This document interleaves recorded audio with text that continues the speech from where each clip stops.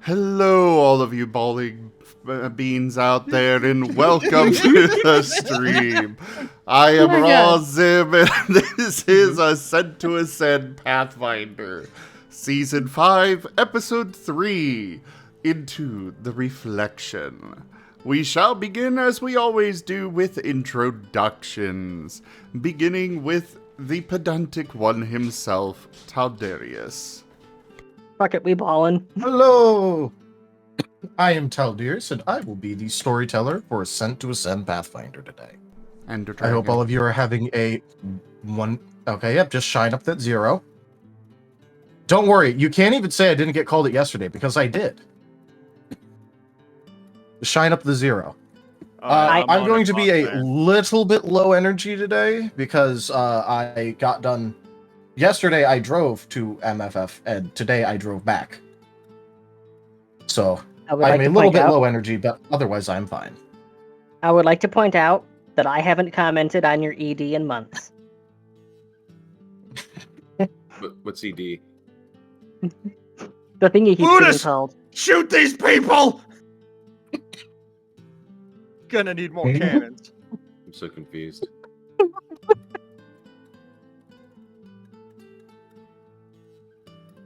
Push the button, Brutus! Well, anyways, Tochemay, you're up. Hi, I'm Tochemay, and I am playing Gar, the Gnoll Barbarian. I'm Kemo, the Proto-Wraith Thaumaturge, and I am played by Gar. Hey, everyone.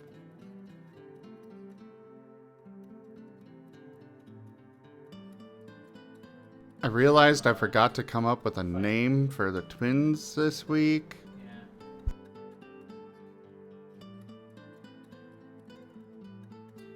Their names are Cody and Shotgun.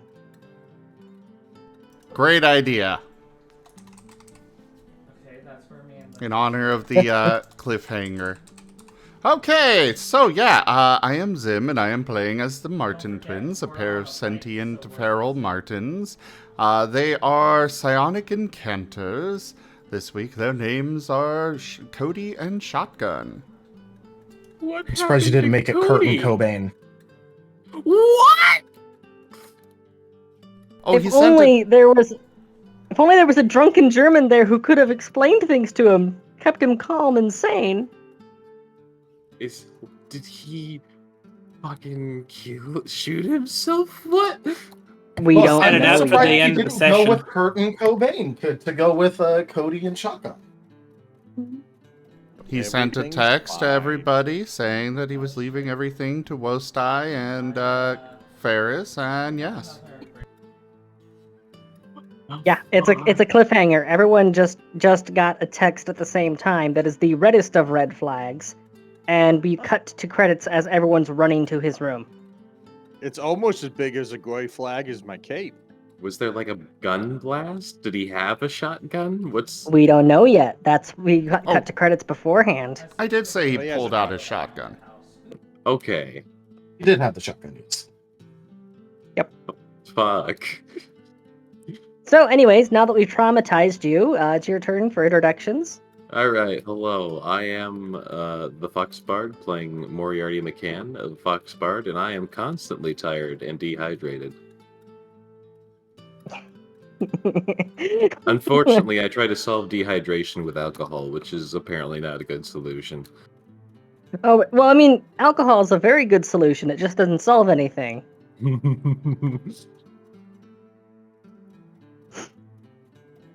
Rosalia Natu Cygnus, being played by Tanya Sapien. She is a necromancer, and has recently become one with the ship. She is part of the ship and part of the crew.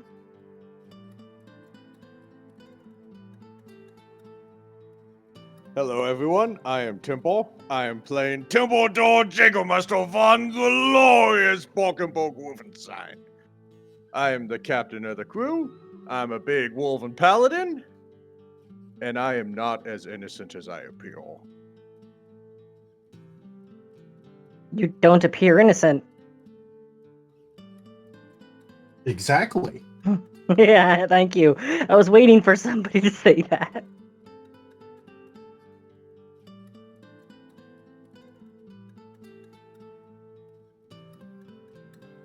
Oh, Loberon, you have to realize he has a jackalope girlfriend. He doesn't need that. He has Banui girlfriend. Need not be alarmed. Well, unlike Moriarty, who's tired and eepy, I am hydrated by pre-workout, so I'm vibrating with zeal. You actually had pre-workout before the game, didn't you? When am I not on it? When Timber, you're we need to working talk out. about your new. Timber, we need to talk about your diet at some point. Mm, Also, I Loberon, like just my crusading juice, okay? Bro. Loberon, you see, don't worry, because Banui girlfriend is also necromancer, so if something dies, that is no limitation.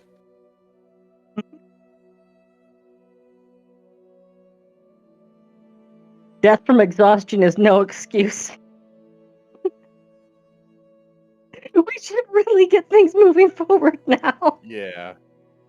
We should, but that was pretty funny. Look at that. So, who wants to do boy. the recap? Is it going to be the Timber, or... Real quick, I just have to point out, Tanya, you made a big deal about not wanting us to go into those territories, so I have respected that. And here you are. When you put the thing in front of me, I can't help myself. It's like with the bard. You can't create opportunities and not expect the bard to jump on them. I can't help myself. If there's a dragon at any point in this game, you know what's going to happen. I am just making sure you are aware that your opinion is now invalid.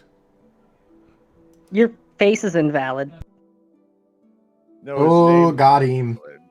Actually, Timber's face is invalid. That's where he wears the helmet. But if we want to talk about anyone's face being invalid, it'd be Kemo.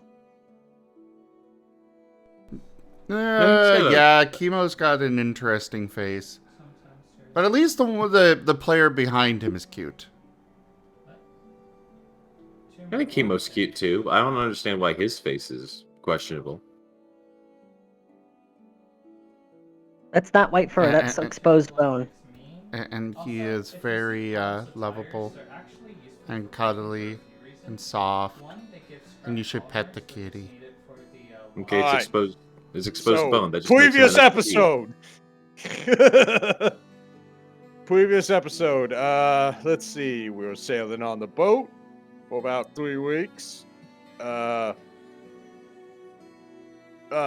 twins.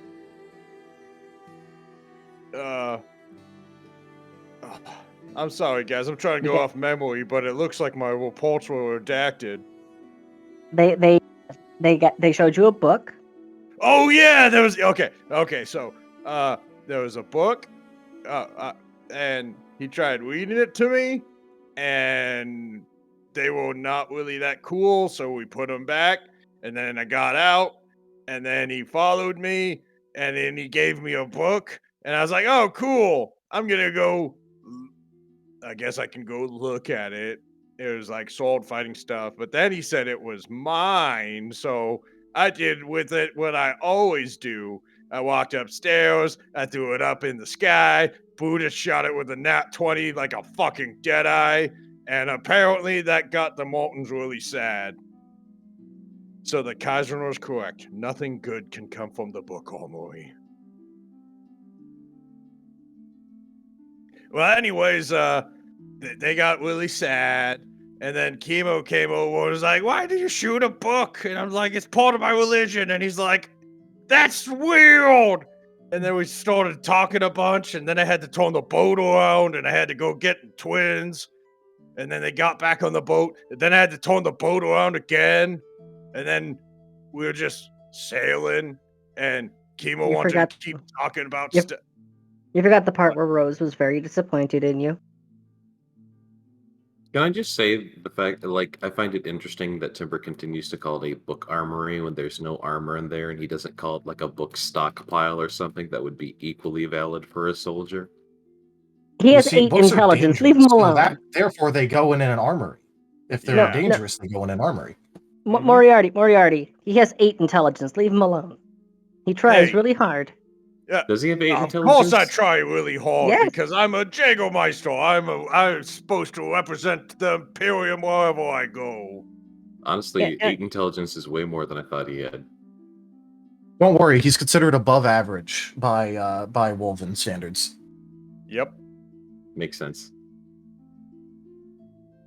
Okay, where was Think I? about what Okay. that means for your infantrymen.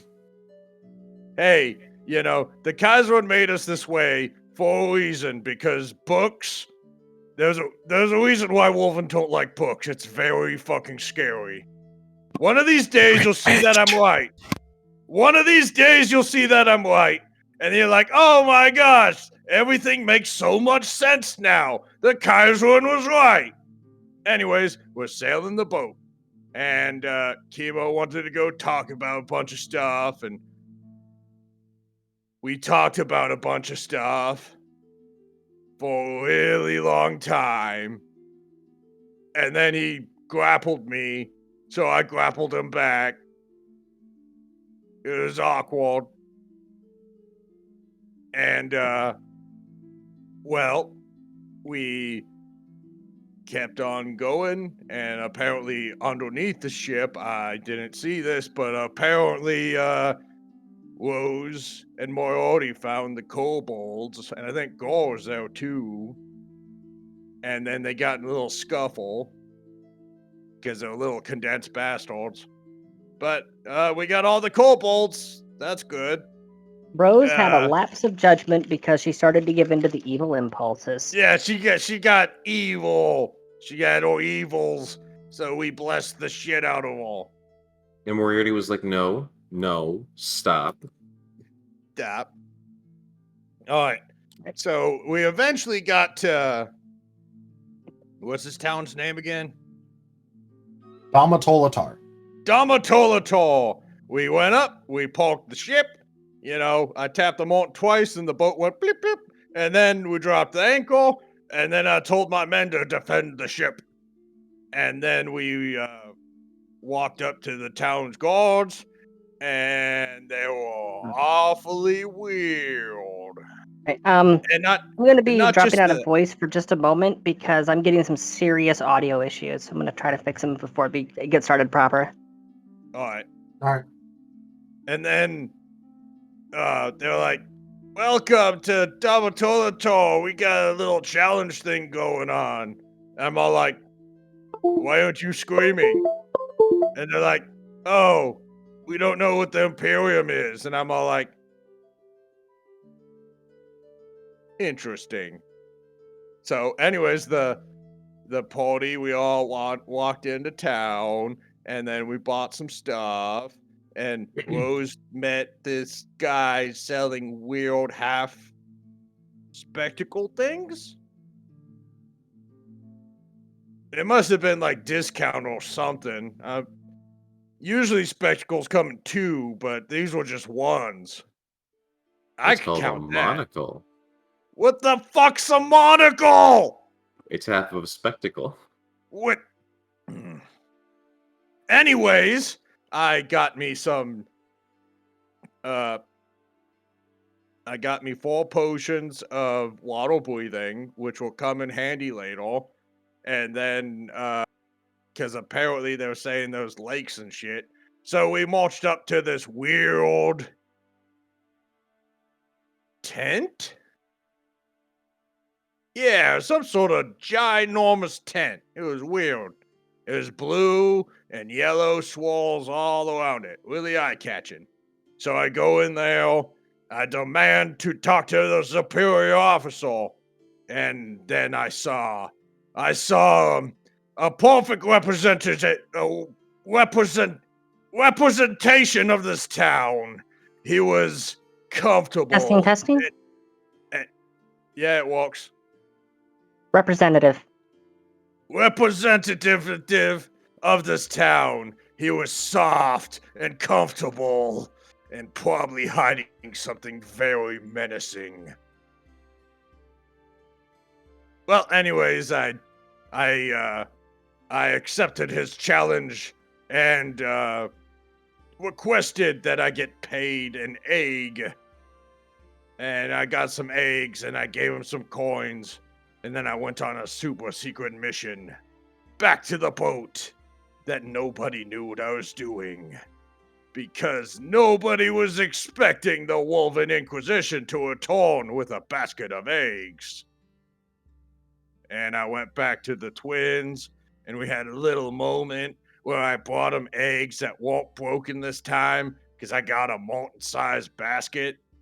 And then they came with me after taking the egg offering. And then we started looking for this weird portal place.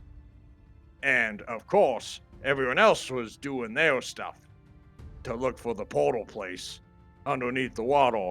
But everyone knows that the Kaiserman was going to lead me and the twins right to where we're supposed to go.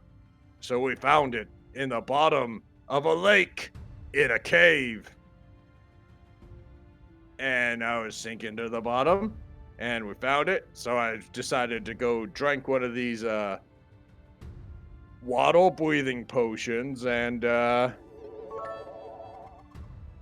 yeah, it made that sound. Cheered with 100 eggy bitties. No one expects the Spanish Inquisition, everyone expects the Wolven Inquisition.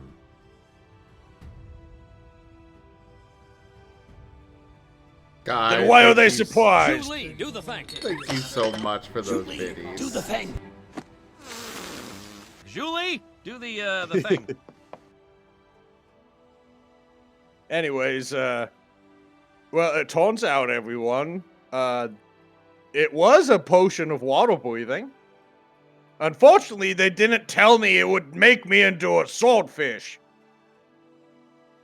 Oh, well, I also discovered what a swordfish was, and I mentioned it was my favorite fish, so obviously the Kaiserman would make me a swordfish. Because, you know, I bet if Brutus drank one of these, he would be a gunfish.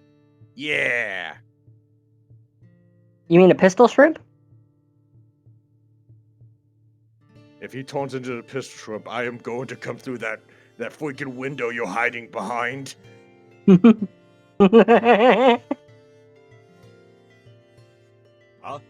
for bashing something? Kemo So has anyways, been granted yeah. a nat 20. Who? Kemo. Oh, Kemo was. nice. Nice! That might come in handy, buddy! So, the twins go try to find everyone else, and while I was kind of left alone to my own stuff, I go, pardon me. I had to ball. Anyways, I went into the portal I missed. because I'm a brave Enough boy. ale. And, turns out I was no longer a swordfish as I flopped around back to me. So I stood down and hold on a second. Everything's upside down. Why is everything upside down? Oh no. I was confused for a second there. Yes, everything's upside down. So I was looking down at the mountain in the distance. And it looks a lot like home, just upside down. None of this makes any sense, so I started running over there. And then the twins came back and said, Timber! This seems wrong, come back here. So I come back, and then there's his island, and then a swordfish comes, and I grab the swordfish and I throw it back outside. And then I throw a can of chow to signal that we're okay. And then I made a line to point to the island, and that's the direction we're going. Because we found the twins' island. So we go that way, and then everyone started showing up.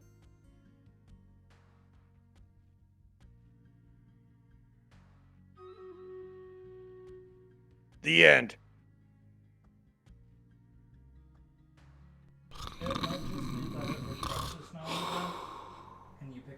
Okay, fuck you. No, it was I haven't been very this pleased entertaining. With a group of folks since the Cormyreans sent the price of turnips through the roof during the onion famine. Huh.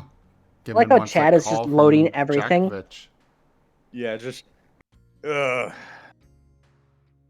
Alright, we'll handle that in a little bit, because first, we have something to do with Kemo, the boy.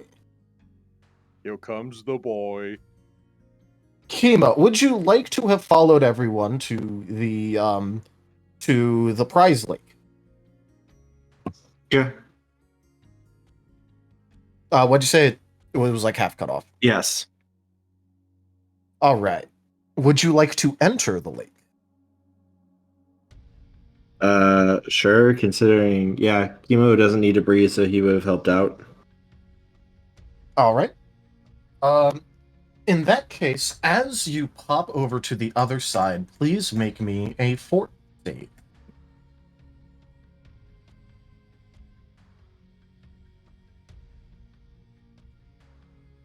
I need to double check something. Yep. Also, if you want, you were granted a nat 20. Yes. No, I just He's checking to see if he even has a fort save. No, I do have a fort save because I automatically use my charisma in place of my con for anything that requires it. But okay. I have immunities to a lot of things that require fort saves. Okay. That's why I'm double checking real quick. So give me one moment while I get this back up, and I can double check to make sure I do not give the wrong thing here. Where are you? Undead. There you are. The true and proper Pathfinder experience. The very first roll requires research. Yes. Occur in a moment.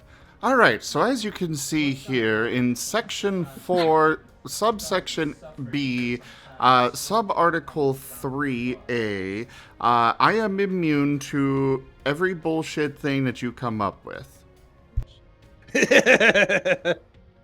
Not every bullshit, just most of them. Just all right, let's see. The list of things that can affect me are smaller. All right, so let's see.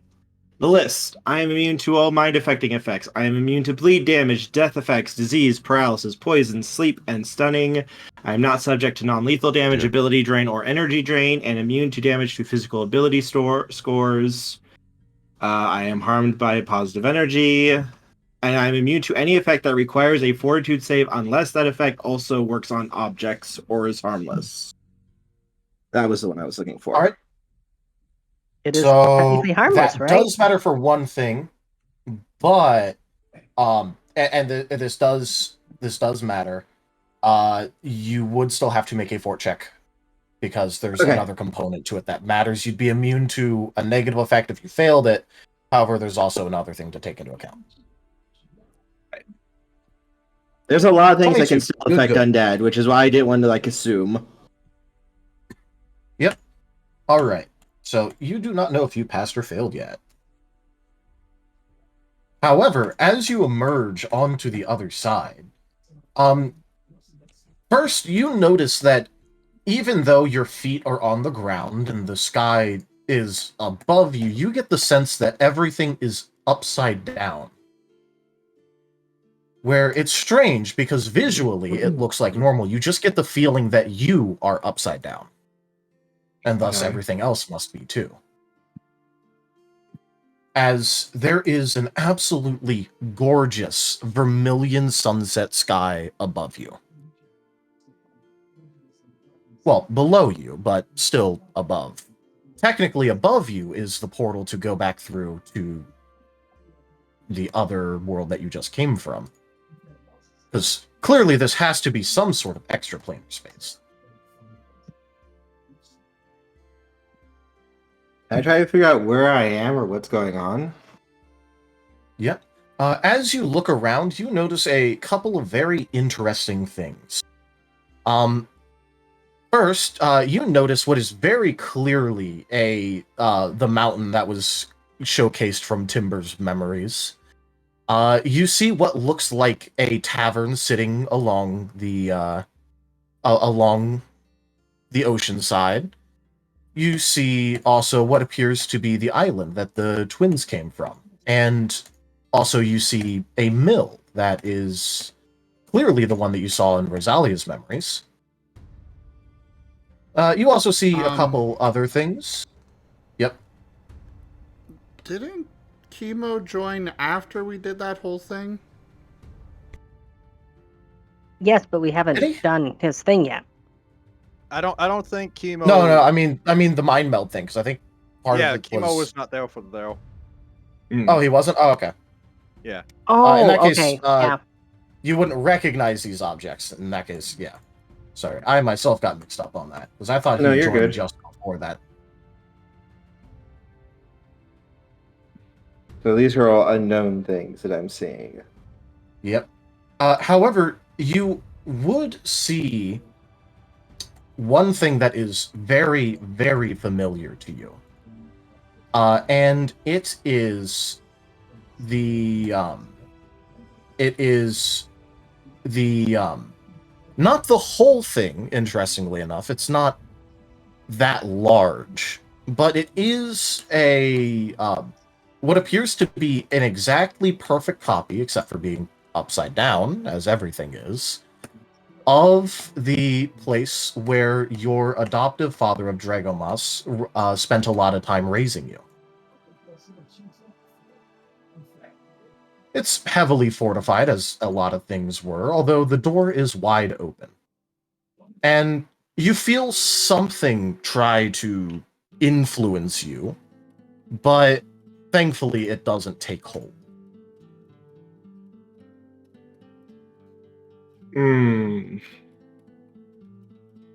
Alright, let's go take a look, find out what the hell is going on. Alright, which landmark would you like to go towards? He would want to go towards his own if he could.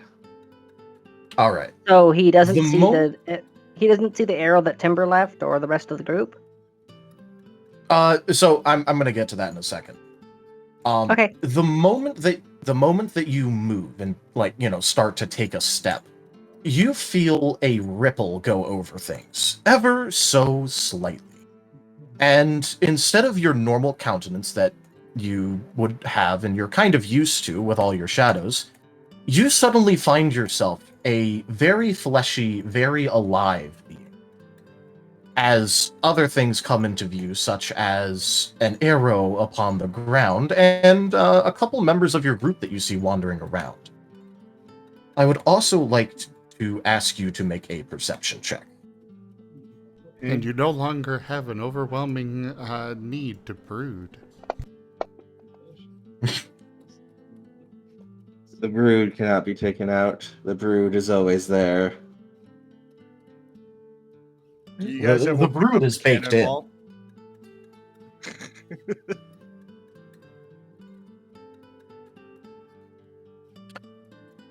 Baked brood, isn't that just an omelet? So, Kemo, you notice that your father has a very distinctive aura, and it seems like the place is trying to recreate that, although slightly unsuccessfully. It seems like it's an imperfect recreation. It doesn't have the same energy to it, because it always had a little bit of a very particular edge. And this one doesn't have that. It's just barely imperfect. It's Diet Dragomos. Really? Fake? And here I was hoping for something good. It is. It was even kind of nice here. It is Soft Lord Dragomos versus Edge Lord Dragomos. I wouldn't call him an edgelord. He's not exactly very edgy. He's evil, but he's not exactly edgy. Yeah, he's a good dad. He went to Kemo's little choir thing. Mm-hmm.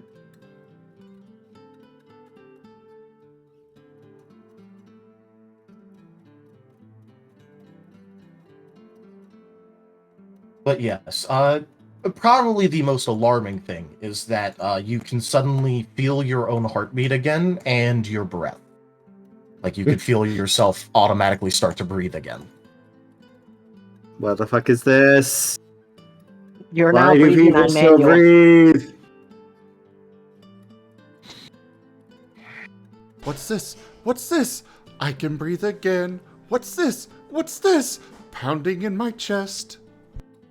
Okay. It.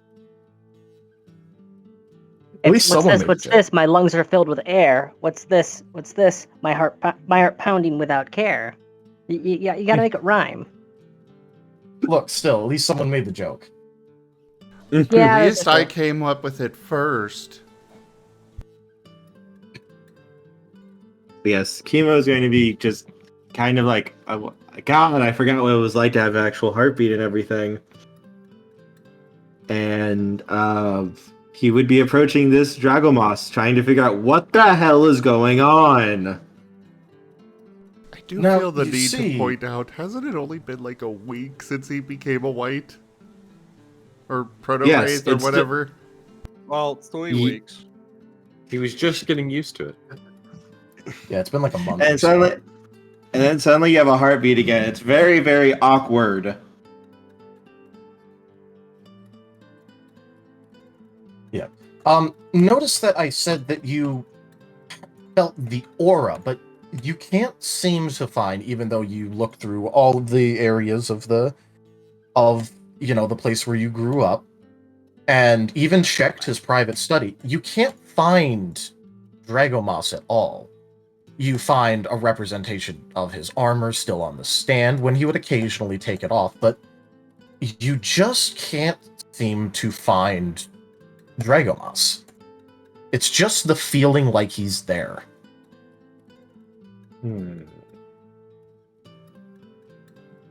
Alright, is this some sort of projection to the astral plane where he can actually somehow sense me? I'm joking. Where are you? But it feels like something that could happen. Am I just randomly going to have I'm just going to imagine just a hand just randomly reach out and grab me and yank me out.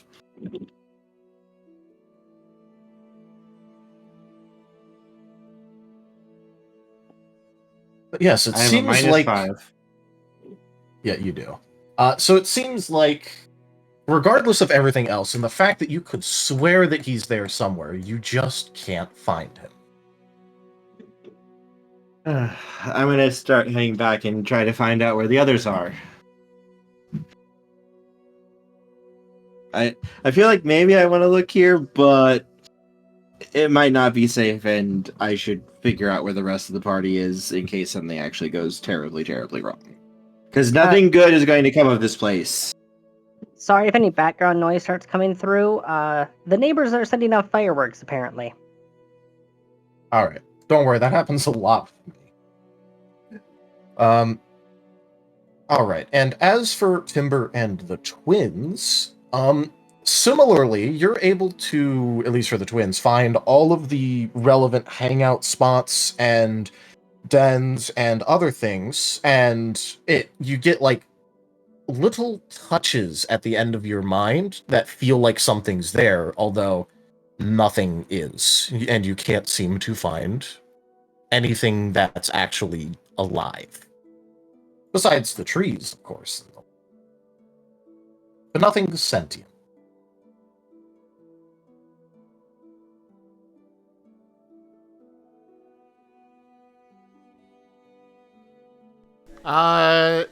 They are looking around, but they're not as excited as they should be because they just kind of look back at Timber and send him a message of it feels so empty. So And like Timbo cold. Timbo's like gonna he's leaning against a tree all bent over, huffing and puffing. Cause he sprinted his ass off to get all the way over here.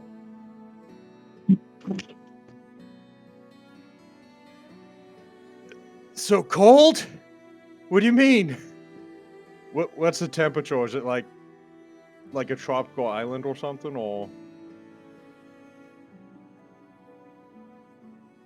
Well, considering the twins, it probably would, them being Martens in particular, Yeah, it would it'd probably be more of a tundra environment. Oh, okay.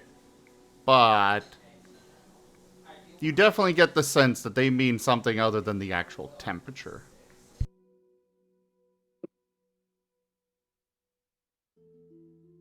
They're not here? They shake their heads in unison.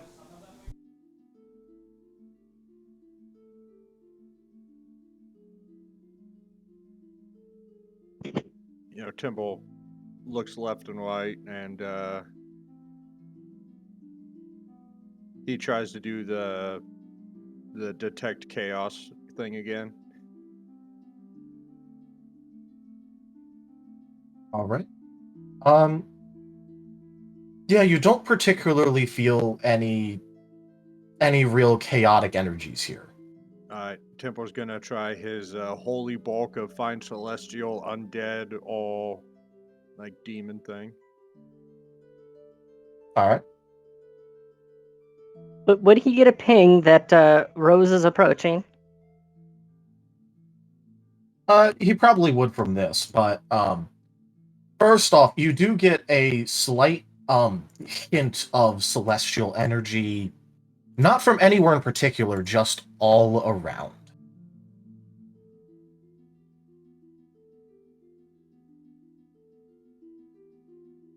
I sense something celestial about this place. Yeah. And Timber, go ahead and make me a perception. This is non-hearing, by the way. Yeah. Perception.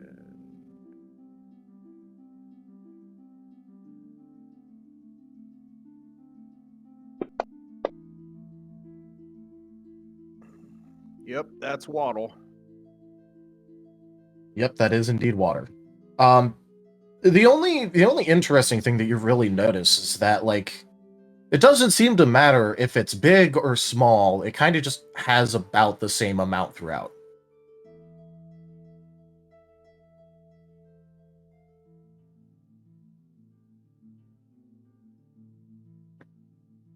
Can Timble roll a religion check to see if this pings any bells of anything he was taught about celestial You stuff? can.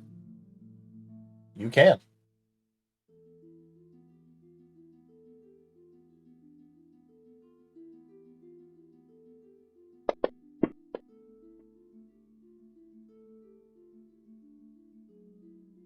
The twins are just nudging at some of the various things that they would interact with, hammocks and ropes, toys of all sorts of varieties. Yep. Looking very forlorn. For Timber, the only other time that you could think of remembering anything like this is when a Demuter just one time mentioned that if they make a holy weapon construct, the energy is spread evenly throughout. And it's not concentrated at the head of the hammer like you thought it was. Ah, okay. Some sort of celestial being made this place. This, Timble scoops up some sand. This is about as magic as anything else here.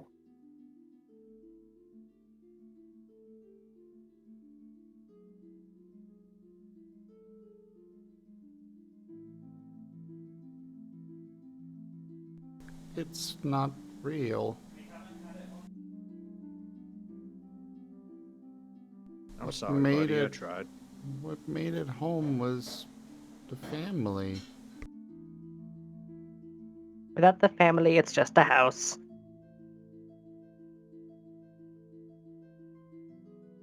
Temple nods, and he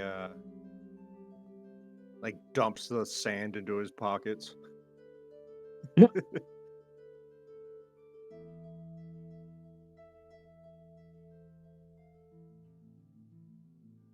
So you sure there's nothing here?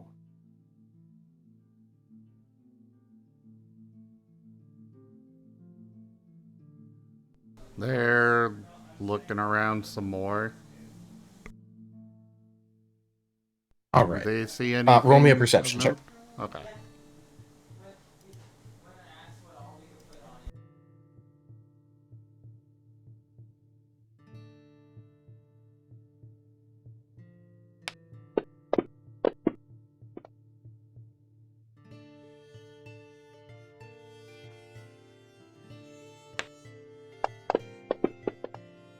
I do like having big bonuses. All right. So as to what you notice, it was very innocuous and hard to spot. Though you do notice that every time you get close to something that had, like, especially strong memories of, or especially important ones, it feels like you get just filled with a sense of happiness, of like it's home, before you instinctually try to reach out with your mind and nothing is there and you're reminded.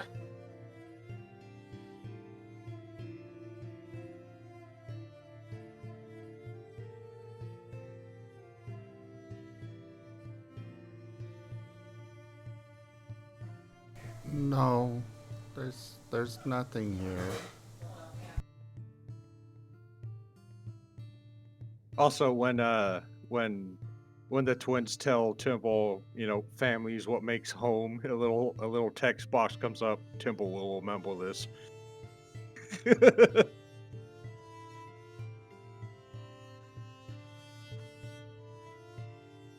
All right, and about now would probably be a good time for Rosalia to show up. Wasn't I with Rosalia? Yep. Well, yeah. It was the three of it. It was the three of us. Kemo was the one that was lagging behind the group. Yeah. So it's Rose, Moriarty, and Gar. It was just more like Rose was taking the lead, so I just mentioned that.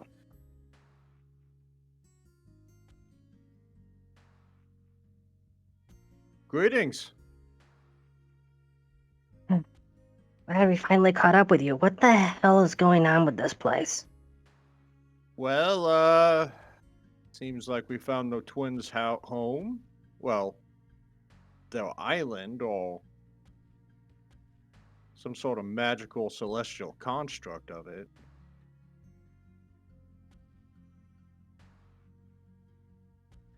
It's not really doesn't seem to be the real thing, though. Why it's showing us this, I have no idea. I'm reminded of Mariner's tales of sirens, honestly. This entire place is just weaponized nostalgia. Definitely not a siren.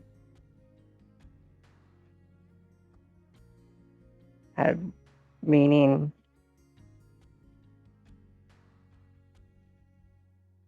you usually have a reason when you... I was just going to say, usually when a siren's going off, it's a lot funner.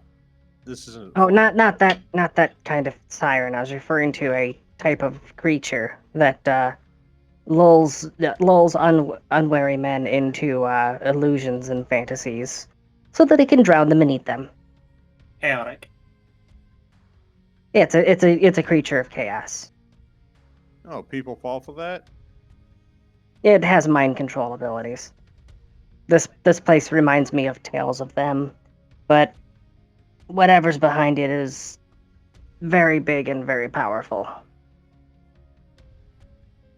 Which makes me wonder even more why that town is so complacent in whatever's going on here. Because I don't Yeah, like they it. didn't. Something feels wrong about this place. It's too comforting. They are too.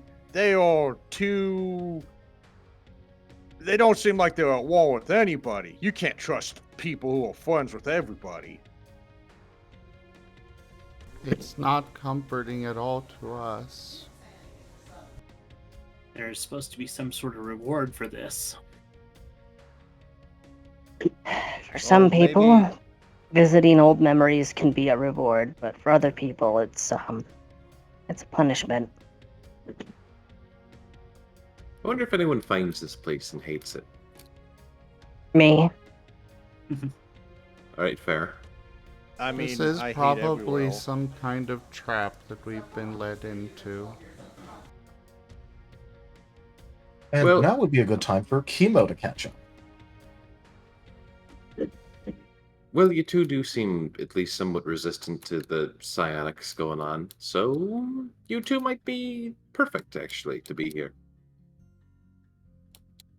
Hey, Kemo. Oh, there you guys are. Hey. What the fuck is this place? Some sort of big celestial construct. Nearest I can tell, it's weaponized nostalgia. Somebody's idea of, without knowing motives, I can't really draw conclusions on it. But it is. I can say it's definitely not what it looks like. Well, maybe if we visit them all. We already checked the island. There's nothing here but fake sand. So do we have an idea of where whoever made this might be then? I didn't detect any chaos here, but definitely detected celestial energies. If it's celestial, that means it would be an upper plane then, not a lower plane. So one of the good places. So if it's something like that, I doubt this place is meant to be harmful. It's good, and the camera pans on the Timble as he looks around. Too good.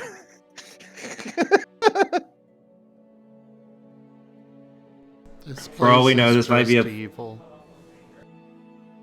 For all we know, this place could be a place to help people move on from their past. All right, Kemo. Let's challenge that theory, shall we? Let's go to the mill. To the mill! Okay. The twins are crawling into the cubbies on the back of Timber's armor and just curling up inside where nobody can see them. All right, and Curse of Junk has been played. That will happen shortly. And Timber's armor right. is now rusting.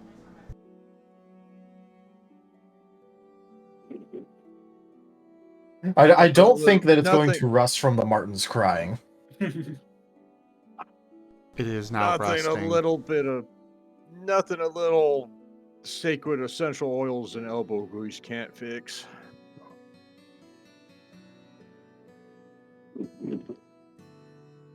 Yeah, Kemo's just kind of whistle a little bit under his breath. Kind of like whistle and hum. Wait, hold on a second. Kemo, Hmm. you have a face. Yeah. Mm-hmm. I have a heartbeat too. Is it weird to say that I actually didn't notice until he pointed it out?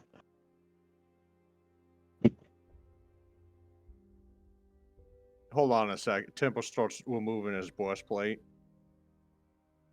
And he pulls it off. You still starts have the curse. Still open up his tabard, checking his chest. I can't really see. What is it still there?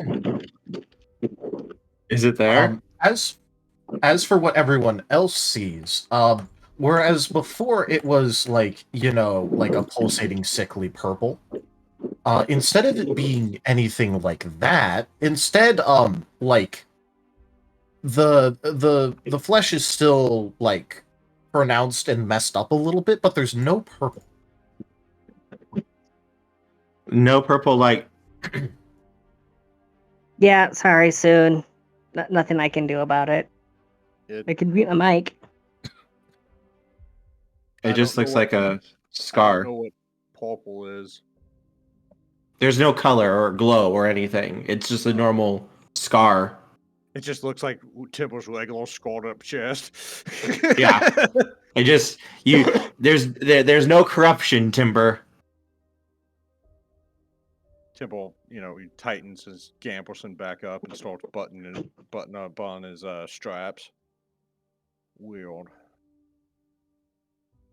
Kemo's gonna pause for a moment and extend a hand out and try to gather some energy to his palm. Just checking to see if his powers work here or not. They do indeed. Okay. So that hasn't changed. I'm trying to think. So Kemo, I could test something. yes, that's a good idea. You'd have to promise not to get mad. Not angry. Go ahead. I know what you're thinking of. Go ahead and do it. Just don't do anything embarrassing or anything. I'm just, asking. Would you kindly give me the benefit of the doubt? I will purposely fail my will save, if there is one. What will save?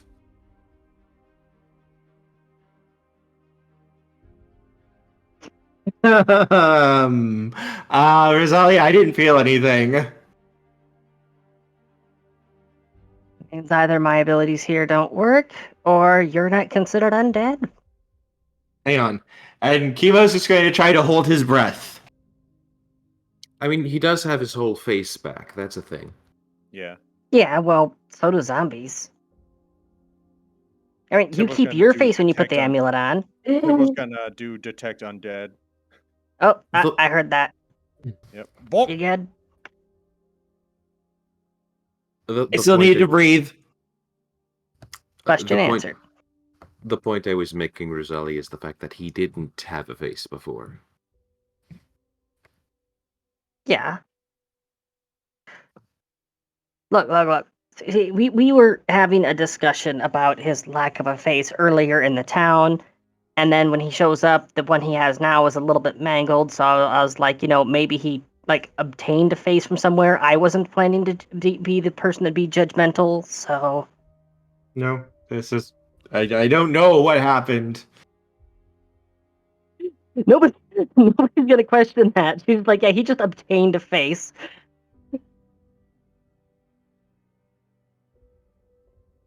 Timber, do you sense undead?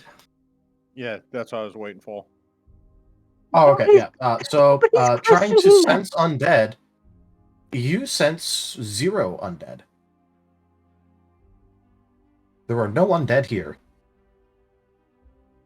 Oh wow, God! It's cool though because everything feels so bright and warm, and you do not know what you are freaking missing. It also feels very upside down. Yeah, I feel like it's very when hot. he said, yes, I understand. I feel like when he said that, he got a deadpan stare from both Rose and Moriarty. The twins in particular just summon up little rain clouds above their little cubby holes.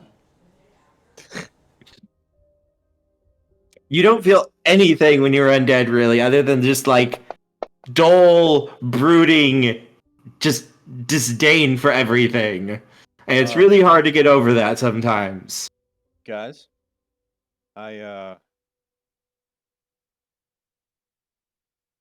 Tempo takes a knee and he's like, "Can you look at something for me real quick?" Kemo will nod. Tempo lifts up his helmet it exposes his forehead.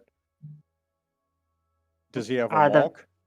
Yeah, the marks there? It does not. It does not exist. There's no mark on you, Timber. Temple slams the helmet down, stands the fuck up, and starts marching towards the mill. Timber, if you're I can I mean, I have a scythe here. I could he's not listening. He's marching. Kemo's gonna start sprinting I'm after gonna Timber find because he's the so small. sword and kick its ass. The little rain clouds are just following along behind Timber, filling up the cubbyhole the twins are in. As he storms off. Timber, hold on. Oh god, I can actually get tired again. Fuck, this sucks. As Kemo just starts flying because, oh god, I'm not in shape anymore. Running sucks. Temple, how do you run with all that armor all the time? Chunk, chunk, chunk, chunk, chunk. Once Timber, once the mill is in view in the distance, Rose is just gonna like subtly pull Moriarty aside a little bit. Wait for let the others go ahead a little bit. I'm gonna use a charge from the portal staff to just go to the mill. Okay. You're I'm going using a charge of the portal staff. We're skipping the rest of the trip just because Kemo was complaining about being winded. I'm going to offer to Timber as I'm like flying up beside him. Timber, I can make you go faster if you want me to get to the mill. Timber like snaps at him and just gives him a look of no. I am so angry. I want my anger to fuel my march. Portal staff? Don't you mean a hither thither staff? Okay, sure. I'm not allowed to use trademark names. Okay, so Rose does the portal staff, and teleports, but Gar's already there. Yeah. I'm fast. Yeah. It's like, took you guys long enough. Teleport to be ahead of everybody. We step out. Gar's just leaning against the wall. What kept you? Hey, if you want that to be canon, that can happen, but there will be something funny that results of that. I'm fine with it. Let's go. Yeah. Well, maximum chaos. Moltres Holdo at that. All right. Gar, please roll me a perception check.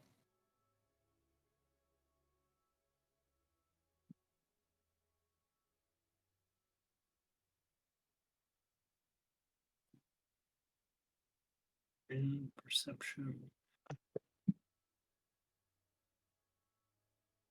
Right there. Yeah, I get the feeling that I should just mount a scope to this staff, considering how often I use it for long-range operations. All right. Gar, at the inside of the mill, you find a very confused-looking dwarf scratching the side of his head with a pickaxe and muttering to himself, "First building to show up here in forever, and it's a mill? Why is it made so bad? It doesn't even have much stone."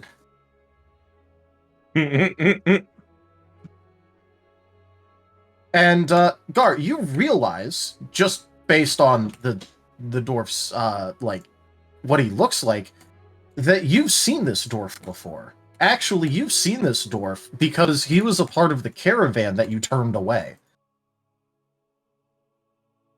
Crap. It's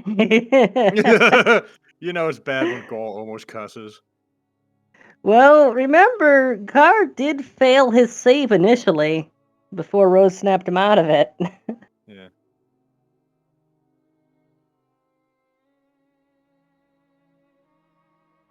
Well, this is Rose's mill, so I This better is let Rose's her in memory. first. What are you doing here?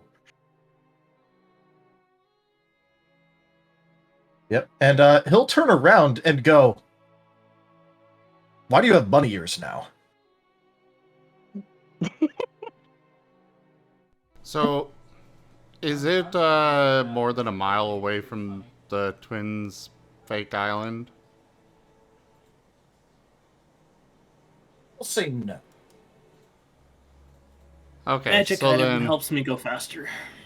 because the twins are kind of semi-desperately reaching out, wanting to try and see if they can detect their family. So they'll probably give an alert to Timber. So, important thing about it is that you sense the alarm of your party member, confusion of that, but you strangely don't sense anything in there with him. Okay, in that case, they will just, they're not using any words with the message, but they are sending, an image of Gar's face and that sense of alarm. Like something's wrong. To Timber. And just Timber? Olsef.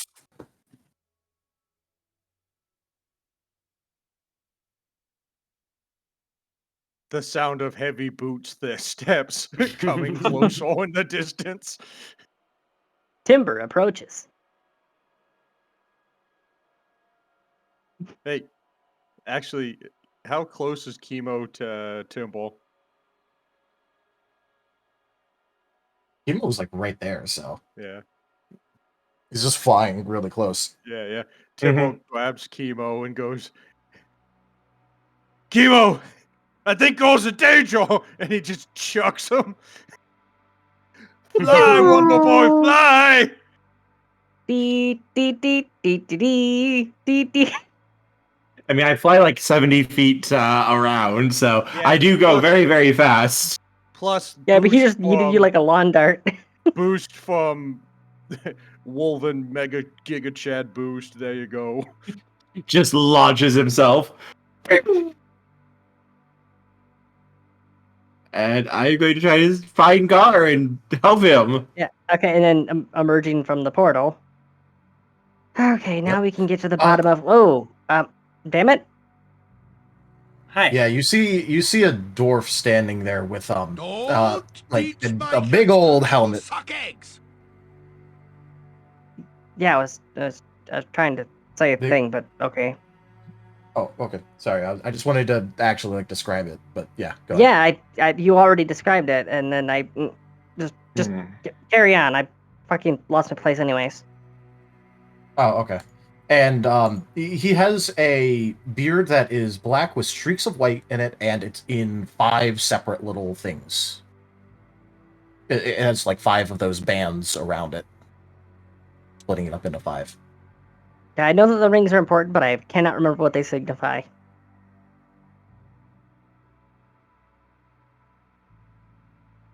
Knowledge history? I'll just let you know that it doesn't have any actual true meaning. It's mostly just a fashion choice. The true thing is just how it's styled and how like long it is. Okay, it's I was just this one style choice is the 5.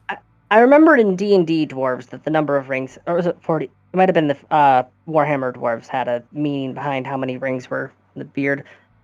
Yeah, then there's also for the woman like how many plates they have. Yeah, plated hair. How many loops in the plates? Yeah. Anyways, so yeah, Rose will be. So Gar's right there, right? Mm-hmm. Okay then. Who in Tartar's name are you? I am Gar. Not you, the dwarf.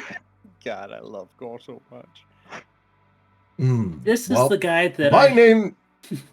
Oh, go ahead. This is the guy that I helped save from my family.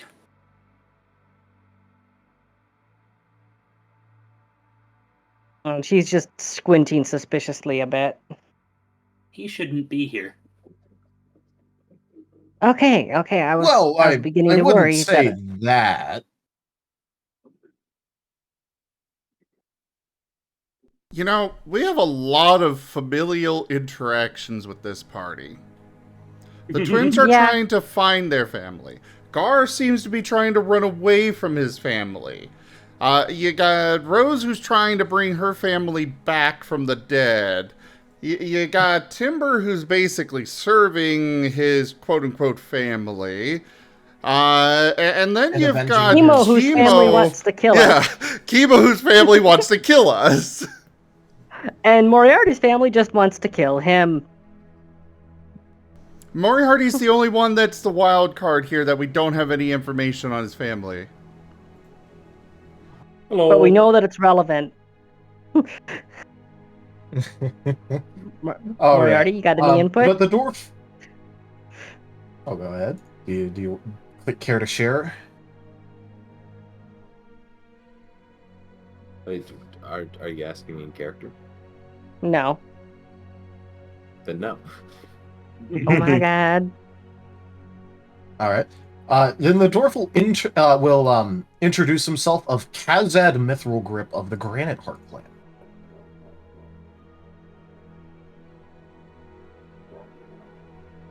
And, Yeah, he'll I don't inform know you that enough. he's been in here for at least a week. Just define in here. Oh, well, the bottom of the lake. Oh, he found it. Yeah, it's just oddly coincidental running into someone from Gar's distant past in a place that manifests your distant past. Oh, well, don't worry. I actually know how this place works, if you don't. Yeah, something that's created from it would too. Squinting intensifies. If it makes you feel better, I could show you my place here. It's sad, but I could show it to you. We were about to go through my sad memories in order to prove something to Kemo. Oh, well, don't mind me then. Speaking of which, why are you in my memory? Look, I've been in here for a week, and it's been flat plains and the entrance to my old hold, and suddenly a mountain appears, an island appears, and all this other things, but this is the only freestanding structure I've seen. Why have you been in here a whole week? Same reason we're here. I just feel like after a day or two, Do you want would've answers to how this left. place works, or do you want to... What's your... Sure, I guess I you could just passed tell the you tour about this guide. Just spill. All right. Well, when Deimos climbed the towers, he named his reward, which wasn't becoming a god. It was a request that his island would have a place that would act as a home and would fill you with good memories and other such things. And so they gave him an entrance to the plane, gave him his own little plane, and unfortunately, it's kind of sad and cursed for some instead of a good place to rest.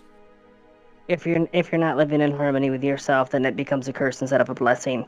Oh, Kemo, we're gonna have fun. Let's visit the rest of my memories. Yeah, well, actually, it just tries to fill you with, it tries to put in the closest thing you have to a home. It tries to fill you with the best memories you've had, and it tries to put you in the best physical health you've ever been. Well, it definitely failed on the Unfortunately, first couple for the twins. Well, it did give you the home, and it did try to fill you with the feeling of being there. Like I said, the family is what made the home. Yeah, and that's coming up here. And unfortunately, due to the fact that, you know, things have souls and all that, it can't really make anything that's alive or people.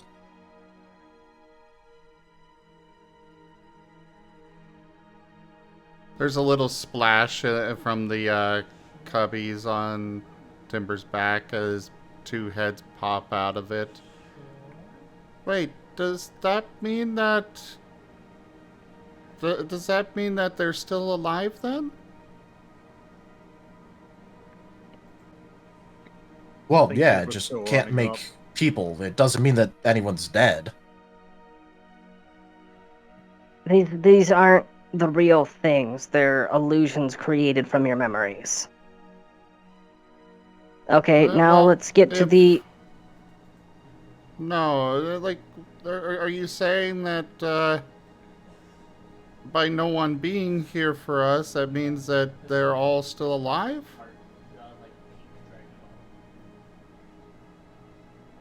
Oh no, it doesn't.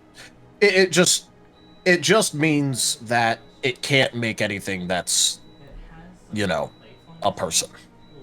Oh. It doesn't mean they're alive or dead. It just means that it can't make people or things that act like people. The rain clouds reappear and the head slowly drift back into the water.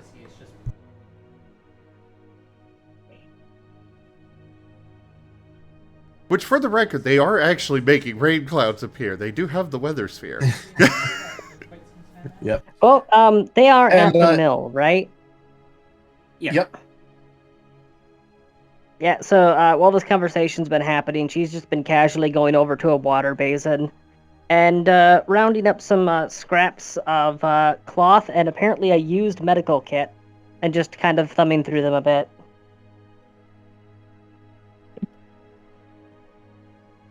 Anyways, the important thing is that it was supposed to be a resting place for Deimos, but even he hated it here, and so he left.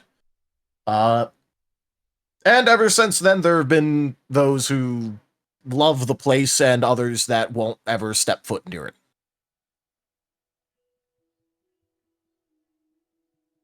And which of those two camps do you fall into? Both. And why haven't you left? Well, it's the damn well only place that I can see what my old hold used to even look like. So you're here for research purposes. Well, not particularly. I'm here on the island because I was supposed to be visiting the grandnephew of my sister. Have you happened to meet Hjolnir here? We came straight to the lake because our paladin physically cannot turn down any challenge, and he interpreted the contest as a challenge. Well. Hjolnir he has his problems, but he also was... he was a bit of an idiot and got himself caught for fraud and embezzlement. So I figured I had time while I waited for him to get out, and I figured I'd check out the lake, because I figured I'd see what it all used to look like, remind myself, and now I've just been in here because it's nice to see it, and then I get sad that no one I know can show up here or really see it either, and then I leave and wander around, and then I eventually walk back to the hold and look through it again. It's all just a bunch of nostalgia. Saying this while just casually wrapping the cloth around her hand over and over again. Appears to be making a knuckle wrap out of it.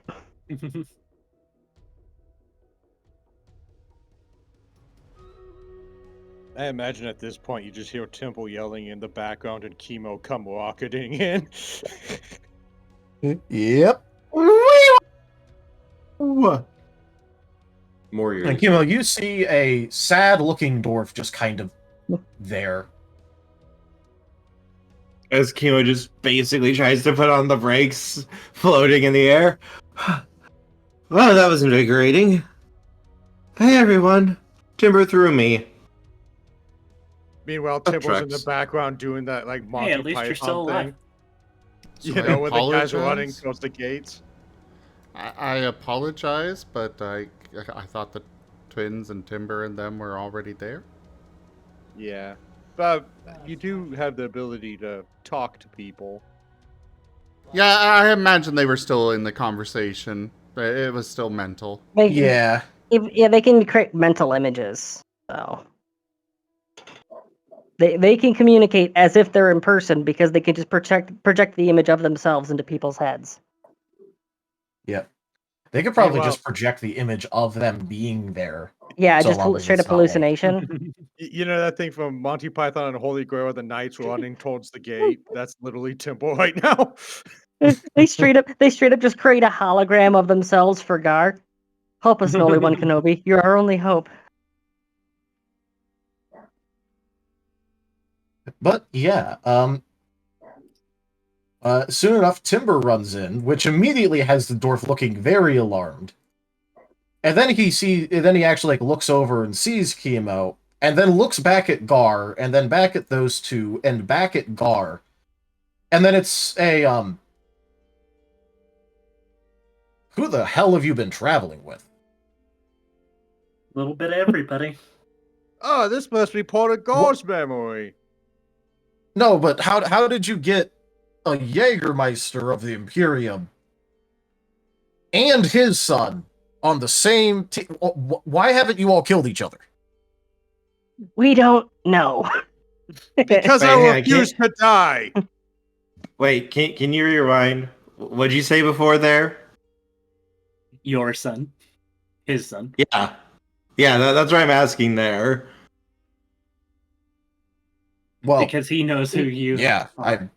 I know who your father is. Oh, gotcha. Okay. Oh, wait. You know my dad? Yeah. Well, this just got more interesting. And casually just dropping the cloth back into the basin and then coming back over to the group. Yes, I know She was your dad. she was- I swore a blood oath to kill him and you. Prepare to Moriarty die. places a hand. Moriarty places a hand on Rosalia's shoulder. At least somebody noticed she was just going through a memory there. Yeah. And I did before she walks over, I did want Moriarty to say to her, sometimes it's not bad to have nostalgia. You know, No, as long as we're he's careful right. here. He's right. It is one of my best memories. The first time I took one of those people that mocked me and broke their jaw. Broke my knuckle in the process, but it was worth it. Moriarty gives a soft smile at that.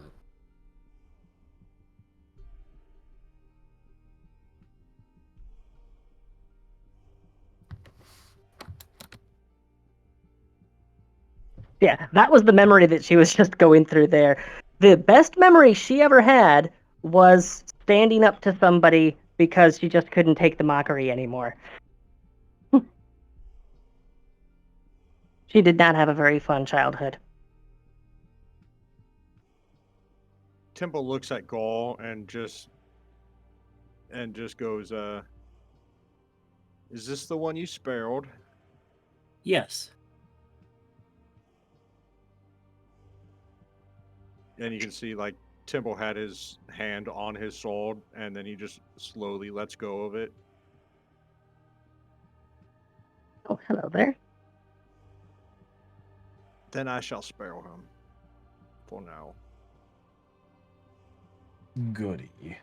But seriously, why haven't they killed each other? He did shoot a hole through my chest, but I'm a wolf and I don't die.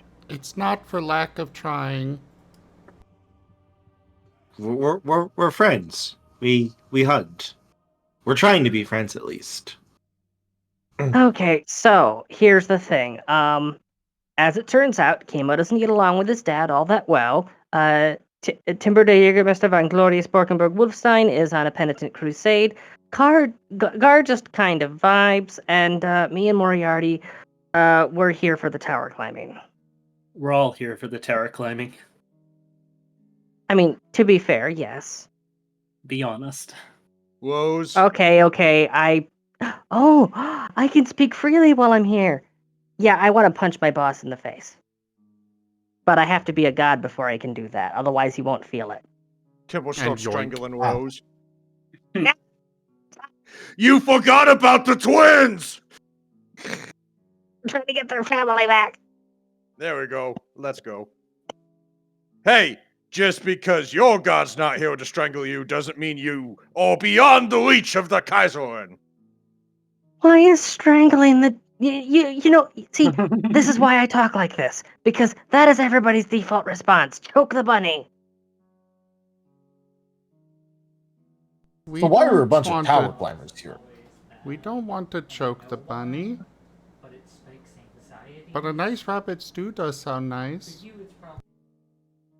The reason why a bunch of tower climbers are here is we were participating in the seasonal event with the town. As a distraction.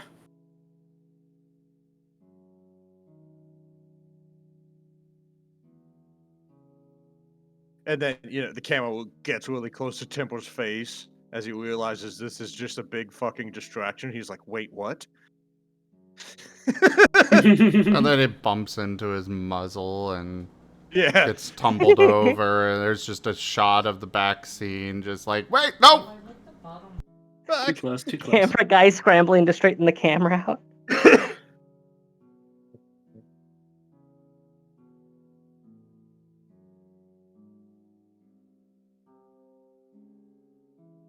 Wait, this wasn't a challenge? It was a distraction? Timber, it was a challenge, and we can still potentially get rewards out of this. We needed to bring back proof. So, we grab something random from here, and then we head back to town. Slowly pans towards the dwarf. He is not part of it. He's just another guest here. Slowly backs off from picking up dwarf. So what would be the thing we collect down here? Has he found it? I wasn't here for the conversation. Oh. So he hasn't found it.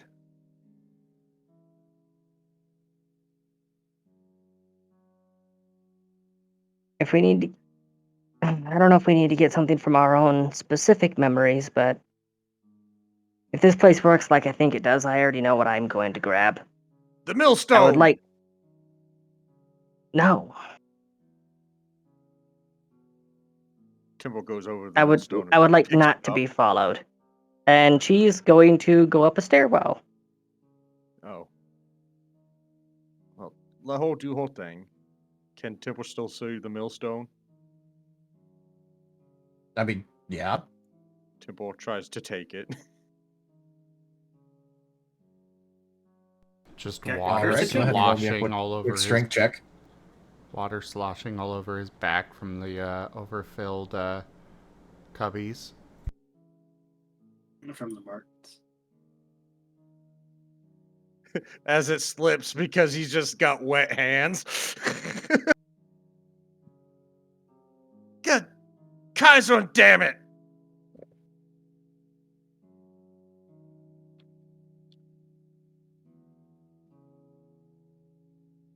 Can't grab anything with a wet paws. Timbo does the whole, shaking his gauntlets thing.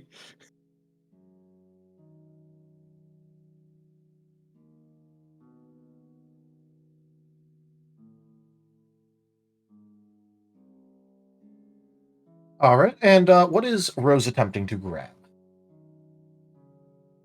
She's going to be retrieving a broken piece of mirror. All right.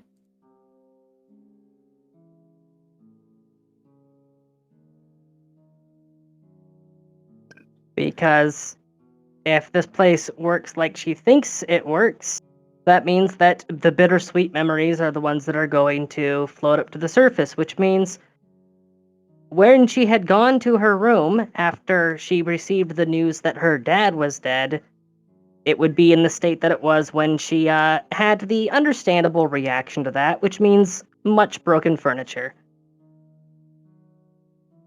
It would be in quite the amount of disarray.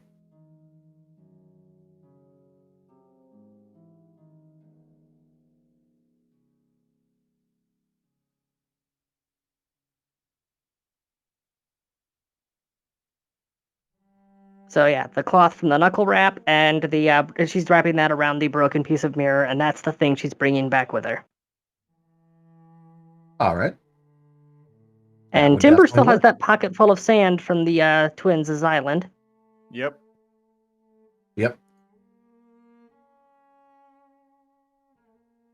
Timber being guided to complete objectives he himself didn't know existed. Because the Kaiser's always right! There are bonuses to being a puppet. Yes.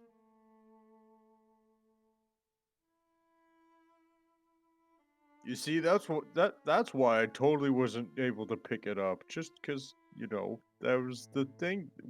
It's obviously not story important. Yes.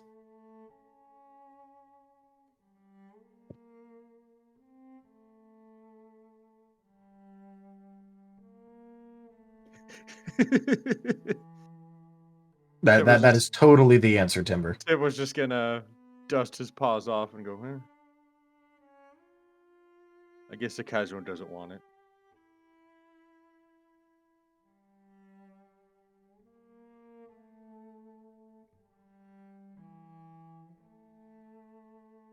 Well, Kemo, Moriarty, I understand you two both have your need for secrets, so if you want to retrieve anything from yours, I will stay here, so you have your privacy. Kemo's gonna shake his head. I'm good. We will go close, so if something bad happens, someone could yell at me to run in there, because I can't hear them screaming.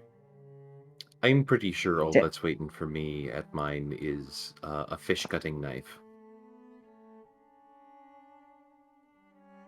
Well, let's go get it. Yeah, we need to bring back something.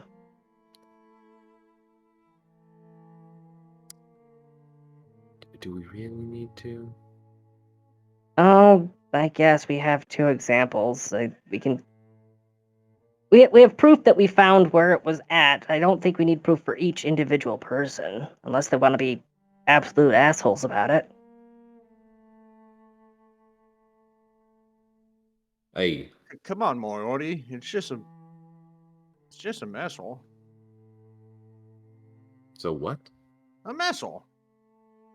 A mess hall? Mess hall. Mess hall? Mess hall, Like this. Tibble pulls out his sword. Mess hall, but small. A weapon. A sword. You're talking about a knife. Yes. Are you trying to say Messer is scimitar? actually German for knife. No, Messer is actually German for knife, by the way. Then, okay, I don't know that saying, in character. Okay, exactly. Here's the thing. We previously established that German is just celestial in this context, which means that since Moriarty speaks celestial... Yeah. Tim was just using celestial word for knife. Oh yeah, that's right. I do actually speak celestial, so then there's absolutely no confusion there. He's just calling it by... You're welcome. Reality bleed, go! Yeah.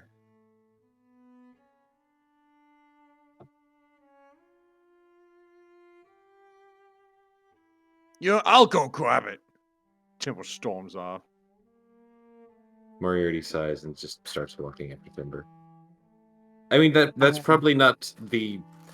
I don't know if that's going to be the thing that's there. That's just, I butchered a bit of fish. Timber marches off. Before I have to take a dwarf, let us go. Okay, so Rose will be walking alongside Moriarty. If you don't want me to see anything in there, just let me know. I'll hang back. It's just a fishing village. If at worst you're gonna meet my dad, and he's not a bad person. Well, there's no living people, theoretically. So unless you're the son of a robot, I think we're good to go. Fair.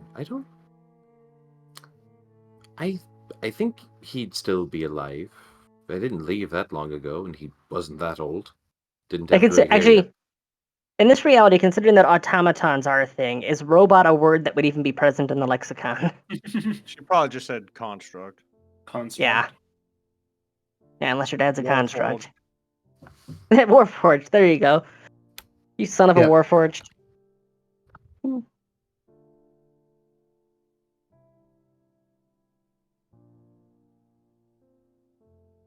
Temple approaches the fishing place.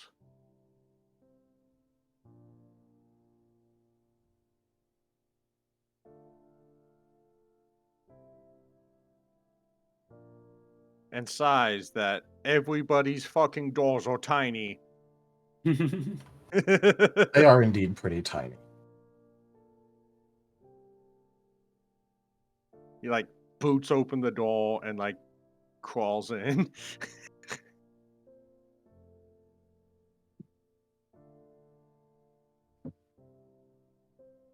All right, you do see a vast assortment of things and stuff.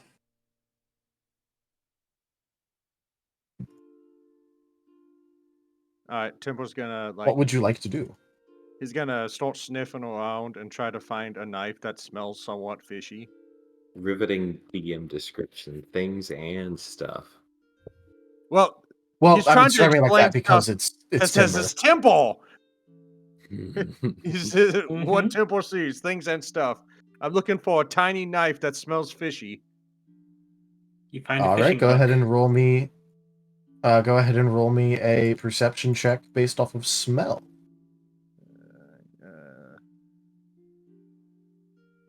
Perception. At least I don't have any malices. Yeah. You find a knife that smells extremely of fish and blood. Figures that's the only thing Temple can find. It smells bloody.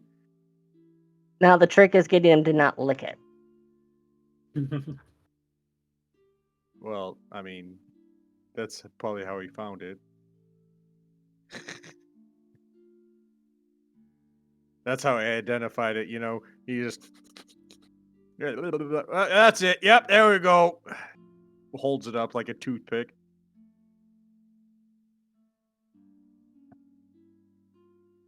You know, he holds it above his head. It's stuck in the ceiling. Fuck. You know, it can't. He starts to do the Zelda thing, but it gets stuck in the ceiling. Pulls part of the ceiling with him. Climbs out.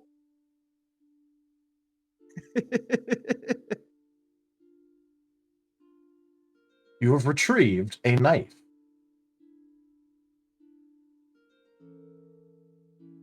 You know, he comes out like a dog going through a doggy door. Clunk, clunk, clunk, clunk, clunk, clunk. Stands up triumphantly, holds up the little toothpick. Aha!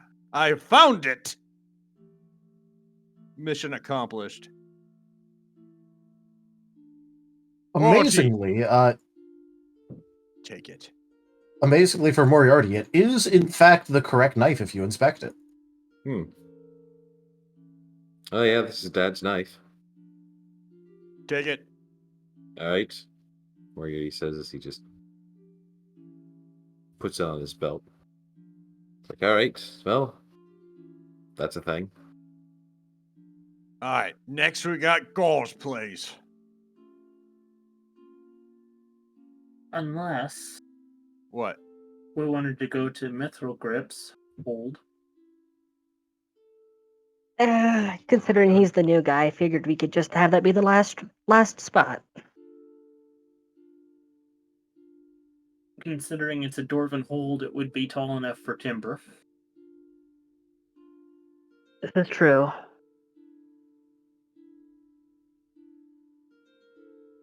Oh, I mean... Oh, well, we kind of stopped building things wolven-sized a long time ago. Well, yeah, but don't you still have those, like, big grand halls that are needlessly oversized for reasons I do not understand? Well, we certainly used to. Then we reformatted a lot of our holds to not have that until you get deeper inside. Yeah. It's too easy for the that Wolven way- to march in if they had all that room. They can You know crawl what? through tiny doors, though. Yeah, they. You know they, what? That's fair. That's fair. they I got- understand. I understand the need for small doors. We tend to do that a lot because of because of gnolls. Well, it We is may very have more in annoying. It is. we Very may have more in annoying. common. Sorry. We may have more in common than I thought. Yeah, small door, crawl through, get bonked in the head by a dwarf with a sledgehammer. It's a small tactic. We get stabbed in the throat with a hair folk, with a knife. So, yeah, there are a lot of similarities.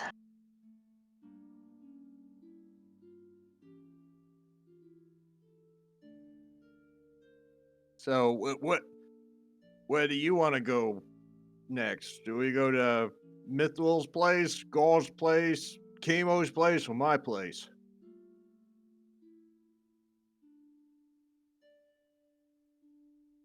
Kemo, I'm you good. have We an don't have to go opinion to here? my place. I'm good with anyone. All right, Kemo's it is. I- I'm assuming it's that one? Again, if you want your privacy, I'll gladly hang behind. I mean, there's just nothing really there, so it's not that big of a deal. Surely there's something there. The you hell can did take. another freestanding structure get here? This wasn't here when I walked over to this place. Hi. That would be me.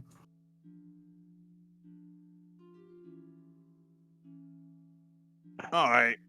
Well, At least this one has stone.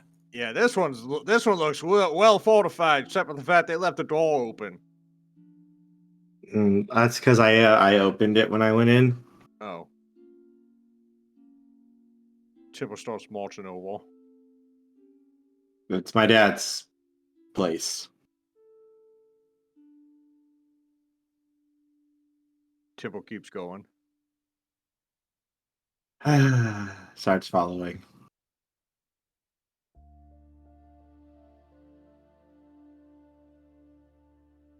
All right.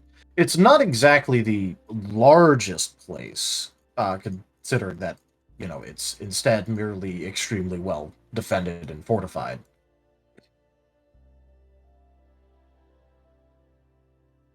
It does have quite the amount of emplacements on it, though. A very nice large amount.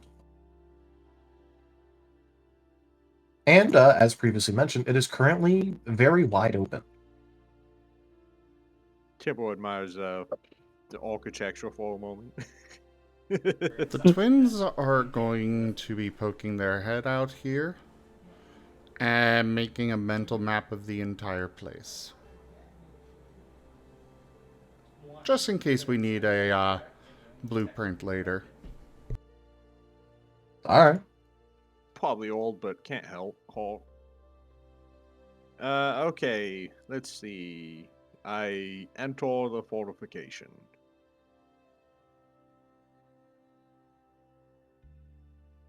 All right.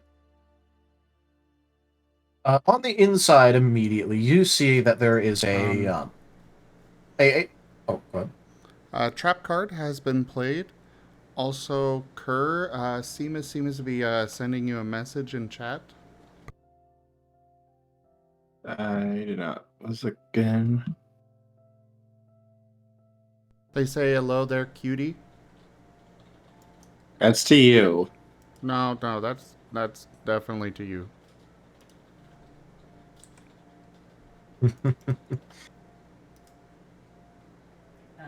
All right.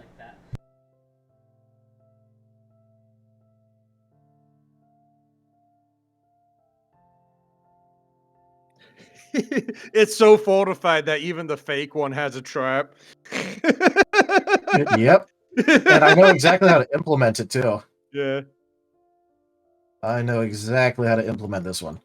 All right. That's hilarious. So yeah, as you enter, it kind of leads into not like a grand hall or something like that. Instead, it leads into a more modest living room looking space, like a foyer.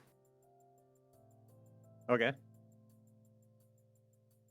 And it looks really nice, and like it probably costs money. And besides that, there's just a lot of rooms that are being, like, it leads out into a whole lot of rooms.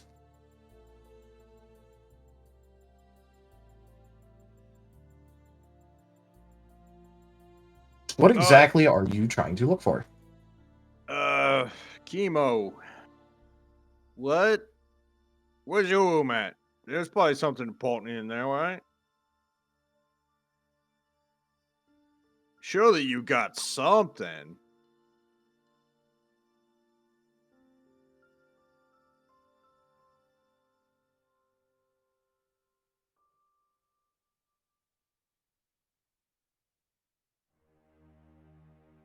Kemo? Oh, wow, I was muted, sorry. Kimo just kind of rubs the back of his head a little bit. It's like, I mean, I kind of ran away from all this a while ago.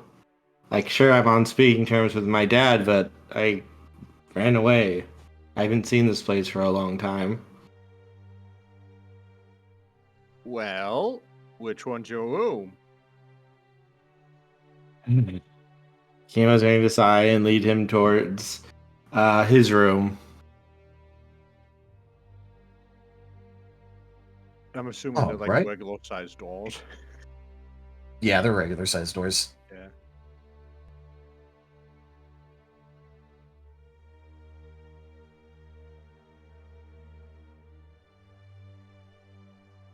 Temple goes into Kemo's room. What?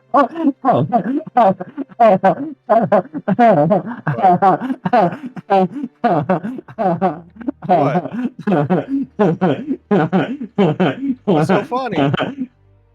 I just read Woe's message in the chat. Oh no! That's pretty good. That's pretty good. What's it? What is that? Ryder. I don't get this reference. Oh, it's The not greatest feeding series through. ever No. made. I did post that was going to be the case. Sorry. I didn't notice the post. No. I posted the Stanley died again thing. All right. Well, Temple enters Kemo's room. All right.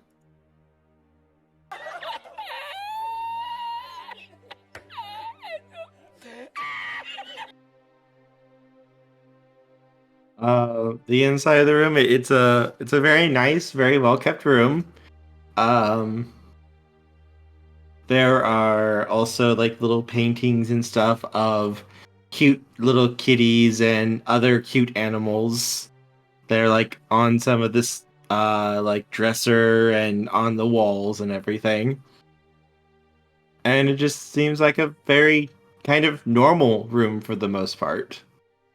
Please tell me there is a poster of a kitten hanging from a tree branch with the caption, "Hang in there." Yes. Temple looks around and just sees all these doodles. Like, I'm assuming they're like childhood doodles, right? No, these are actually like little paintings. Oh, paintings, not doodles. Yeah, no, these are actually like actual pictures. Oh. Can I roll a con save to save from puking? Yep, you can roll a con save. Okay. It's not even made with crayon. Oh, God. No, it's all made with love, tender, and care. Real effort and work. Well, now he autofills. Thanks, Kurt. You see, the real trap all along was the fact that it had well-made paintings on the inside, waiting to ambush Timber. As you feel extremely nauseous looking at this. And, Is there like a book? Is there like a bookshelf? Yes. And he goes full lawn sprinkler. blah blah blah blah blah blah blah blah blah blah. Timber, are you okay? Timber looks around. I got to complete the mission. Grabs a kitten postal and just barrels out. And he barrels out. He barrels out. And he like slides on the hallway. On his shoulder, kind of like he's drunk almost. And he's like, I have to get out of here. Just don't you want to try sitting on the bed? It's very soft and bouncy. Timble looks back and like Kemo's jumping on the bed, and it just goes back to Timble, right? And horror music starts playing, and he looks down the hallway, and it starts looking like it gets longer. Kemo, soft beds aren't his thing. Wait, how about you didn't check the closet? What's in the closet? Opens the door to show all different brightly colored outfits and just like warm, nice, soft outfits and clothes. Each one more unique than the last one. Out, and he's got like hangers and he's like putting them on in front of himself, left and right. I got this one, I got this one. Timble's absolutely mortified. Timber, are you okay? And he starts running out. Kemo, you've just accomplished what many people boast. When a very powerful, dangerous person looked into your mind, they were struck dumb and horrified. So congratulations. The contents of your mind are truly traumatizing to certain people. This is a normal childhood for the most part. A little rich and fancy, yes, but normal. Yep. The twins just share their images from their childhood where their fanciest thing was a pine cone that they batted around between each other. That's adorable. As Kemo holds up a little ball that he had, along with like a giant... Oh, wait. No. Timber, there would have been a giant mountain of stuffed animals and toys that Kemo had. The twins a are literal confiscating army of stuffed animals. The twins are confiscating all of those.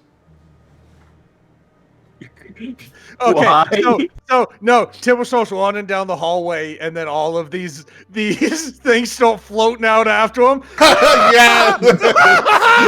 Yes! Also, I just had the thought here of Kemo using his telekinesis to lift all the plushies and make them start marching down the hallway after Timber. There's a certain point at which this turned into Scooby-Doo. Oh no, the twins are using their telekinesis to float all of the plushes close enough to them for them to vacuum up. But Timber's moving further and further away from them.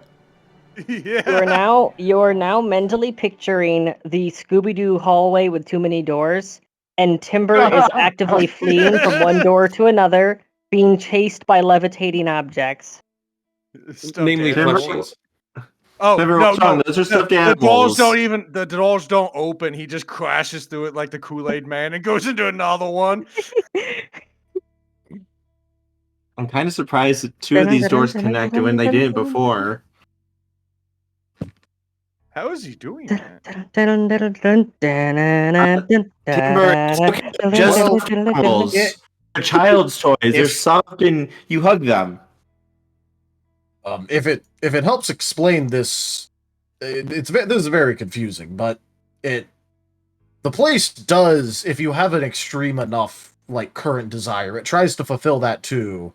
And I'm guessing that he wants to get away from the stuffed animals, so it's making doors for him.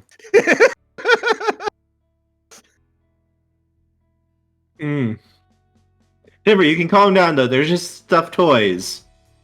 Look, I even have a woven toy. As he holds up a little woven in soft plush armor. Timber stops. Which he had to snatch out of the air.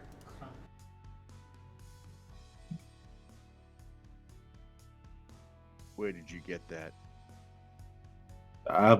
Some people made it Just when I was little. I'm just imagining that in the background somehow there's an orchestra just playing Hall of the Mountain King. No.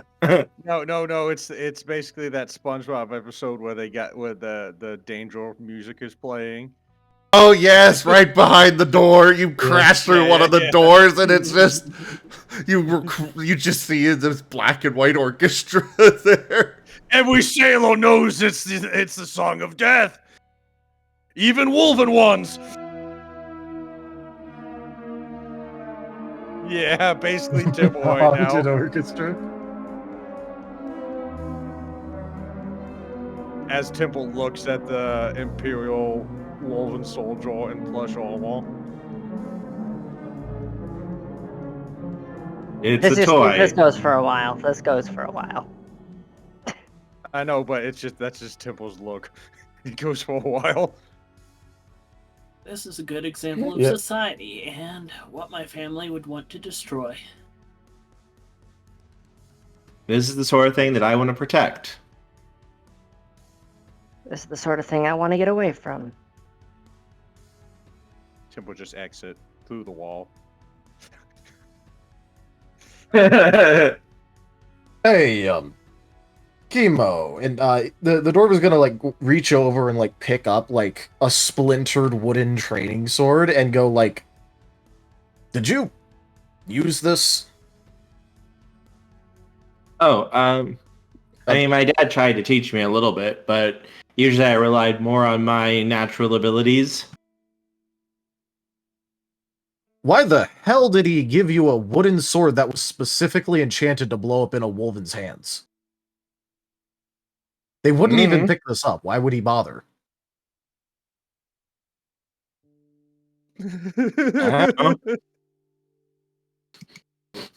Deep down, the Chemo's desire. God damn it, I was hoping Timber would touch it.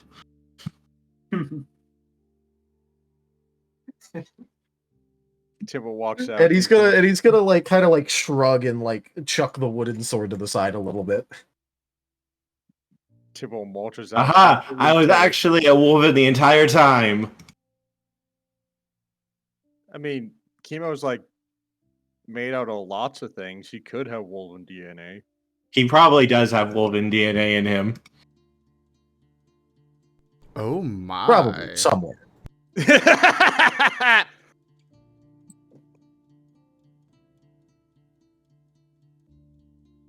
Hey Timber, you're a daddy. As it turns out, some of Timber's DNA was used.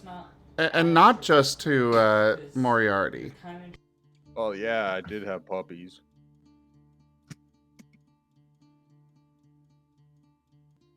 I'm sure Timber has a lot of children. Yep. I was very busy. Oh my.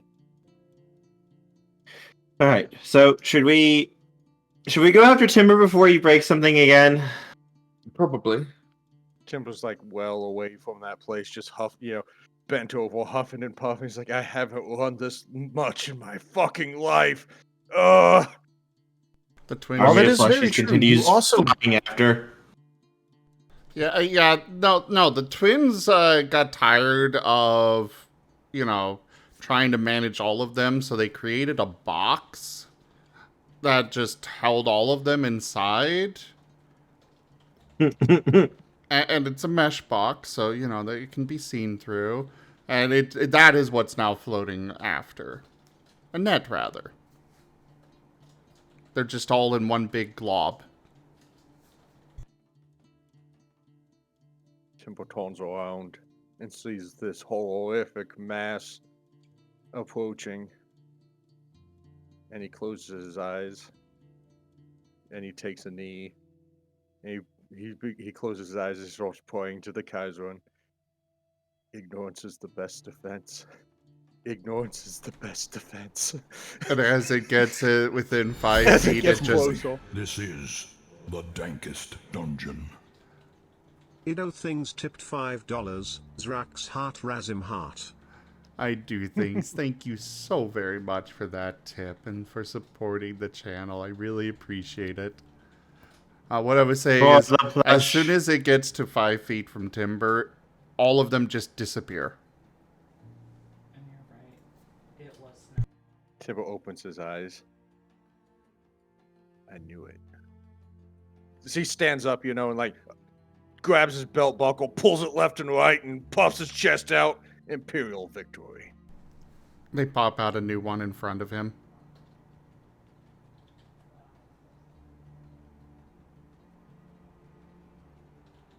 I said Imperial victory! It starts, they floated closer to his helmet and starts rubbing it against the snout on it. You're not real.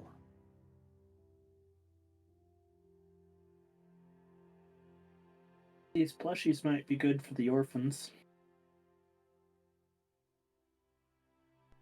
And the rain clouds reappear. The twins were going to add them to their nest.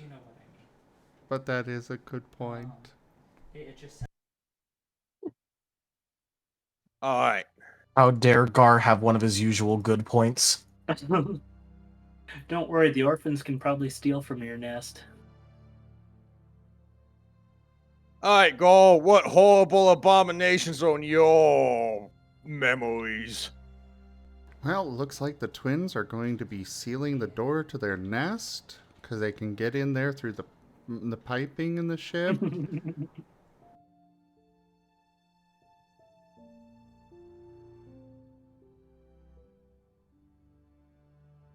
Tippo specifically ordered his men not to clean that room.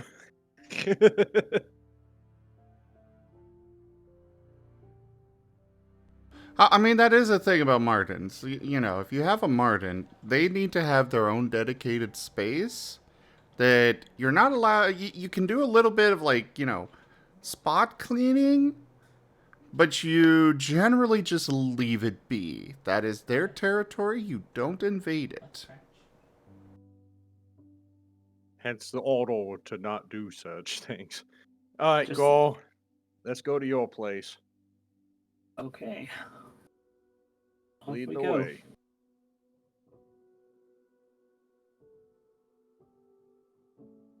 Off to the place I was banished from.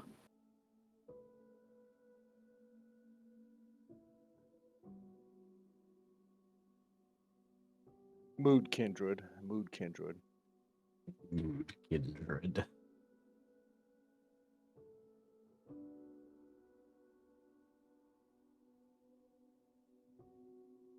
But yeah, Gar, you arrive at the at your location, and there is, like there was before, a small fire crackling away outside of a handful of what equates to TP tent and rocks that have been strategically positioned. And everybody, this is our camp. What is known as home.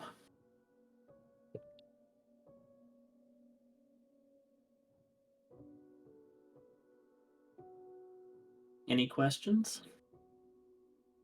Where's the walls? Exactly. You don't need walls. You need to see where everything's coming from.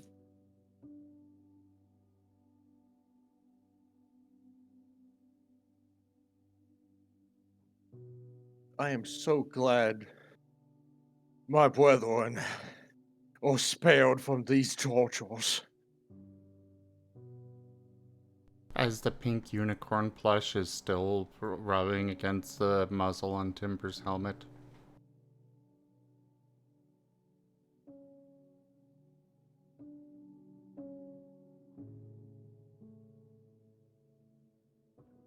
See what's cooking on the fire. A pink unicorn. Or it's about to be, anyways. If it stays though, yes.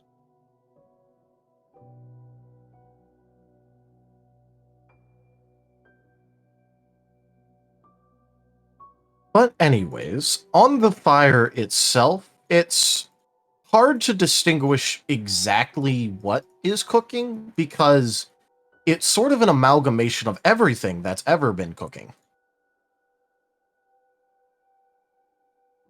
At least in terms of the actual smell. That smells delicious.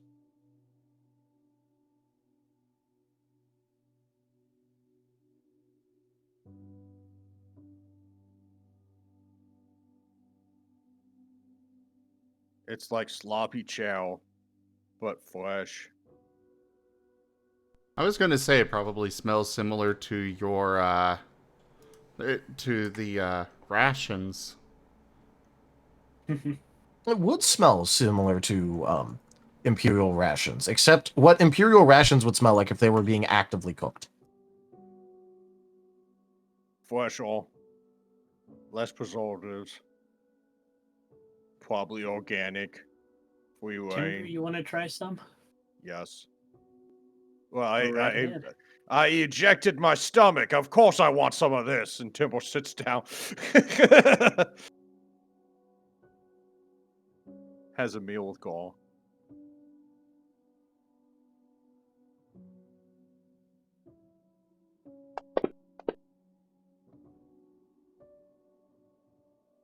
All right.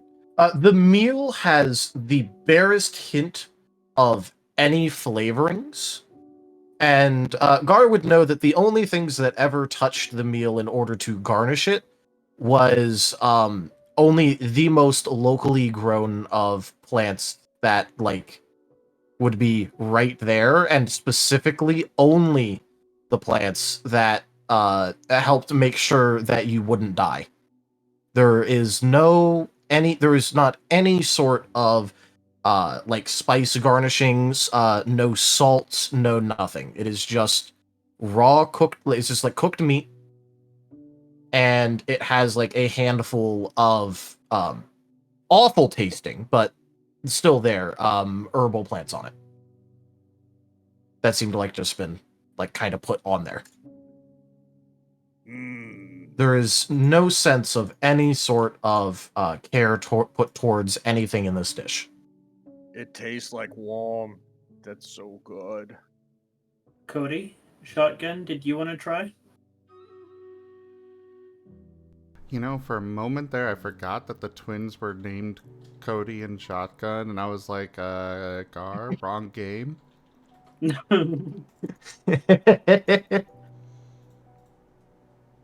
But a little sample of it will float up to them. They're still rather melancholy, but they are always hungry, even though they're not actually hungry. They don't need to eat, but they're still hungry. Kemo, I know that you are now alive. Did you want to try some, or? Sure, I'll try a little bit.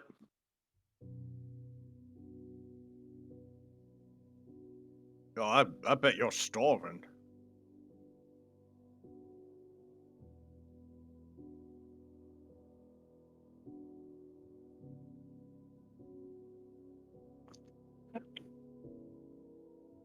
Because if I don't eat, I'm definitely not eating any of it. I don't want to be what stuck were you here. asking, Gar? I'm saying I'm definitely not eating any of it because I'd be stuck here, wanting to stay. Yeah. Well, why don't we take Moriarty? the bucket with us? Rosalia? Rose definitely wouldn't want any. Well, yeah. It technically has some plant on it. What is it? The things in there ate plants, maybe. It's whatever meat has been cooked ever on this fire. You want mystery soup? It's just it's an endless it's an endless sea of burned corpses. Yeah, I'll try anything once. Yeah, it's delicious. I Yeah, can actually taste the heat.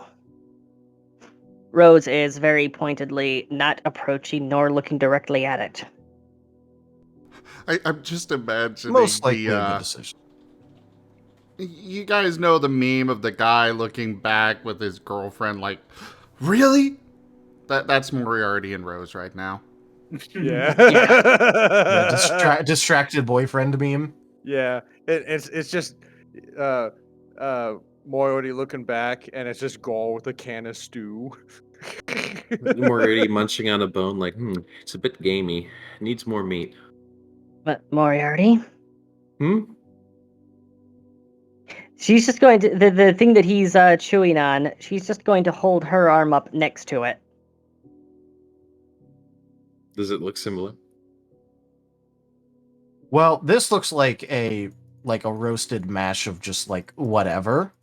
But with a small sniff, you would probably realize that there was probably bunny in there at some point.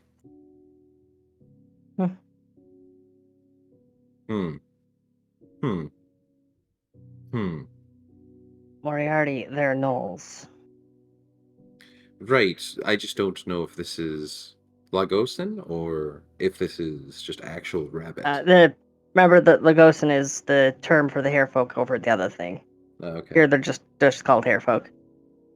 I don't know if it's hair folk or hair. Yeah, I got hung up on it a few times too. None shall see me, though my battle cry may give me away.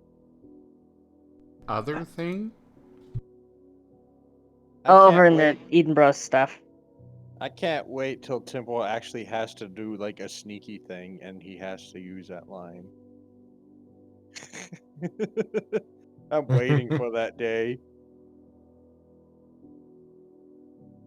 Yep. And as you are looking at it, Moriarty, it distinctly starts to slowly shift shape into being very hairfolk. Just about the same size as Rosa's arm. Mom, mom, mom. Oh man, God is so good. Oh, I'm starving. I'm not sleeping tonight.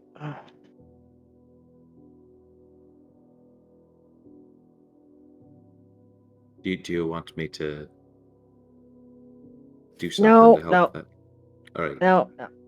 You're... Or he just sets the food aside. Hey, Moriarty, you gonna eat? Oh, sweet. Hell yeah. Nom, nom, nom, nom, nom.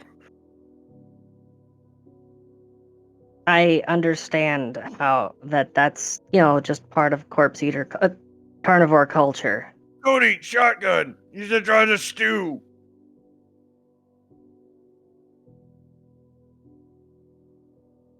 The twins are projecting an image of Rosalia's face in the stew, except cooked and stuff.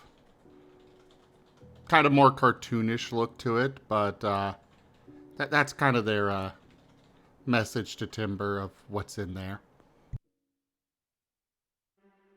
Yeah, Temple puts the spoon in his mouth and then looks at Rosalia and then down at the spoon, and then he's like, yeah, "Oh." The twins are going to get back a flash of the image of a pair of hooves with copper shoes on them, hanging from a gnoll's belt. And Rose is going to be very, very quickly excusing herself at that image flashing in her memory.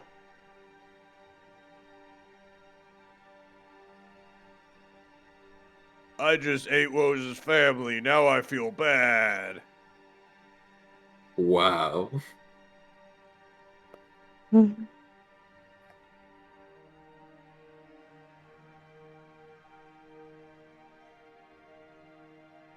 Although I should probably mention that that's not stew.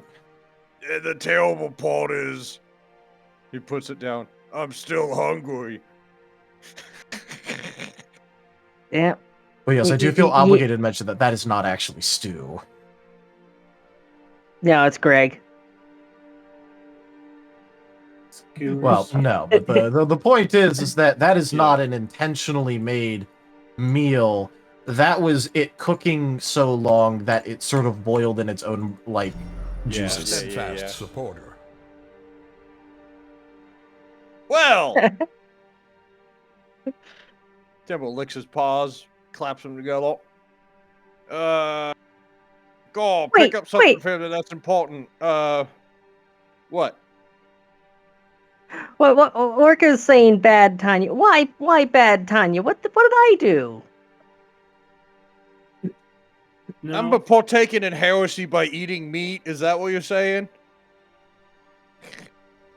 What part of this is heretical? I'm stealing food from the gnolls.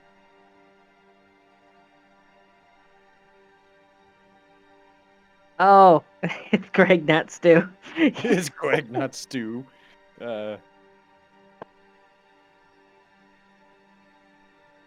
No, you are eating the heretic. I always eat the heretics. Gosh. Timber, What? you are what you eat. Stop speaking lies, because I'm loyalist as fuck. Also, you're not Imperial grade rations. Yeah, and You don't even have. Your armor isn't nearly as thin as that. Yeah, my armor's a lot thicker than a fucking can of rations.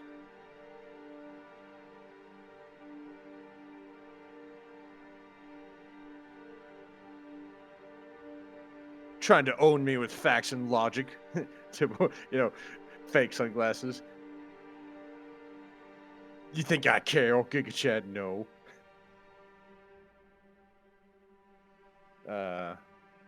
Alright, go. Before we get distracted by the delicious, stuff.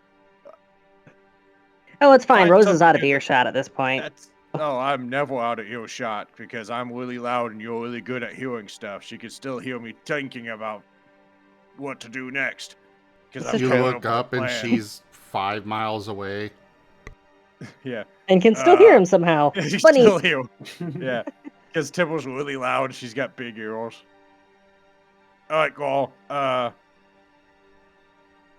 Find something important and take it. I think that's what we're supposed to do.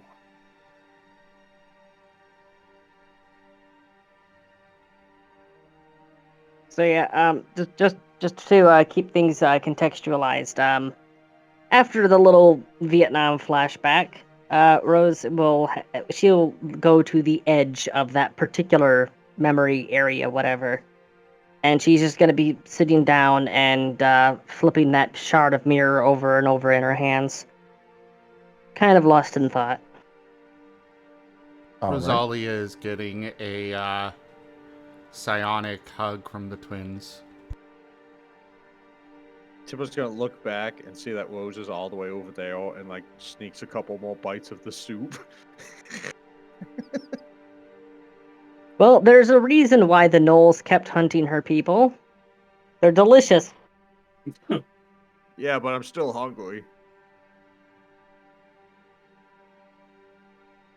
And I'll get the icon of Lamash too. Here we go. Here's something. We can go now.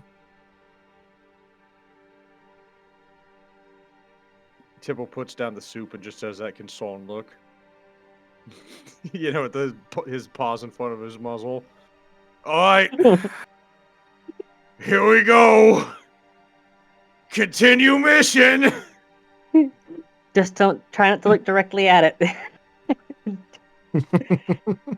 Yep, we needed something from this heretical place. Yep, Look at all the heresy. It's in my guts, too. Hell, I see. Oh, that is timber.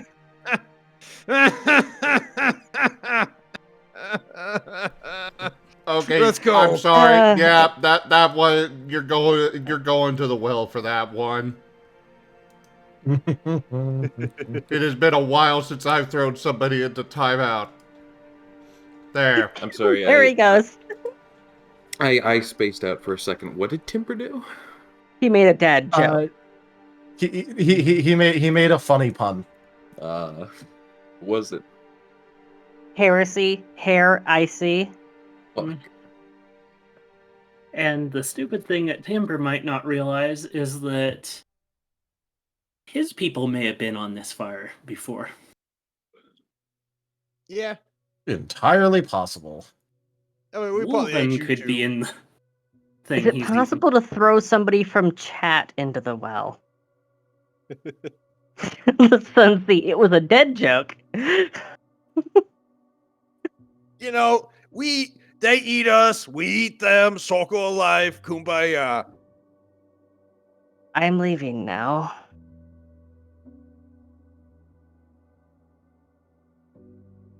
Alright. Did you mean leafing? Don't teach Miss my Vegan? hamster to suck eggs. Alright, so I guess that's just me and Dwarf Guy's place. Let's go to Dwarf Guy's place. Anywhere is better than here. Yes.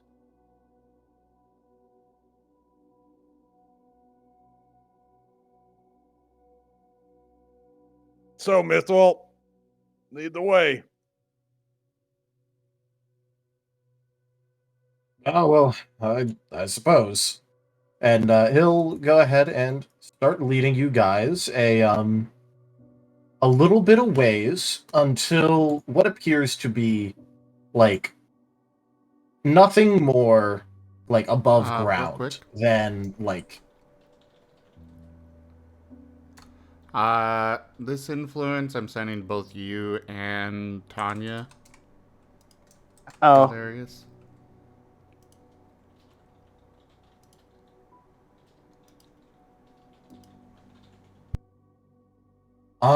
As this is particularly character focused, I'm going to kick it along. It said it. He already sent it to me, and the thing is, this is considered a defining memory. Yep. So I wanted to check it with you because of that beforehand. Yeah. If anything, given the nature of the memory, it wouldn't be that the memory would blur. It's that it would manifest. Because as the dwarf had pointed out, that things that you exceptionally desire. Because one of the driving motivators she has is that when she eventually returns to her village, if she's able to track down that Knoll clan, she plans on getting those taxidermied hooves back. And brutally butchering the person who has them, and then raising his remains as a servant, to then use as a minion to then kill the rest of his clan. She has fantasized about this many nights. I didn't think this one would be accepted, but I forwarded it on. Yep.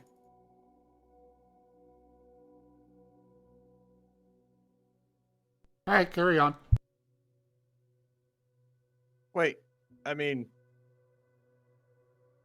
Mythwalt, you're not in the competition, right? But yeah. Is okay. So you don't really need to grab something, because if you grab something, this place might disappear, and then you don't want to be here anymore. Oh, it'll stay as long as I'm here. Oh, okay. But I just wanted to give context so that it's understood, because well, for both Stein as well as anybody else in chat, the image that she got, her dad was killed and eaten by gnolls. He had very gaudy ox shoes that he wore on his hooves. And they're, copper and really fancy.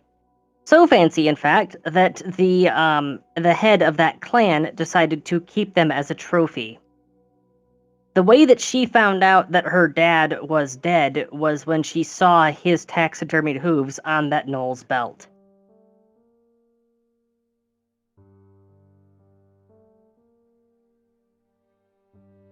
So, yeah, that's been a very defining memory for her. She aims to get those back at some point and wreak bloody justice upon the perpetrators. Sunseal, he did say that he's been here for about a week. However, whether that is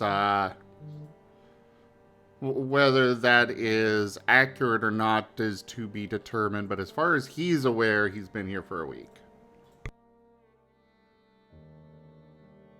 Oh, someone pointing out the time discrepancy?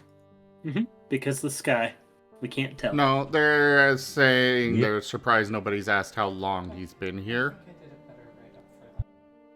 And it's like, Yeah, I don't remember if we actually asked, but I know for sure that he did say that he's been here for a week. Yeah, he did kind of lead off with the fact that like he like walked over here because it was the first standing structure he saw in the week he's been here.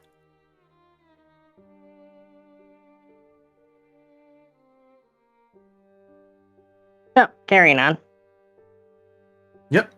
All right. So, it's a like semi-disguised, like, you know, sort of entrance where, it's not immediately visible or like, you know, proudly laid out. It seems like this is one of the more underground of the holds. All right. Welcome back.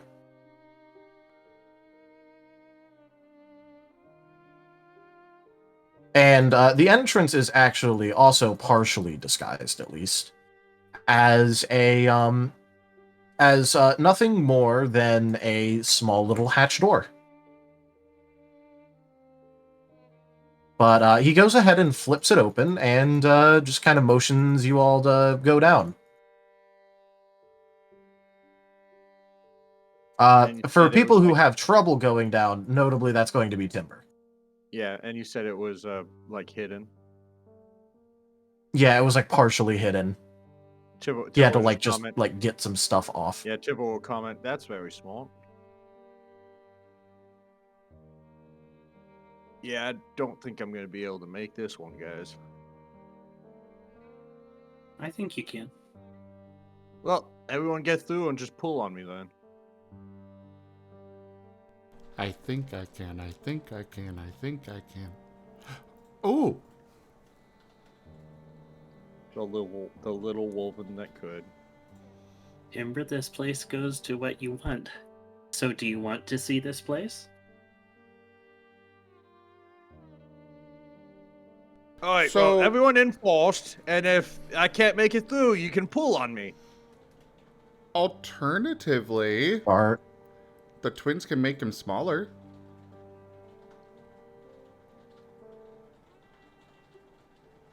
Twins, if you do I appreciate that. how Gar was just like, let's just use the rules of this place to our advantage, and everyone else is like, just pull the woven. No, the twins are saying shrink the woven. Yeah, and then I know, Tibble's but I'm just if pointing you out that make it's me very funny. small, oh my. You're gonna be asking for a lot of forgiveness. I walked very hard to be this big. You should see the constant strain his bones are under. Which only makes him stronger. No, it doesn't. Last time I checked, I haven't broken any bones. Oh, you're not old enough yet. How old am Oh. How old is Timber? You're 8 years old. I? No. At least Tibble's 35. Yeah, that's what I said. 8. More than 8. I'm countless years old. Yeah. He's old beyond counting. Yeah. I mean, for what he is, he's an old woven. We usually don't live this long. Casualty rates. Let's go. Dives into the hole.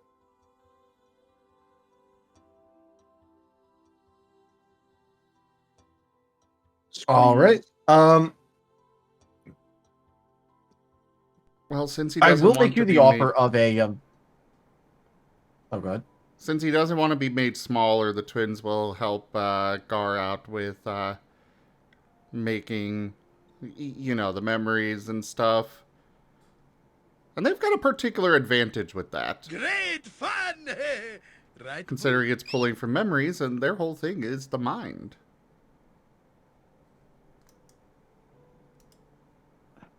So Well, they're it's just time. going to adjust memories and make it bigger.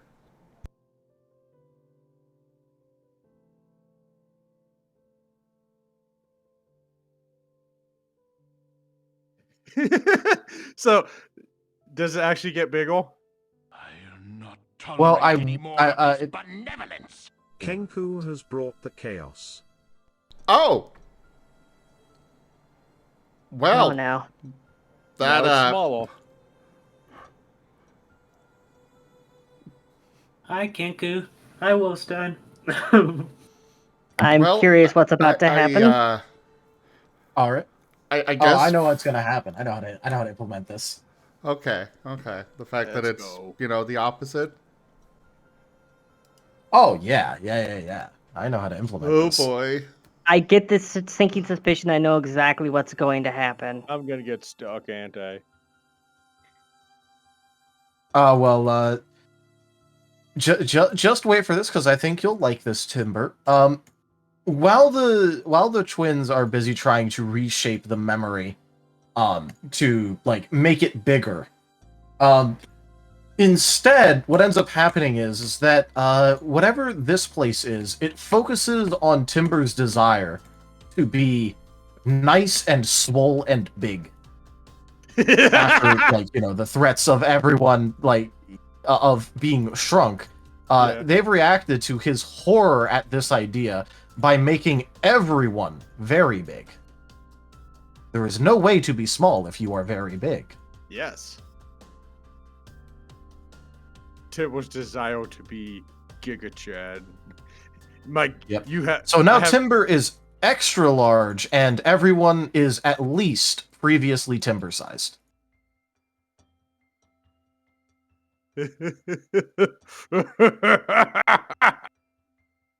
Yes. Okay, so it's not what I was concerned about. Now everyone knows how Temple feels. At least the Martens also get to experience what it is like to be big. Big. They do not like this. You are very big. Well, time to go down the dwarven hole. Timble's huge. Timber's just massive. Am I stuck in the fucking door? Well, you would have been, but it was as you went through with your desire to be big that it activated. Oh, okay. So you were just on the other side of the of it when you are made big.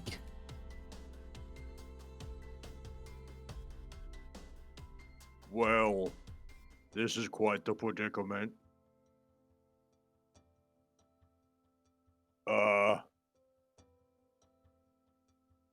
Go on without me. You're already in? Oh, is Temple in? Yeah. Yeah, you made it through the entrance before you went big. Oh. Yeah, you got big as you went through the entrance. Okay. Temple looks around. Temple stands up and. How tall is Temple now?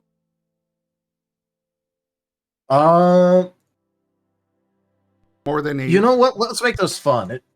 It doubles everyone in height and size. So that means Rose is now 6 feet tall. Rose is 6 feet tall. Temple is 18 feet tall.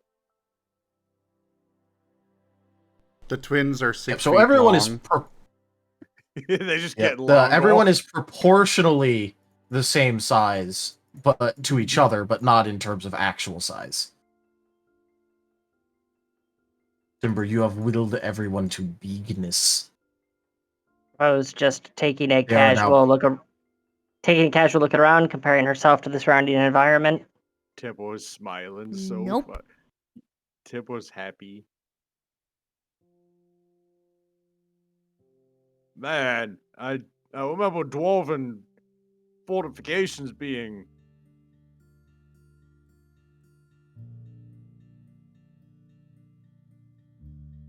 I know you guys don't really like the S word, so I won't say it, but.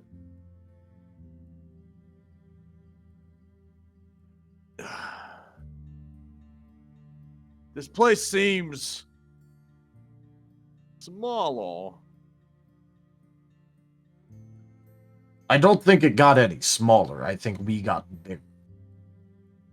Oh, blessed be the Kaiserin.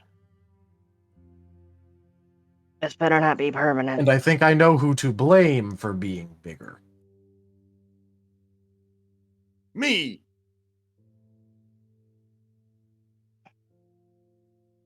Why did he seem enthusiastic about that? Because that's all Timbo ever wanted to be was big. Welcome to Timber. Oh, yeah. I got to be big and strong. Because the Kaiserin told me to get big and strong. Well, thankfully, we just got to do a little bit of crawling until we get past this bit, and then it'll open up. Oh, man, I've been crawling through every other door. Welcome to a day in my life. Yep, and you guys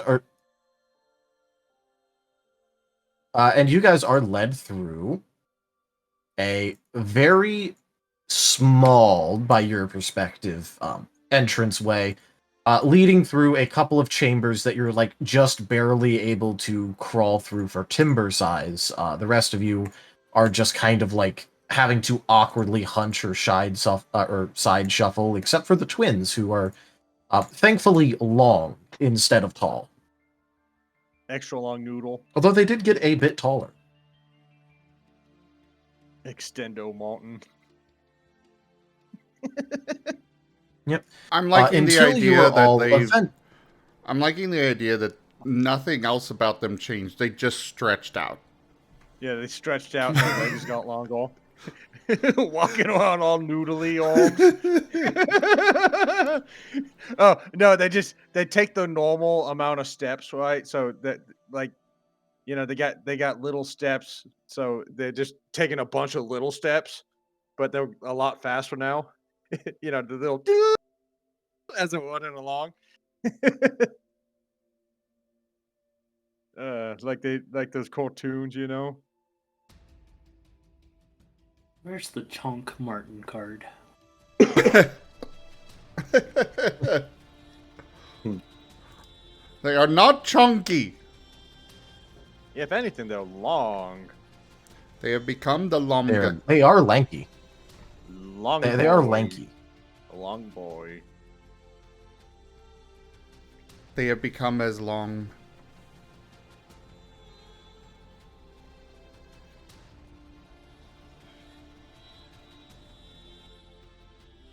Joke. Meanwhile, Temple, scrape, thud, thud, thud, scrape, thud, thud. It just sounds horrible. And I'm now like angel hair pasta. We're good. So Timber's crawling down, and all the water that was pulled up in the in Timber's, you know, the cubby holes for the twins, is probably now flowing all over his neck and up into his helmet and stuff. Yep. It's okay, I'm a Moin. I'm used to getting wet. You're used to getting moist. Well, I used to have a state. Ban him. Yeah.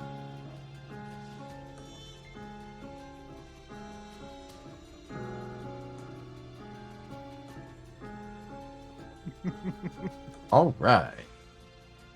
But yeah, so you're eventually led into an absolutely grand welcome hall, where there are just braziers alit, flanking the entire room, filling it with a very warm air.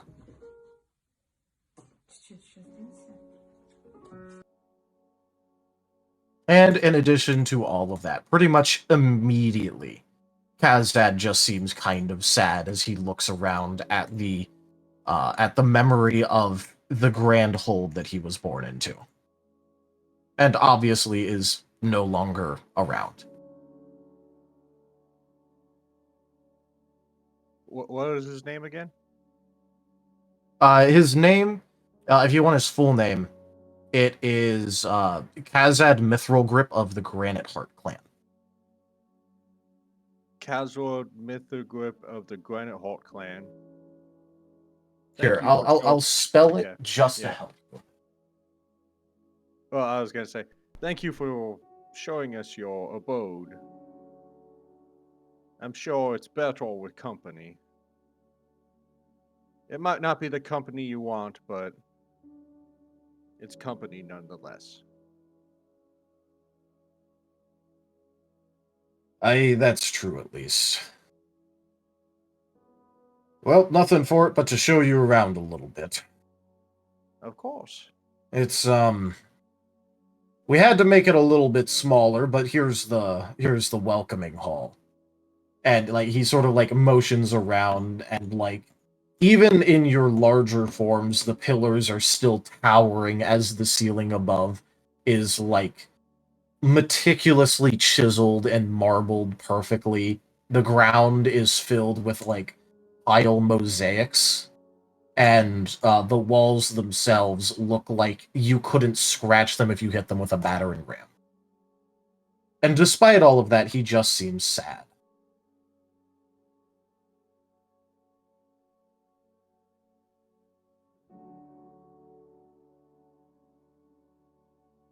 You can imagine these halls didn't seem quite so cold when they had people in them. Well, it's not very cold, it's just more empty. What I meant.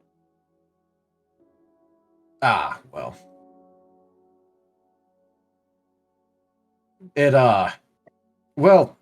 It used to, when I first got here, it used to have the sounds of working dwarves all around, but eventually that was making me sad, so it stopped doing that. But when I first got here, you could, even from here, hear the sounds of the bellows working and the forges being, well. So, given with us changing size and you being able to will the background sounds away, these places are really that pliable? Well, I'd assume so. It doesn't seem to want to get rid of anything in particular once it's here, either because it already invested in making it, or because it thinks that you still want it. I'm not sure.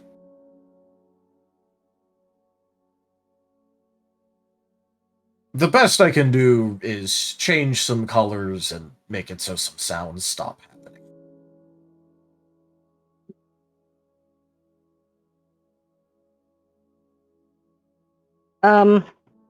Rose is going to actually attempt something.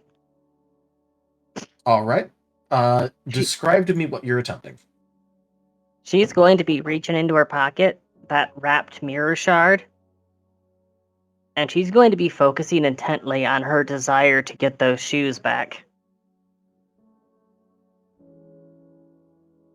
Timbo's gonna take a moment to doodle this, what he sees right here. All right. For a report later. All right, go right ahead.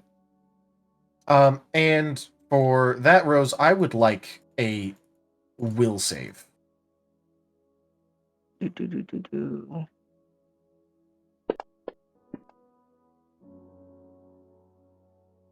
Timber, this place may have already fallen to the Wolven.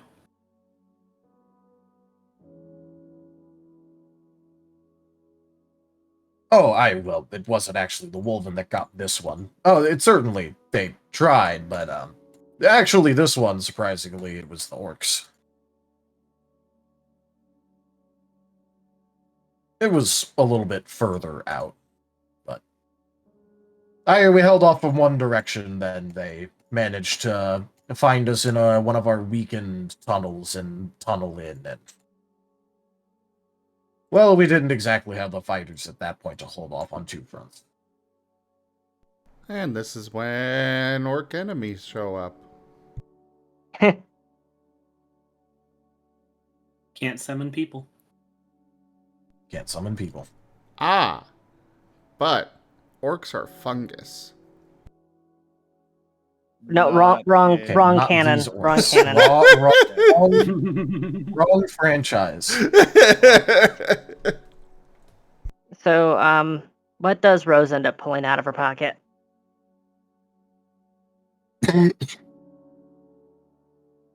All right, and you were pulling out the mirror shard and thinking of the hooves, right? The hooves. Yeah, she was hoping that she could change the item from her memories that she had recovered. All right. And with that check, with the +3 from Timber, I'm assuming that was without the +3. She is with the group, so it was 22 without Yeah. without the +3, so it'd be 25 with it. All right, and with a 25, what you pull out would in fact be, at least according to your memory, a perfect replica. He is going to be visibly choked up by that, and working to maintain composure before quickly pocketing them again.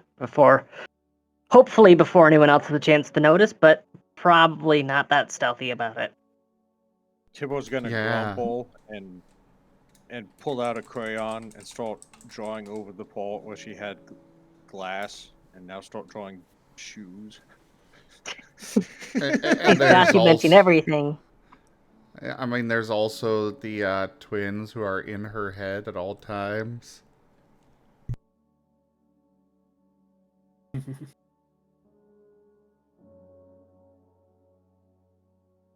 Now the item that she has is something that actually does qualify as a prize. There are no mistakes here, just happy little accidents. Oh, it is a prize, but careful that it doesn't turn into an empty one. Is this a boon or a curse? Well, let's find out. Alright. Back through the outside.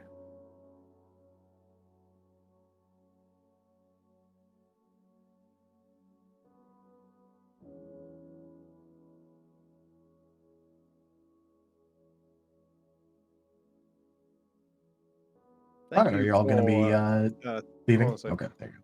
Thank you for allowing us to enter your fortification. Temple will see himself out.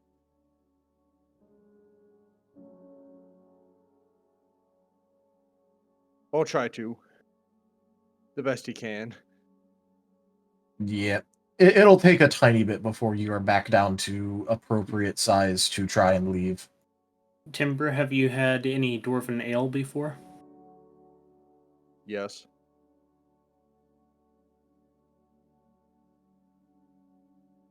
Should we try some of that before we leave? I mean, if he's got some, I won't say no. Oh, I could definitely use some right now. The twins implant the sensation of being drunk into Rosalia's mind. Should I roll a save for that? They borrow it from Moriarty, for the record, because they've never been drunk themselves. But sure, go for it. Oh, you two haven't If you drank before. want. No, tell Darius, should I roll a save against being telepathically intoxicated? Wait, hold on. But before we do this, can we get the Martens to turn off the total broadcast? Because I don't know what drunk Martens would do with direct telecommunications, and I don't want to find out. No, they're getting Rosalia drunk. Yeah, they're getting Rosalia drunk, not themselves. Okay. Yeah, they're just plucking at memory. I'm sure there's at least five memories of being completely hammered just at the surface level of Moriarty's brain at all times. I miss. No, I wouldn't say at the hammered. surface level. He doesn't actively think about being drunk. I miss Hammer time X. so much. Yeah, get it right. He's a highly functioning alcoholic, not a low functioning. It's pronounced bard.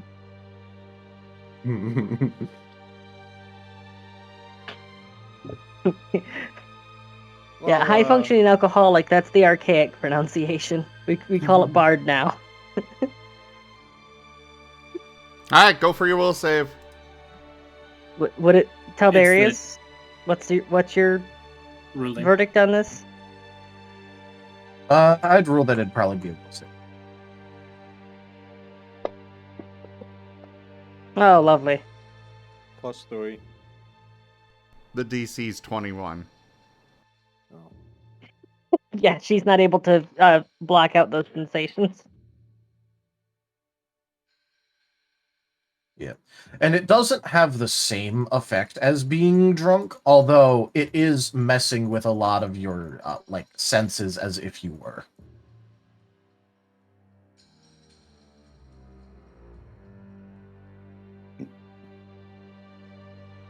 The twins are just wagging and sending happy thoughts along to Rosalia and feelings like they did a good job.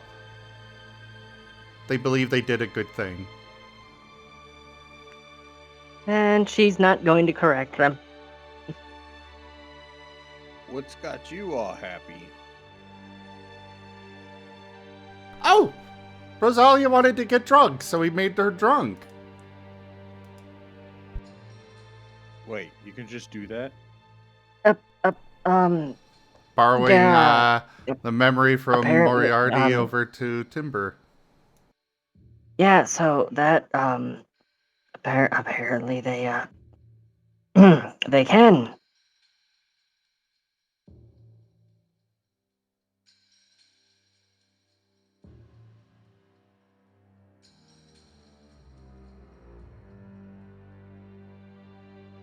All right. I would ask for a will save, but do you even want to pass it? Yeah, I guess I'll try. One short. One short, yep. Well, does he get a plus Alright, 3, or is so- that only for people around him? No, I think that's that's- already added.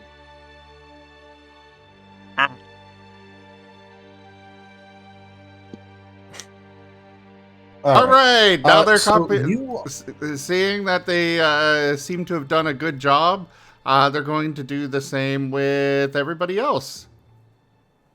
Here we go. Hey, buddies. Kemo, Gar, Moriarty, will saves. That's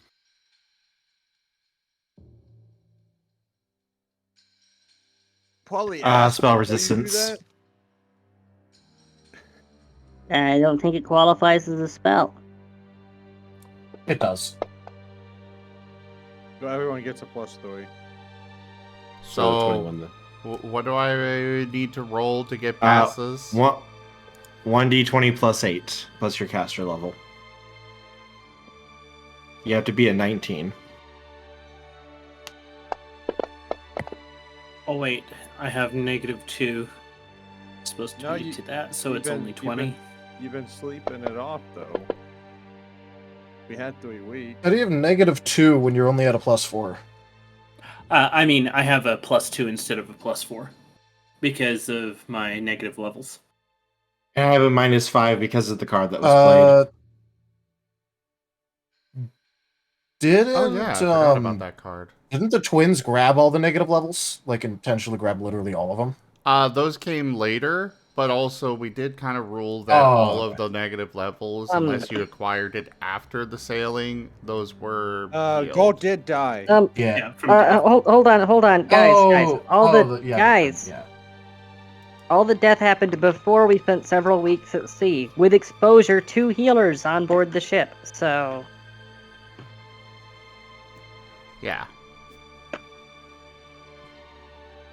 just trying to make sure that that's not forgotten here when we're talking about recovering levels. Yeah. Yeah. But the problem is that because he was resurrected, it was a permanent negative level. Yeah, and I think it was the permanent negative 2. Yeah, he needs a restoration spell to get rid of it. So I guess Timber's just And like. doesn't Timber have those? No, of like the spell or a spell. Oh, it's a specific spell. Restoration Okay. Spell. Yeah. Got it. Yeah. And Timber doesn't have that. He just has healing through positive energy. I have some things. He literally makes you feel better with good vibes. I can vibe check you. Actually, yeah, he can vibe check all the undead in the group. Yeah. So I guess nobody succeeded then. Nope, you got everybody drunk with your mind alone. Everybody do the flop. But as a reminder, everyone, this does not have all of the effects of being drunk. It has all the physical effects. Oh, don't worry. The rest of the effects will be coming soon enough. Because, yeah, this has been a very emotional day. She's going to try to appreciate a little downtime. This is weird. Wouldn't it be just the mental effects, not the physical?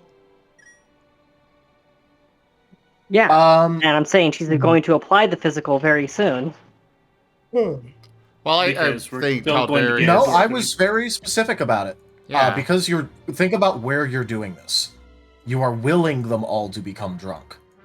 Oh. Uh-huh.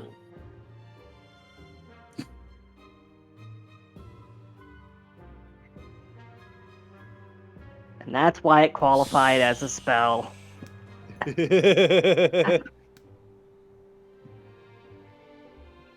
No, spell resistance also does give sight.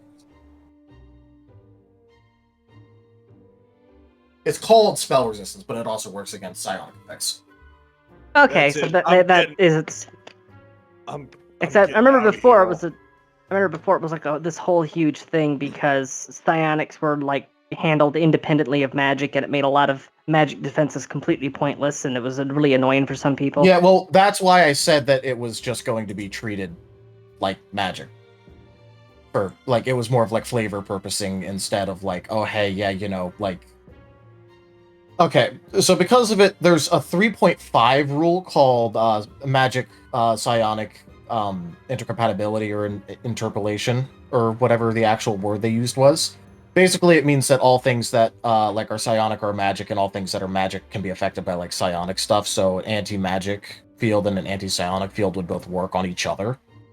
But Pathfinder kind of has it, but kind of doesn't. So it would be a very big technicality. So just to be clear, like he's doing it psionically, but like all of the normal like anti-magic stuff would work. Because then otherwise I would have to make a bunch of stuff that is specifically anti-psionic, and that's not fun. Because it would only affect one member of the party. It would only affect one member of the party, and that wouldn't be fun. So it's what I'm doing is I'm making it so that way, if it affects one of you, it affects all of you.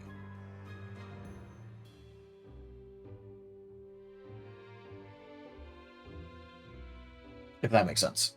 Well, congratulations. I got a mountain to climb.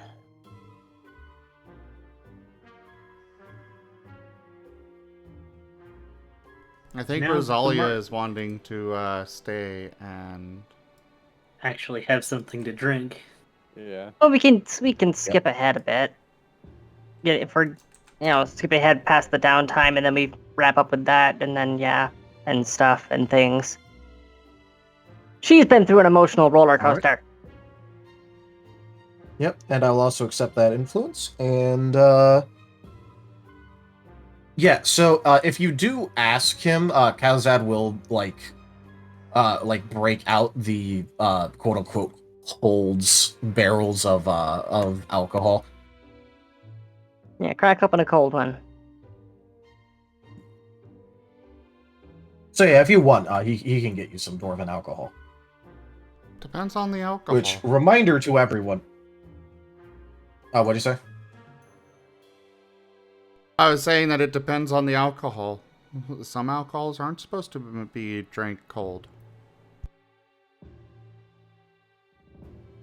Well, true, but this is This is also dwarven beer. dwarven, It's so definitely supposed to be cold. I'm assuming it's supposed to be cold. It's supposed to be cold, yeah. Yeah. But yeah, reminder for the health of Rose, you are not partially undead here, and dwarven alcohol is alcohol meant for people who are poison resist. Please drink dwarven responsibly. Drink dwarven responsibly. Keep your paladin nearby. You know what my response to that is, Hilarious? That's my response. Oh, you are not drinking dwarf responsibly.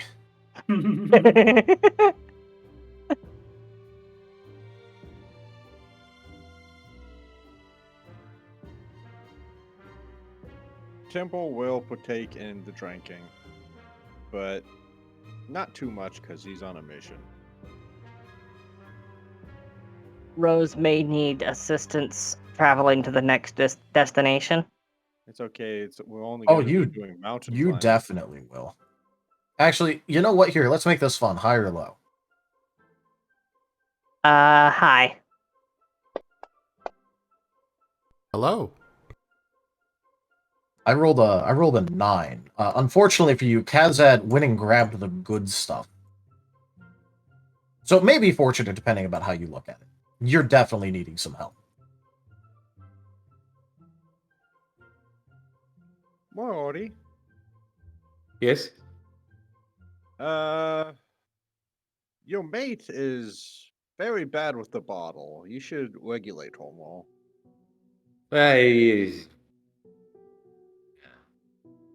Temple? You're That's talking you. to an alcoholic. You need to regulate yourself more. Timber, you're talking to yourself. I think you're drunk. A little.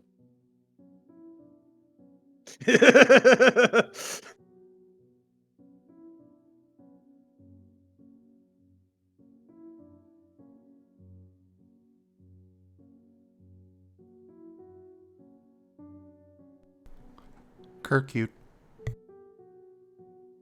Mandatory core cute. And how's Kemo feeling? I don't like this.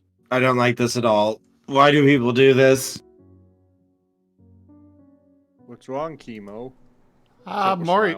Moriarty seems wow, I almost slipped into Asher voice there. Athos here. Moriarty seems to like it.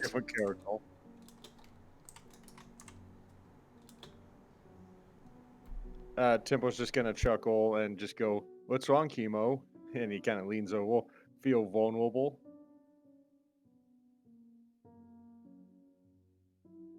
Why do people do this? You're not used to that, are you, huh? No, I don't drink. Oh. I'll make a man out of you. Temple, pokes him in the chest with his big old gauntlet. I'm gonna make you feel so fucking vulnerable. To the point where you think you're in danger because you don't know what danger is. And then we're gonna face it together, and you will be stronger for it. No. For the record, if anyone started singing "I'll make a man out of you" in their heads, you are legally required to subscribe to the channel now. I mean, I'm already subscribed to the channel, so. Joke's on you, I'm already a tier 2. Also, I didn't think about it. No. You're not fitted for the flames of war, so pack up, go home, you're through. Somehow I'll make a loyalist out of you. Alright! Timbo dusts his gauntlets off. Time to go finish the mission.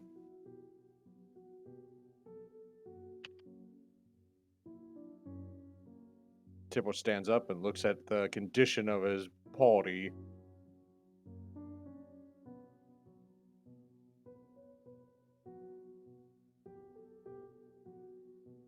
And just frowns. What did we do wrong, Timber? No, you're fine. Are we not part of the party? I said you're fine. Just some of us don't look so fine. I'm perfectly. I may need assistance walking. I think the last hit it a little bit too hard. Yeah. I am going through things. Also, I'm used to being ever. I'm normally a lich. Yeah. I don't think that's the sort of thing you want to say in polite company, lass. I keep forgetting. Don't worry, well, in she's that case, not one now. Okay. Never quite so comfortable as when I I'm may be a peace. lich, but you're being a little bitch. You leave my mother out of this. No, she's the big bitch. I'm talking about the little one. Yeah, that's right. She's big. She's the biggest bitch. Next to the cat. I thought the Kaiser was a vixen.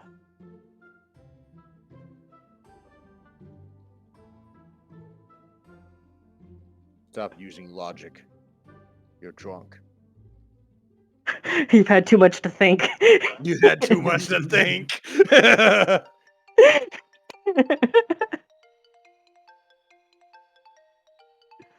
All right. I'm going to drag you up a mountain now. No. Yes, yes, yes. Maybe we can see the place that kicked me off the mountain. Come on, it'll be fun. Oh, it's Timber's training session. Yes. Well, she is not exactly in a condition to resist, so she's just getting dragged along. Yeah. She is just a noodle. Yeah. Just grab an antler and start walking. She'll be following along. Or Moriarty could carry you. Tipple could grab Yay! Paul and Moriarty at the same time. With the same hand. Scoop them up. Let's go. Does Kemo need help too? Kemo is just kind of waddling around. Timbo throws him up on his You know, shoulder. forgetting that he can fly. Yeah. No, He suddenly remembers, shoots off into the ceiling. Yeah. He's not flying because of that exact reason. Don't drink and fly. Come on.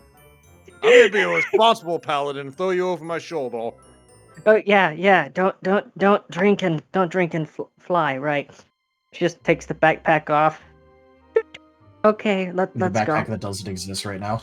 Yeah, the backpack that doesn't exist. Oh, it. She still has the backpack. It's just not alive. But I was just doing the gag of she just lock up. Remember, yeah, PSA Temple. Remember, kids, don't drink and fly. I'm a lawful paladin. The twins are gonna lift the bag and Rosalia with telekinesis. I was joking that she doesn't actually do that.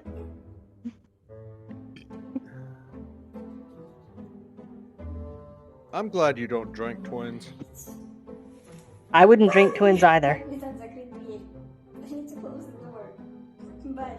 I mean, I do a lot of things to twins, but that's neither here nor there. Oh hey, it's after dark already. Yeah. It was after Also, that's dark not the that's moment this session started, Tanya. Yeah. I don't know what you're talking about. Technically before. Yeah. I don't know what you're talking about. Ignorance is the best defense. Let's go. A reminder for those that are watching this recording on YouTube, there are some things that happen in between sessions here on stream. So come here live to see those. No. Session. Alright, so we start. Nothing special happens between the sessions ever. You don't need to see those things. She's lying. Damn paladins. Yeah, you should have seen when Zim showed up on Marten, but Yeah. Oh yeah, I did do that. you did. Right before the session started. Yeah, that's why we're all giggling.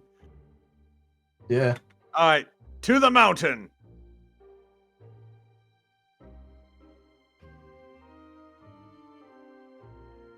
After saying goodbye to old dude guy who was so nice to us.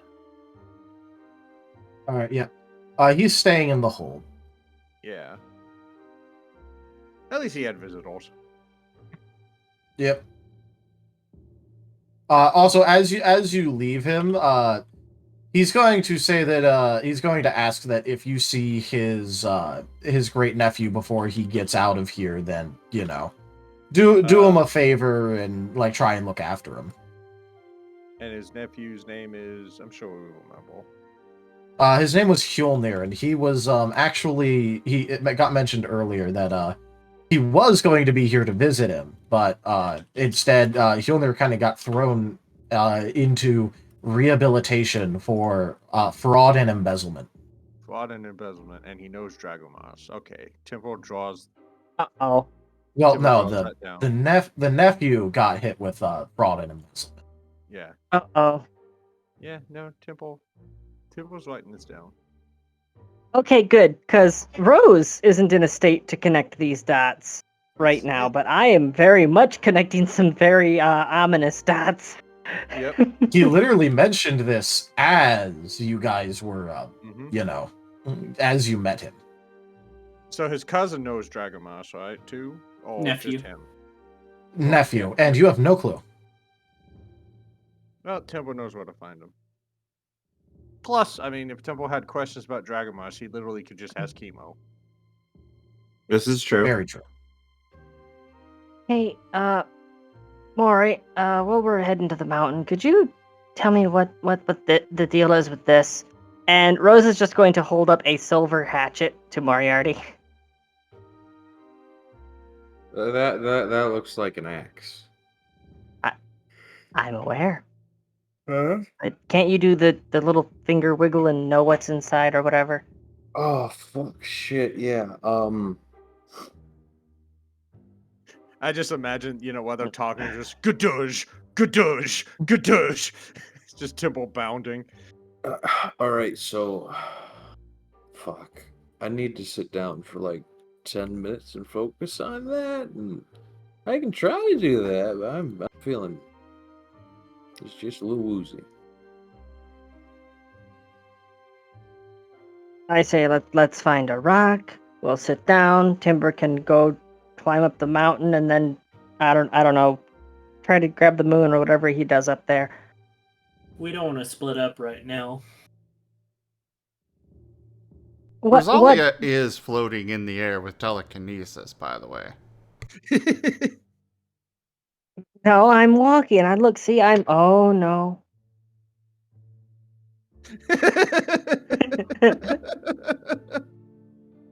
I'm a flying. I'm not supposed to be doing that. Well, the twins were making her fly, so. She thought she was still walking. Your designated flyer, Cody and shotgun. Okay, why are you riding shotgun on Temple? Riding shotgun. Good junk. Good junk. Good junk.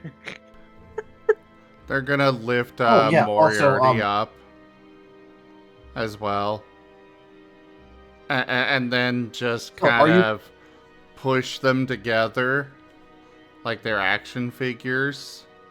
Now, Kith. Not in front of company. Technically, you're behind company. Gadunk. Gadunk. Gadunk.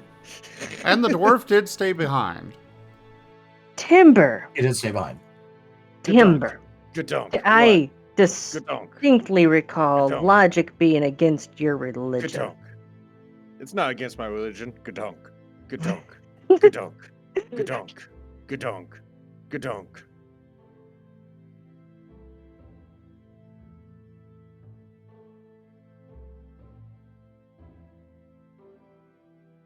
So, are you going to try to identify the axe?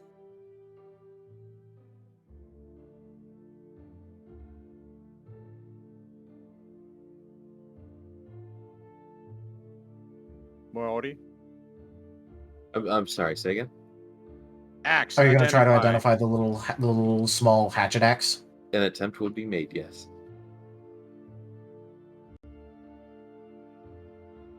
All right. You have to make a roll for that, right?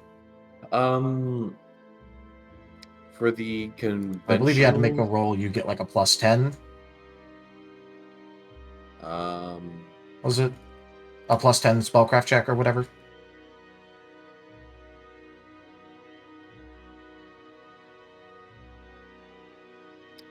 Okay, so I don't have the identify spell. If I had the identify spell, it would just be I sit there for 10 minutes, I stare at it, and I know instantly. But I don't have that spell. Okay. I do have... I keep forgetting he doesn't have that anymore. Yeah, I do have something called read magic. Yeah, that's through like scrolls and stuff, though. Okay. I do have so detect magic.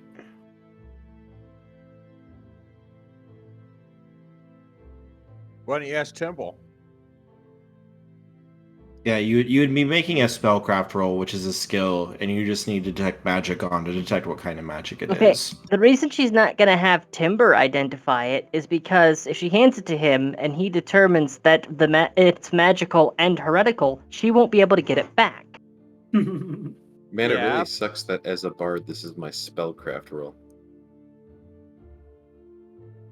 I think there's traits that you can pick up that changes that.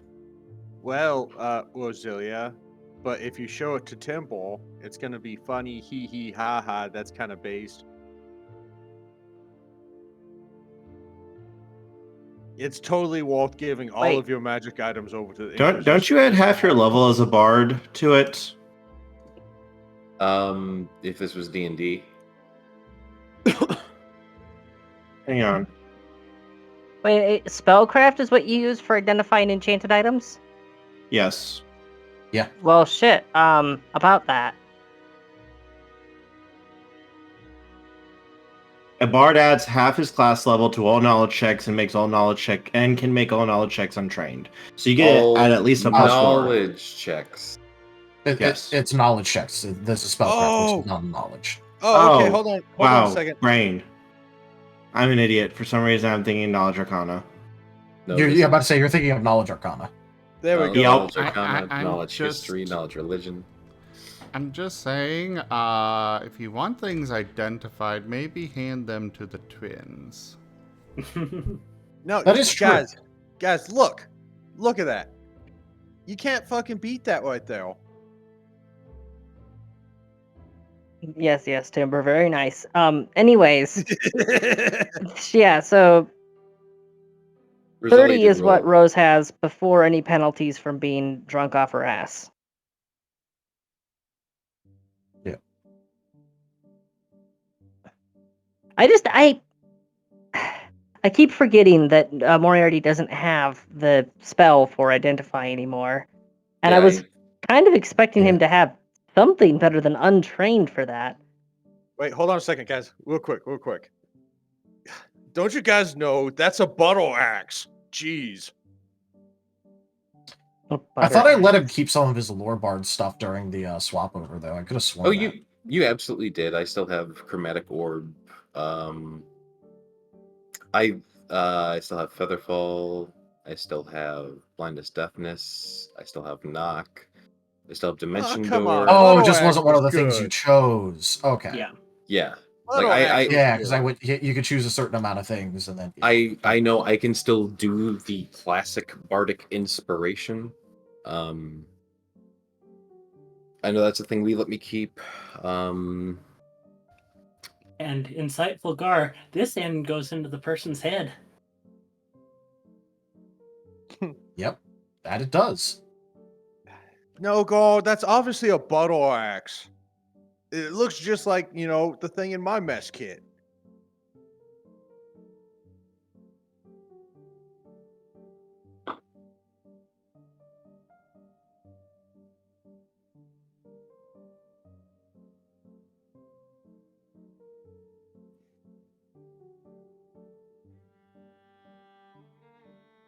I like bottle axe. All right. So as for what the axe actually does, it is specifically it's a hatchet. Okay, bottle hatchet. It's a batchet. Yeah, well, that means it's technically traditionally called a hand axe. And this is a mithril hand axe. Ooh. So it has a mithril head, which makes it even lighter than it already is, as well as it's a masterwork, and it's enchanted as well. And it is a hand axe of keening vengeance against those that have personally wronged you. Damage becomes 1d6. You get a +2 damage mod, and it increases critical to 19 to 20 times 3. Otherwise, it is a normal mithril hand axe. Of course, with a +1 enhancement, but you know.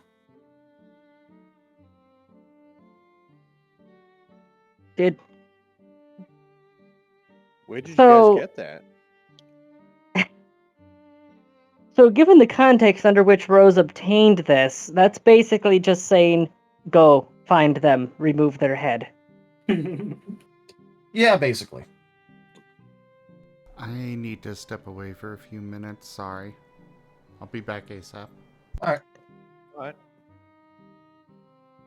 yes, your drinking buddy has given you a gift. So, yeah, the dwarf, he gave this to me. Kind of like you did the whole, buddy wink thing. If it's meant for vengeance, yeah, I know exactly how I could use this.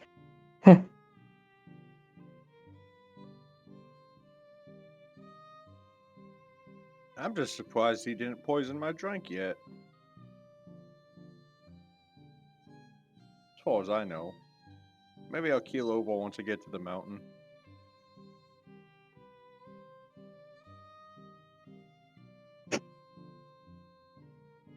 Yeah, well, Timber, here's some logic for you. You are on a penitent crusade, right? And you're suffering? Yep. So, if he really is an enemy of yours, why would he want the suffering to end?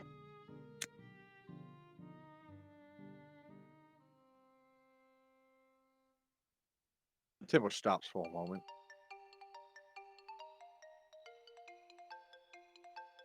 And he goes, yeah. I can hear the gears. They're rusty. Tana-chan covering for her new drinking buddy. This is why the Kaizun gave you to me. And he looks up at the mountain and goes, because I can't do it alone. Abstract reasoning. Rose's forte. I mean, to be fair, Tibble's idea of getting to the towers was more ordnance, and it didn't work. He tried.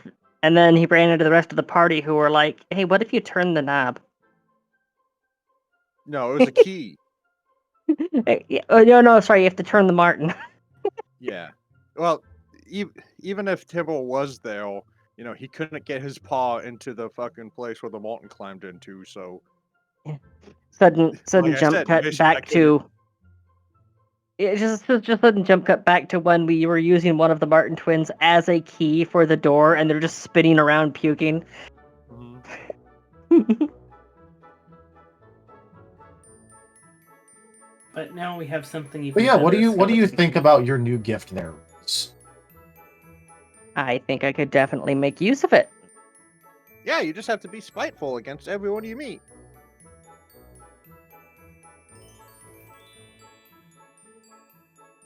Well, if it helps, you also have to, obviously really mean it.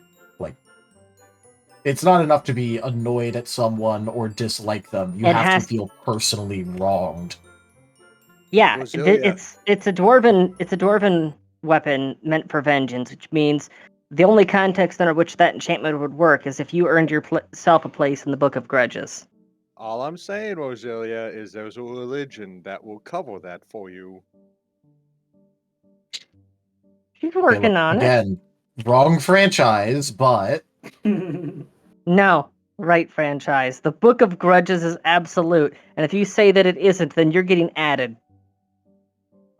I mean, fair, but if you're going to if you're going to say that, come on.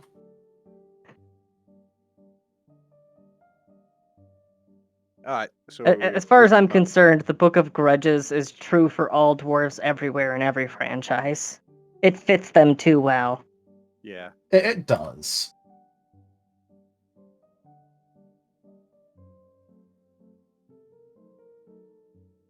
And here's the point where Rose goes after my neck. Oh, no, Gar. You're the one knoll that she likes. You're the designated survivor. Yeah, that way it's not complete genocide. Exactly. If I deliberately leave a survivor, then they can't charge me with genocide at the trials later. Yeah, she's going after the twins. Rosalia is sounding more loyalist every day, and I just love it. No, if you remember, you did say it. You did say it one time. He just gave Rose a existential crisis. If you didn't hear that. Mm-hmm. Sorry, what were you saying, Gar? That at one time you wanted to raise me as a white. No, I said if you ever died, I would raise you as a white. You know, because I'm not a fan of losing you. We brought you back proper last time because we happened to have the funds on hand. But if we're ever in a situation where we couldn't afford that, I would bring you back as a white in a heartbeat. Well, not a heartbeat. It would take an hour. I have to do like this really long chant, and then there's some herbs I have to stuff into certain places, and there's candles, and it's a whole huge thing. Well, I have one request, guys. Get the heresy out of off your tongue before we approach my mountain. I didn't say that I'm doing it.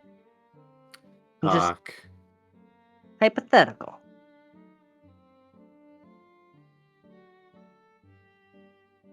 Yep. By the way, important thing, it is made out of mithril, which does mean it counts as a silvered weapon. Oh boy. I don't really like that stuff. It's too light.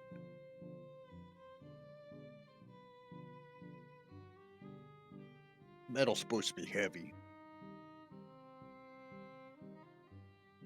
And Rose, if one of your skeletons got bit, is this what would happen? I put it in Ascent to Ascend. Give me a second, I gotta bring it up.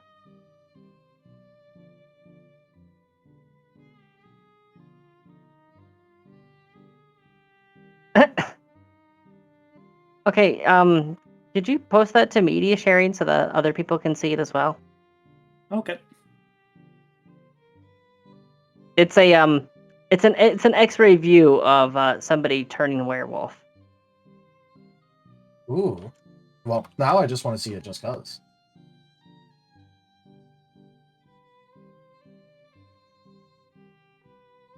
How dare you do this to me, Tochi?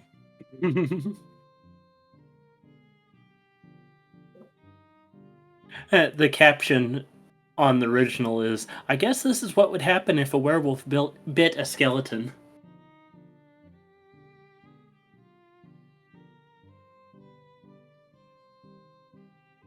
Although the thing is, the skeletons she has are already anthro, so.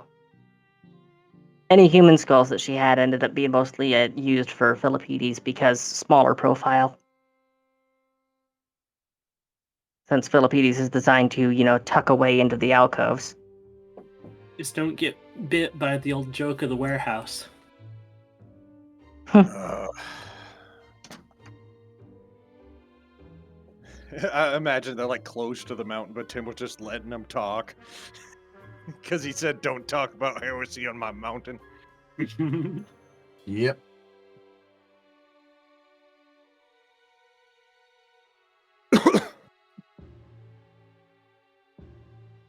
Let me just add Hatchet of Vengeance. Is that what it's called? Keening Vengeance, because it also has Keen, but only when it's procced.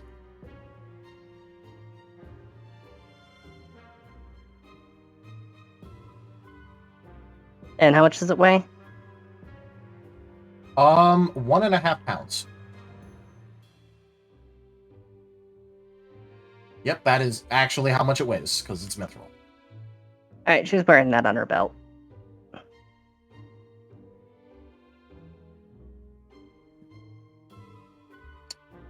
Also, it's size small, but it has the damage profile of medium when it activates. I'm not sure where I could squeeze that into its stats. Okay, look, when just write down like when maybe like when active. Actually, here, is there like a description line? No, I've just it just put it in my inventory here. Unless give me a second. Hold on. There is a little box off to the... Yep. I just found it. Yeah, because I was about to say, I could have sworn that there was a box for it. So. Okay. Yeah. So, normally, it's just a 1d4 hand axe. That's mithril. And when it activates, it becomes 1d6 plus 2, and the critical range is increased from 20 to 19 to 20. Hold on. 1d6 plus 2. And what else?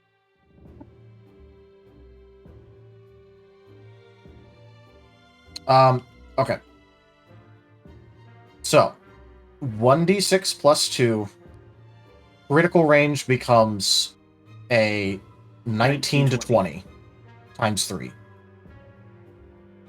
The times 3 doesn't really matter, unfortunately, because of the crit cards, but... Just keeping the stats there. Yep. And then, otherwise, it is a +1 weapon. So, regardless of all that, it is a +1 magic weapon. So the roll for the when active would be a +3 rather than a +2 then, since there's the +1 default. Okay. I mean, yeah, if you want to put it all in, it's just the base weapon, like the base damage profile becomes 1d6 plus 2. Okay, there we go. I got it all statted out. Cool. Yeah, it's a nice little hand axe for you. And it's made out of the mithril because, as you might guess from his name, he works with mithril. Yep. Because that's not the clan name. That's like the personal last name. And you want to know another hilarious bit? What? Portia's default melee weapon over in the mage's game has been a survival hatchet this entire time, which she wears on her belt. Which obviously I had literally no idea about, so that makes this even funnier. The different incarnations keep echoing each other over and over again. It's kind of entertaining. Yeah.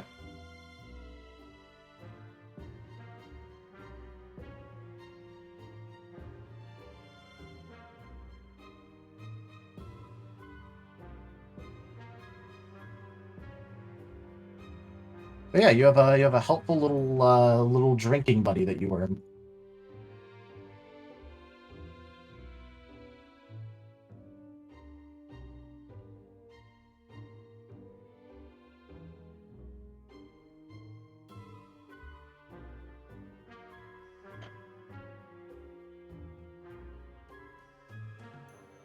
Carrying on. Yep. I guess we're at the mountain. So, next it would be at the mountain. And I will say that probably around now is when you guys like become normal sized again. Because otherwise it just doesn't look right looking at the mountain if it's not properly big.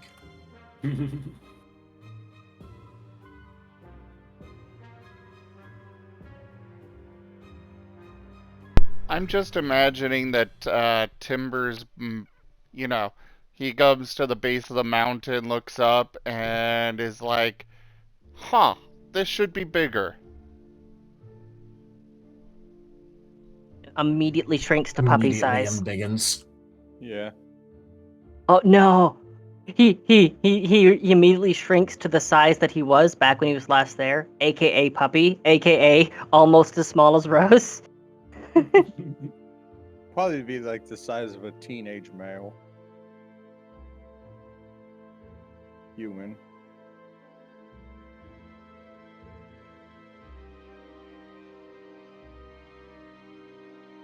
Well, go blame it on the mountain. Temple looks up and goes,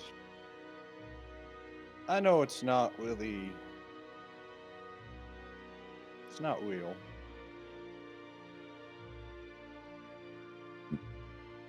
That's nice to look at it again.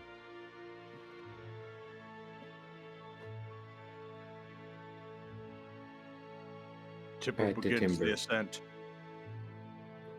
Never mind. All right. Go ahead and roll me a strength check. What are you saying, Moriarty? I was gonna pat the timber. Oh. Give him some comfort. If you're going to pat timber, do the traditional animal handling.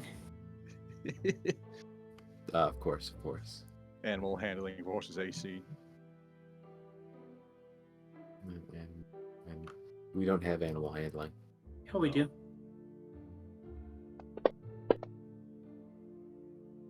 City What? pets. Oh, it's handle animal, not animal handling. Yeah.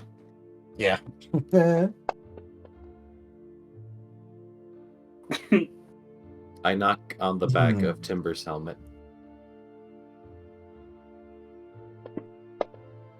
Ding, ding, ding. And Tim's like, what the fuck?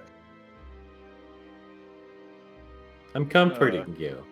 Ding, ding, ding. It's very annoying. Yeah. I'm just gonna say that's what makes Temple stop. Ding, ding, ding. It's okay, Timber. Ding, ding, ding.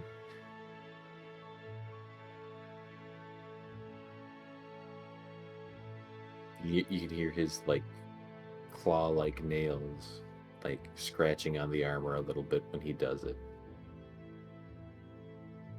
Doing a little tink, tink, tink. Yeah. Kazran, forgive them, for they do not know what they're doing.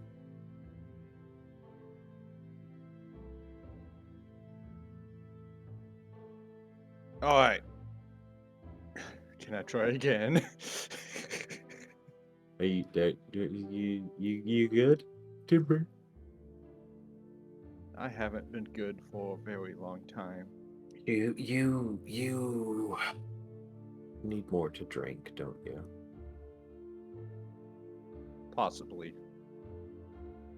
We're gonna get you, when we get out of here, we're gonna get you some barrels.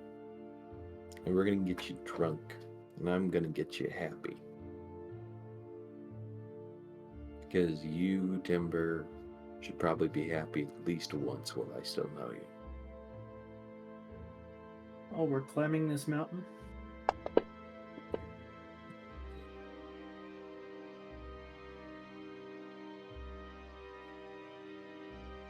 And then Moriarty is gonna, hop onto Timber's back.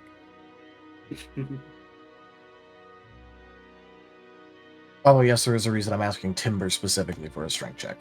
Yeah.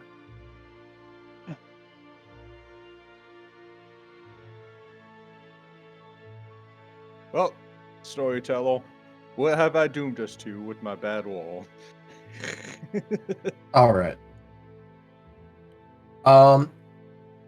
With that level of a strength check, while Gar is able to easily go up the patch that you're struggling with, you feel like the mountain itself is rebuffing you right now.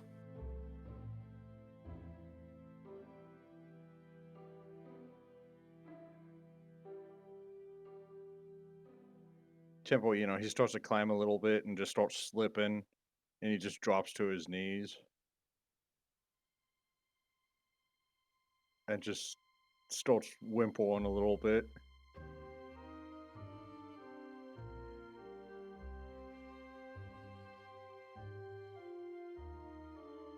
I don't got it.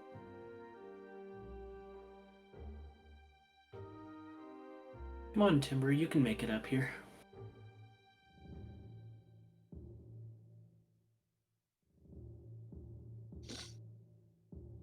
Temple stands up and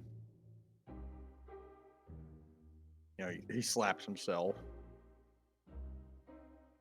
There was no room for doubt. He tries again.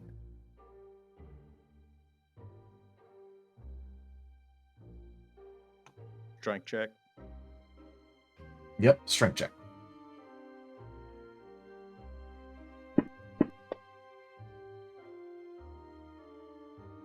All right.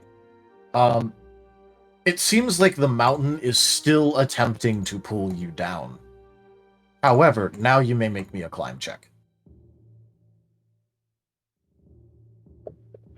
Oh boy, here we go, guys. Heavy armor. Let's see. I'm actually going to do a quick check of my own.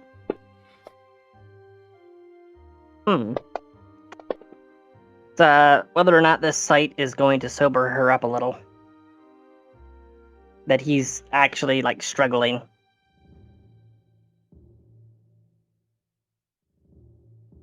All right. Timber. You feel like you're able to finally force your way through the mountain's pool, as if, even though it's still attempting to pull you downward, you're able to make forward progress. However, the forward progress that you make is right up until the point where you actually have to climb, and then it feels like you're unable to gain purchase.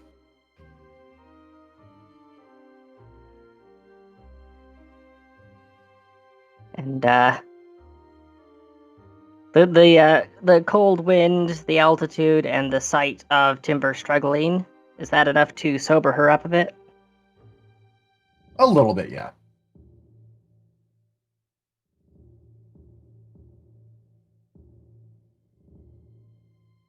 She's going to be reaching into her bag and pulling out something that would be suspiciously familiar to Moriarty. It's the antlers that he had grown so long ago. Yes, she kept them. You saved us. Aww. Wait, when did they come off? A while back. I felt like I might, need them or something. Yep, it was for utility reasons only. She's going to begin tying some rope around them. She's fashioning a grappling hook. You can say that they were for a bone horror. It's okay. I don't know what you're talking about.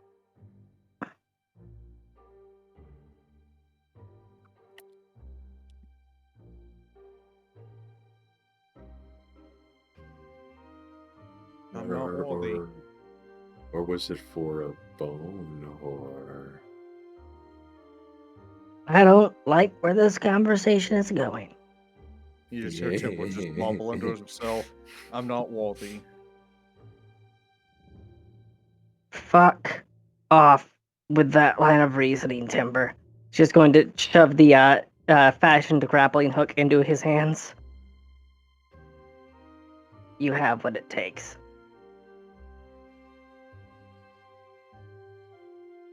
Yeah, Timber, you can do it, and I, drunkenly give you bardic inspiration.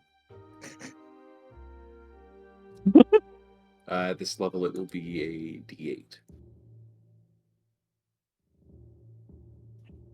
Climb and again. I'm going to assume it's a bar ballad of some kind. The ones that are specifically designed to be easy to sing while you're hammered. No, it's just Moriarty giving him, the you can do it, you can, yeah. Oh, you're going dad bard. In this instance, yes. You know the dad bard meme, right? Yeah, the idea that vicious mockery is told via puns, and that bardic inspiration is the you can do it champ. I believe in you. Yeah. Whoa, Stein. Drunkenly give you bardic inspiration. Ah, the standard. Climb again. He's not wrong. Yep, climb again. Also take a +2 if you choose to use the antlers. Okay. +2, and then a D8 after this.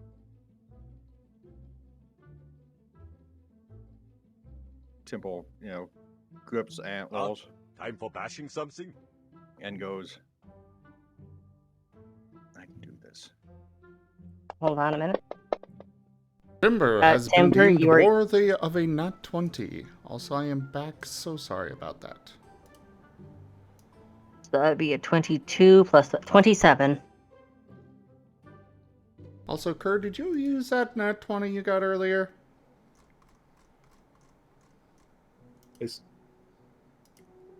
Kerr? No, I have not. Okay. Has Kerr been asked to roll anything? Only a save. Only a save. Huzzah.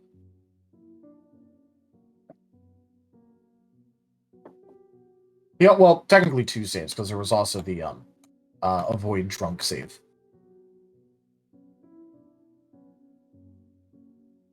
Alright, so Timber, as you grab a hold of the hastily fashioned climbing implements grappling hook, what ends up happening is as you start to climb the mountain, it's almost like you're able to pick up speed as you go.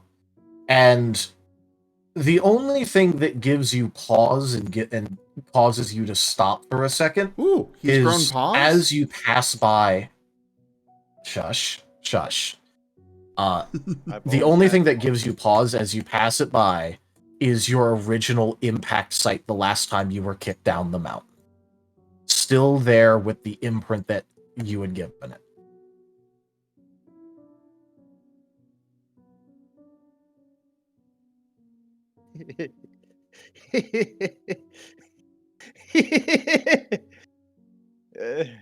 I'm sorry, but the idea of this imprint just makes me think of that Goku meme. Which It's one? where he got Yamcha'd. Which one? That one where Here, he's like I'll in send... the crater. Oh. Give me a second. Yeah.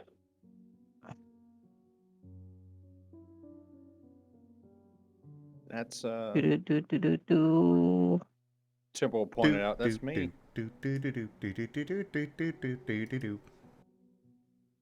Copy image. I posted it in media sharing. That's the Yamcha meme.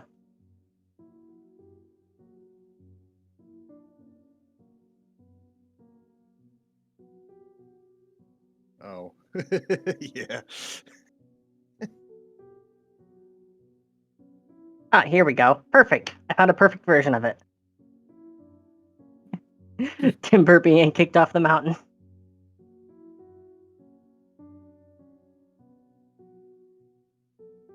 But yeah, that is the last place of import and note that you really find.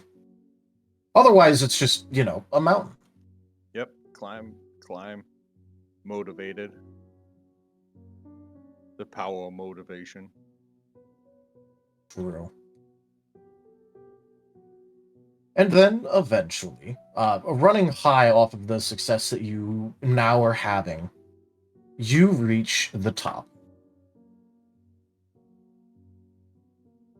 Timber is that whole, climb, roll up, wall. Oh, man. What a day. Never got my cardio in. It's probably Yeah. a little harder now because I'm bigger and I got more friends.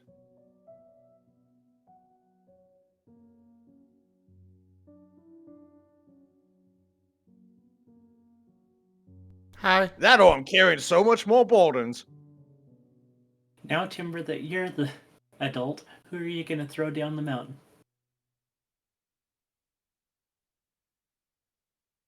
Now.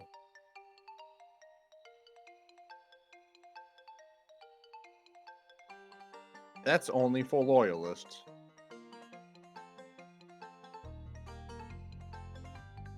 Boots Kemo up for shits and giggles. I'm just kidding. I can fly. Yeah, I know. That's the point. He shits and can jokes. fly. He can fight. And he's So drunk. can Yeah, the Martens fly. Must be nice.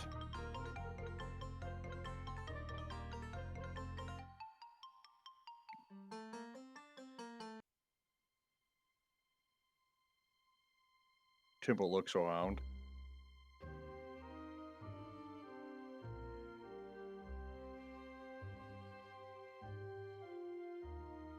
All right. And what are you looking for?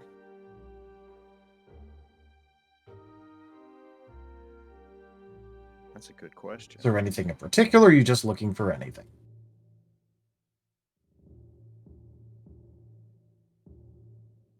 Well, I mean, Temple saw the point where he impacted the fucking the stone, but Temple wants to see.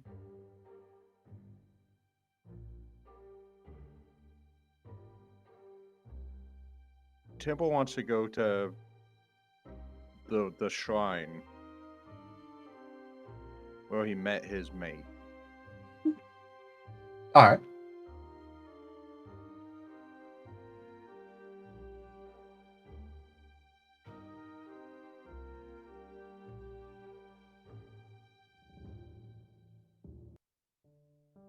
I'm just going to assume that because I never really had it mentioned that it's just going to be like at the top of the mountain or like somewhere thereabouts. Yeah, somewhere up there.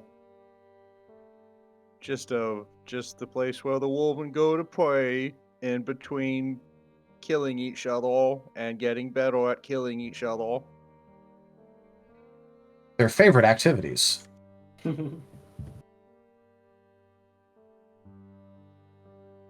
Well, second favorite activity. Yeah, Well, so Paul here's Timber favorite. having to fight, claw, and slowly struggle his way up the side of the mountain with the aid of a grappling hook.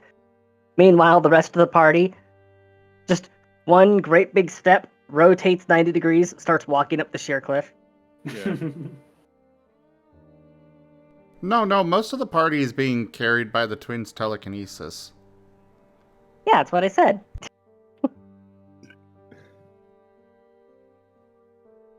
Thanks for not lifting me up the mountain, twins. It means a lot to me. We figured you wouldn't want to be, but we will if you ever need it.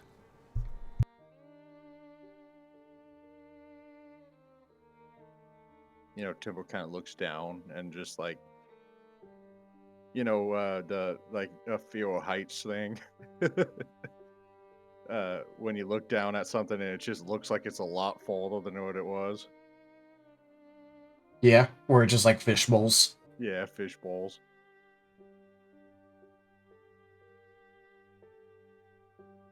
Alright, Timber starts going back to just the little shrine that they had for prayers in between training sessions and eating. All right. And it's heavily fortified. And there should be like 2 basins out front on fire. Even though there's nobody here.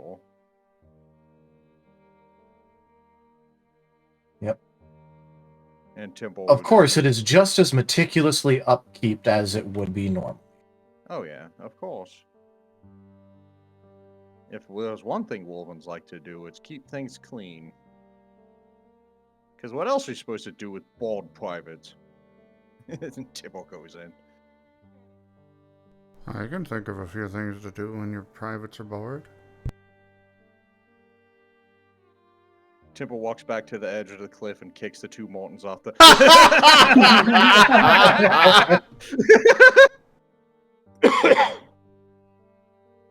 Okay. Anyways. But yeah, it's made out of steel and stone. Very gothic-ish. Kind of weird that there's no priests around, but Temple pushes open the heavy doors, walks in, and you can just see there's a lot of anvils. And he will walk up to one of them. Pick up,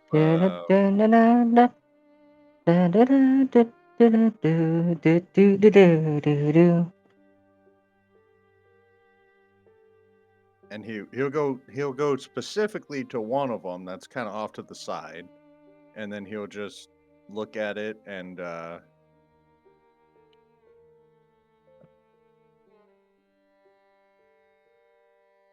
just stop. Is this war metal?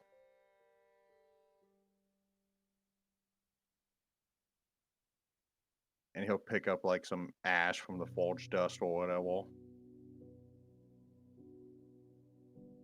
And like try to stuff it around. Are the memories of her fresh on the mind there? Oh yeah. That's the one thing Temple will never forget. The twins are going to make a projection of the memory. Aww. So you see this is probably like the first time anybody's seen like a female Wolven, but she's Moriarty in almost a as tall dress. as Temple. You need to hit the gym more. And she's got her warhammer, and she's just pounding away at a sword or whatever. And the thing about her is she's got white fur, white hair, and white eyes. Passion Albino. I am the blacksmith singing the hammer and the anvil song.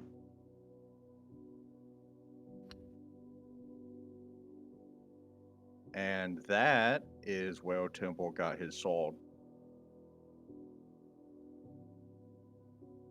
It's not magical, but it's his. No, it's not his sword. It's his the other thing. Yeah, that too. What's it called? Krig's Missile. Yeah, that one.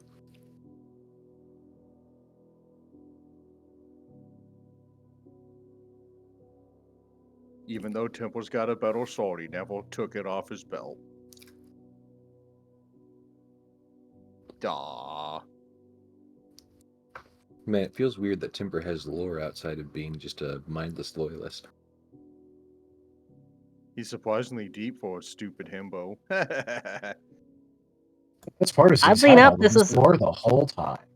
Yeah, oddly enough, big chunks of this lore is stuff that I already knew. Yeah. So yeah, he'll just pick up whatever dust is around or ash or whatever, and that's what he wants. Alright. That is very easily obtained. And obtained it is. Moriarty, we are hearing you eat. Please, no. No om-noms. That one in particular is an extreme thing for me. No. Just no. No om-noms. Sorry, it burnt me a little. I'm normally quieter about eating. Temple will turn around, look at the party, and go, "This is all I need."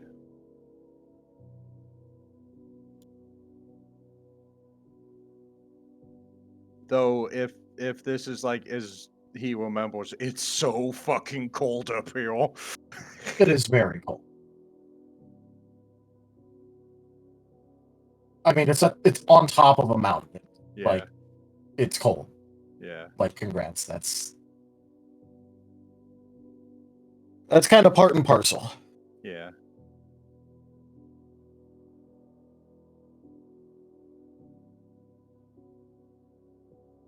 All right. Well, everyone's got their stuff, right? Yep.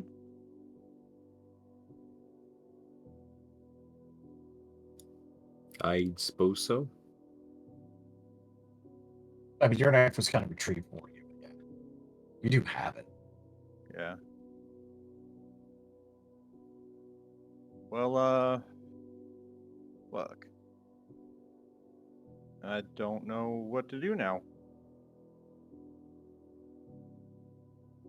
Well, I mean, you could always just leave. Yeah. Yeah, I think it's time for us to go, Timber. I assume the Also, portal's still there. Yeah, don't jinx it. I don't suppose I could have those antlers back. Temple gives them back. Thank you. Yeah.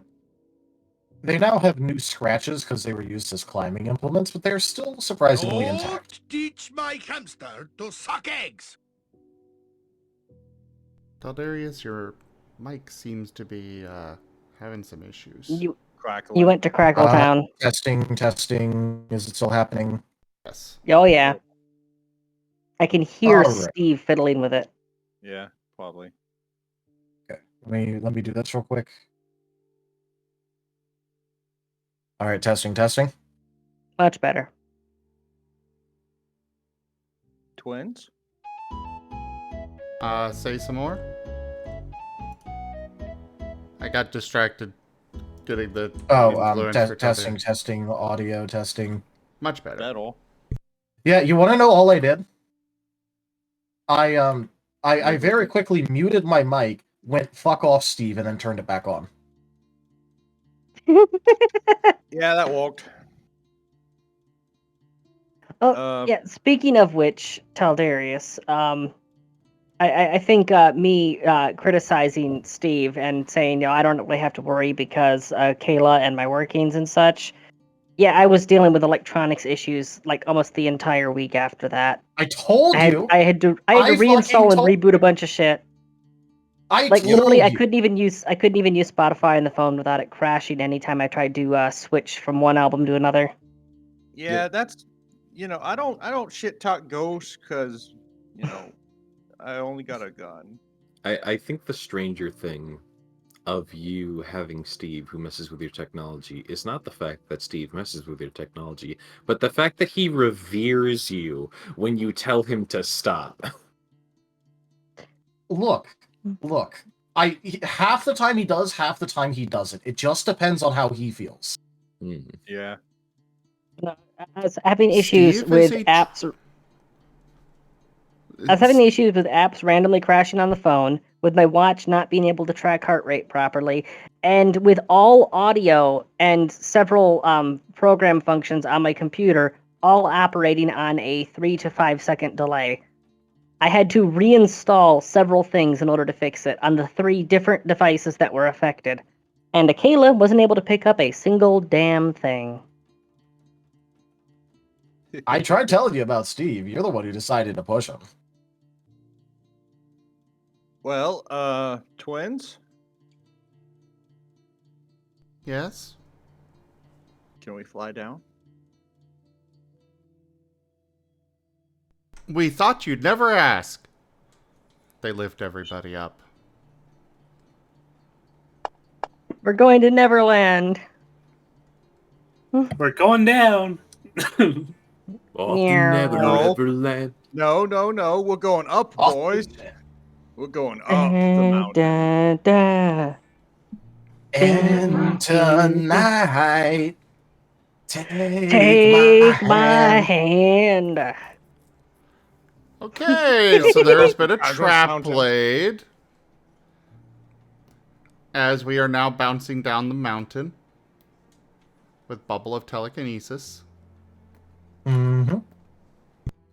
We're zorbing. Oh God. Yeah. Oh no. Don't tell me it's cannons. I don't know why, but I just imagine a trap has been played. Okay, you guys fly over a tripwire that you notice. Technically speaking, that is possible with the card. Yep. Well, I just know there's a lot of cannons on this mountain. Don't worry. I have a I have one that works even better. Because I was thinking about having this happen. It was a possibility that it might happen. Chat, you have just given me, the DM, a very good excuse. I know I'm a storyteller, but still.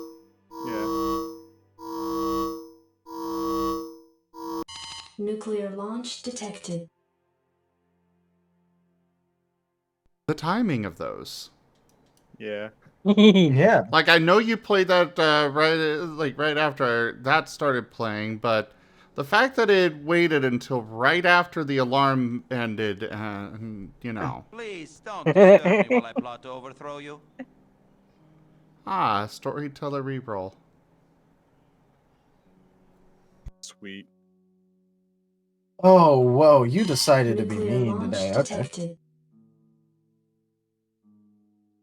Alright. Well, regardless of all of that happening, you guys are able to go down the mountain. Well, Kemo, you're about to witness why the Wolven don't have free healthcare. I'm just kidding. The Wolven are the second largest free unhealth care provider in the universe. Why is that? I'm just making a joke. But because they're the Wolven. They're an unhealth care provider. Yeah. And have you It seen how even big the works Wolven because are? it even works because it doesn't exist. It doesn't do its function right, and it has the words UN in it, which makes it really hard. I was actually referencing the fat electrician. He has a whole skit that he does where he refers to the U.S. military as an unhealth care provider. I was just going to take the opportunity to make fun of the UN for doing nothing. Yeah. But no, they're unhealth care providers. They will make you very unhealthy, and they'll do it free of charge. Yep. And they will provide it very fast. Yeah, they have same day service. Stapled back together. Same day delivery. Extra discount if you are fucking around and in the process of finding out. Yes. This is your casual reminder that the launch silos for the Minuteman missiles, the nuclear missiles during the Cold War era, they actually painted the Domino's logo on one of those bulkheads with the text 30 minutes or the next one's free. Based. Making memes before memes were a thing. They'd occupy their time somehow. Yeah. I mean, if I was in charge of guarding a missile silo, I would do something like that. What are they gonna do? Kick me out of the army? Report to your manager. What are they gonna do? Nuke me? What are they gonna do? Send the Pinkertons after you? Oh wait. There you go. That's an actual. I posted it media sharing. That's an actual blast door and an actual nuclear missile silo. God, I love this country.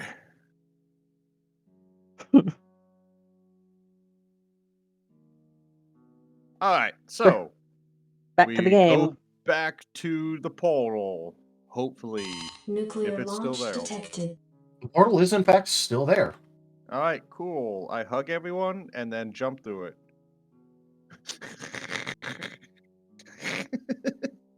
Are you really gonna hug everyone and then try and jump through it? I don't think we could all fit through it. No, it's a big portal. It's big.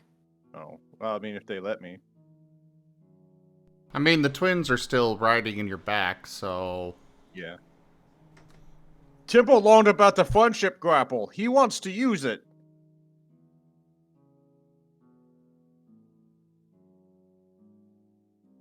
All right.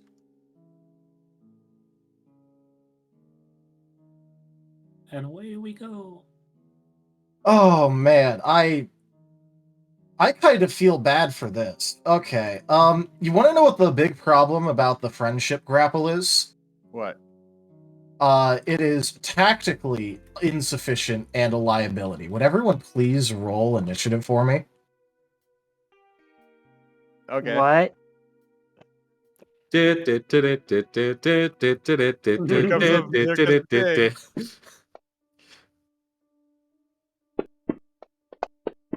Why do I I wonder. have 22 wounds? Because you have If you have wounds, you get rid of them. I'll just- Okay.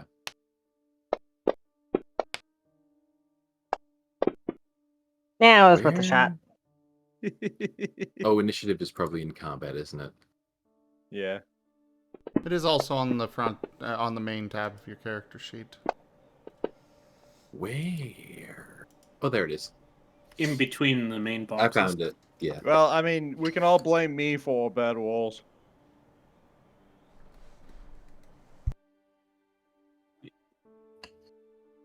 Why did Chemo's not get added?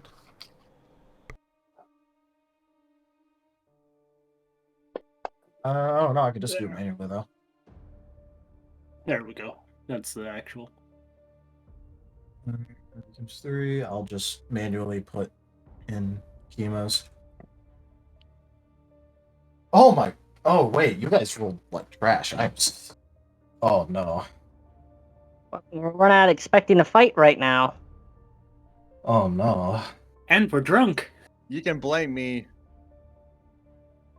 Friendship grapple. Friendship grapple is tactically insufficient. Yeah.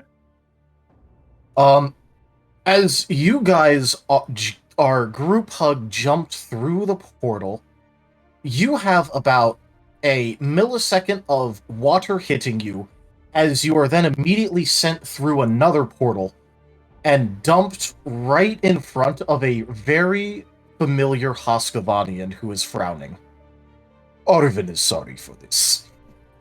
And he makes to grapple one of you. You can't grapple us, we're already grappled.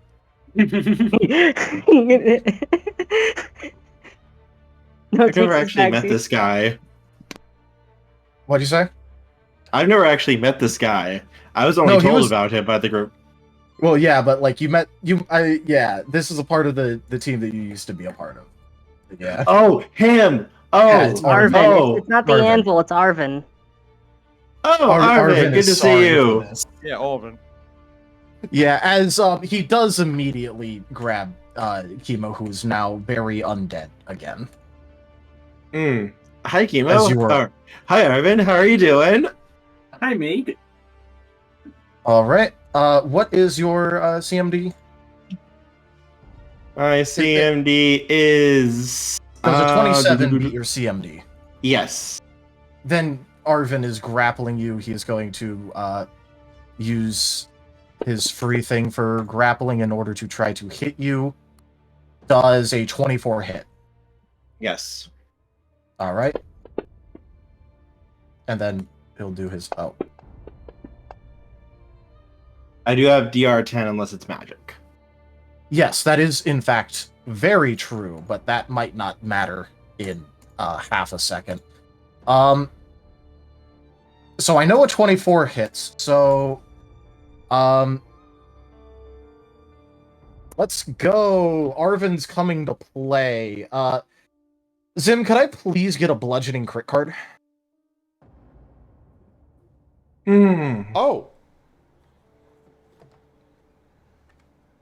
See, this is why I usually keep up my defense field, but I didn't keep up my defense field because Timber wanted the hug, and Kemo wanted to be nice with his new friend, so he didn't have his defenses up like he normally does. See, Kemo, you Doom dust. Otherwise, this guy isn't getting within like 70 feet of me normally. But I wanted to be nice to Timber because Timber was making strides and he was opening up to the party. And I wanted to facilitate that as his friend.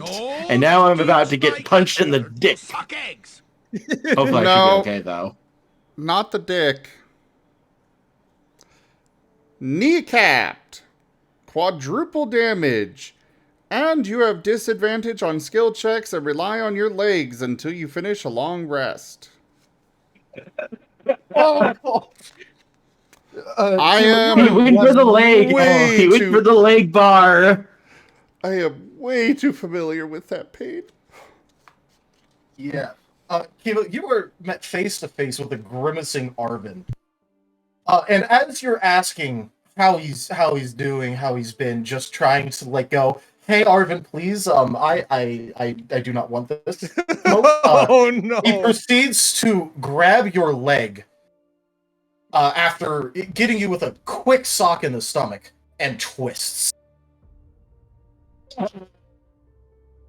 I don't regret what I'm doing now. It's like, Arvin, I don't want to hurt you. I'm really feeling reservations about this. Gets his leg grabbed and just yanked. I have no reservations about this anymore. And it's DR10 all, unless magic, you said? Yes, magic. Magic will get through it. All right. And then what was that?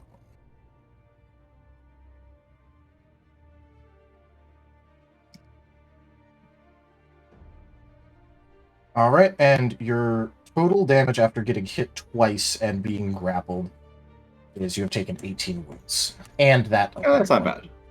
The Kemo is against hurting his friends. The Kemo is now over his reservations. That's exactly what I was no longer referencing. conflicted. That's exactly what I was referencing.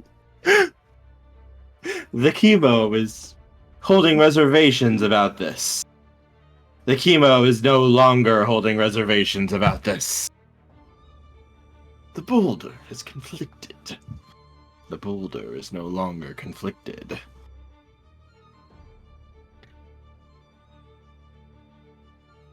So he has chosen to embrace my father's healthcare.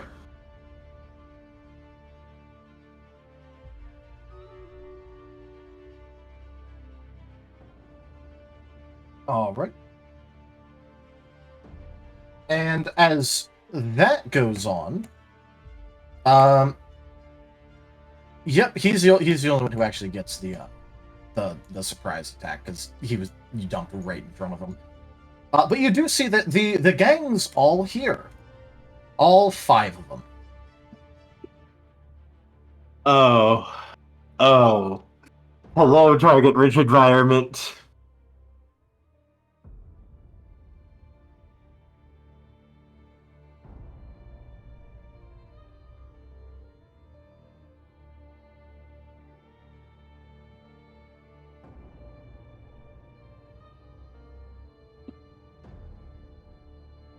Okay, so who's up next?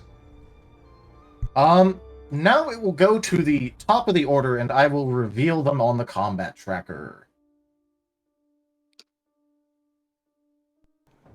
Oh!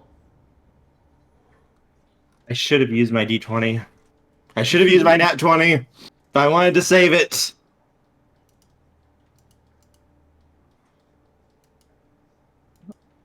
Oh, I'm gonna be dead before I get a chance to do anything. Oh! I have the durability of spun glass, and none of my minions are here with me. Well, at least none of the combat minions. Hello, I'm the non-combat minion. And so it looks like Timber's flagged on the combat. Wostein has vaporized the sneak attacker's dice. They need to re-roll. I assume you're referring to that nat 20, Woe?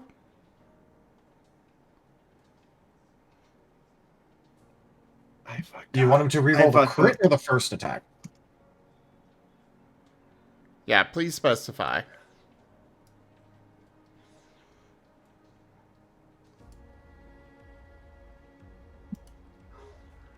I could have just negated his entire attack. Well, Stein, he asked either or, not yes or no. Okay, the crit was vaporized. All right. I will delete the damage. Honestly, well, no, that was over multiple hits. Yeah, I was just going to add in the new total, though, once you told me what it was.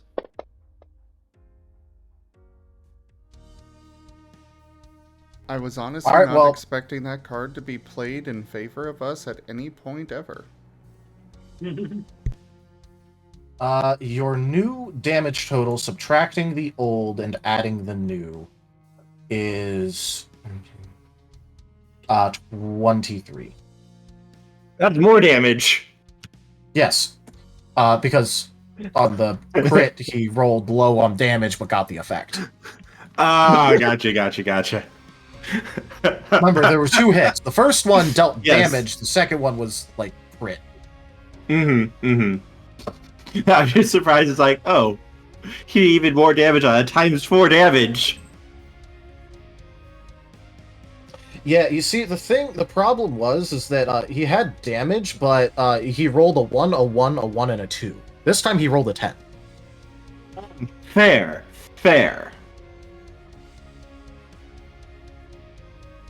So, damage went up. Because the thing about the crit is that it dealt... The thing about the damage is that he dealt, like, no damage with the crit, but he got that nice effect. And then, instead of that, now he rolled good damage. But at least your legs work now. I'm assuming this is the trap card as well, by the way? Yeah, the trap card was the portal being on the other side of the portal. Okay. Well, did we do the Curse of Junk? No. I didn't. Okay. So Kemo had. To be fair, I was having a little bit of trouble figuring out what to do for Curse of Junk after a member of the party purposely picked up and pocketed sand.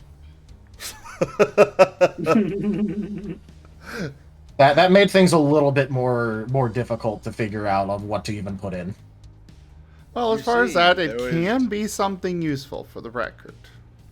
There is a method to Timble's idiocracy. Timber, you decide to get a second handful of sand. Pocket sand. Timble has 2 pockets fulls of sand right now, and a bag full of ash.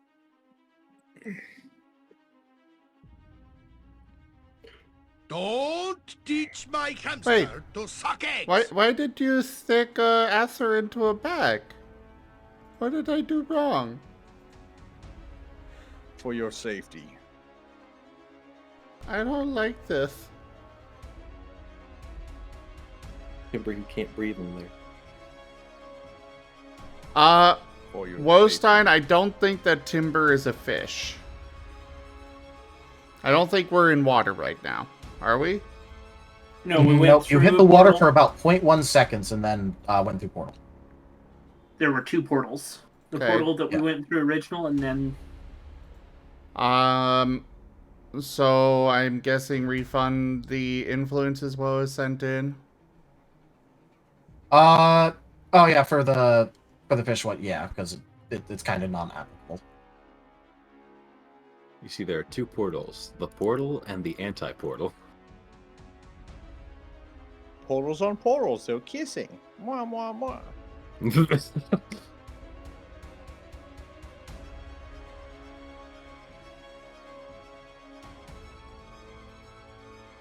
So, anyways, where are we? Yes. Okay, so Arvin's crit got negated. He dealt more damage somehow, but he got more damage. But now we're on to Veth's turn, and for those keeping track, because it has been a little bit since these wonderful beings showed up.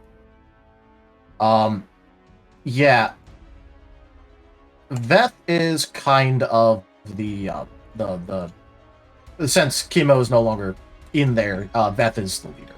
And he is the archer guy.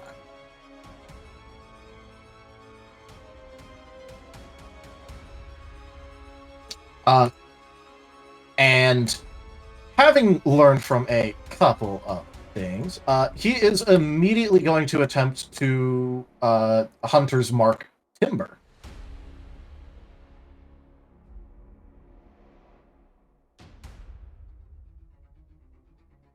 All right. And yes, I did say that correctly. Why would I hesitate? Oh no, the thing is that because that's from D&D. Oh, okay. They got D&D stuff too. Okay. Yeah. Tweet. Followed us through reality.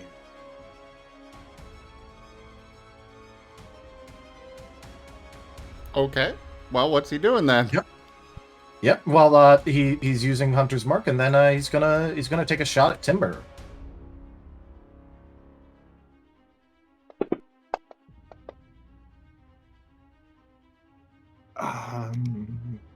Timber, do you want help here? Or do you... I mean, I got 21 AC. They probably hit me. Focus on dealing damage right now. I have a swift action. I can stop one attack before my turn. Save it. Okay. There might be a bigger attack. That's why I was wondering. It's like, do you want me to burn my reaction to protect you or not here? I'm good. Okay. Protect the elbows. I can do that.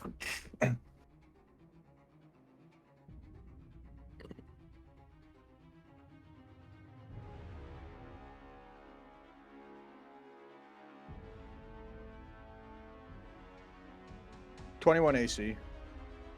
All right, and let's see. It's being done without. Okay, there it is. It was being done without dragging it. All right, that hits.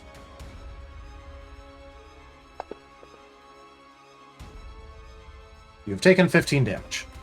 All right, sweet. And that is his turn, which puts it. Oh, I forgot to. Oh, that's round one. It is now Hunan's turn. How far away are they from Timble? So Arvin is right next to you and is currently leg snatching Kemo. The rest are kind of just arrayed around. They aren't gathered up into a big ball because they know you have AoE, so they're not going to gather up into a big ball. So it's sort of like, imagine like a 4-point thing, and then We're basically surrounded with Arvin in the middle. Okay.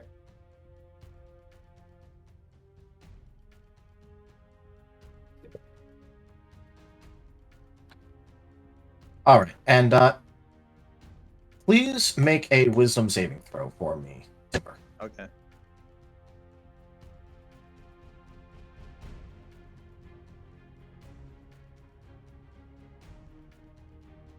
That's in combat or...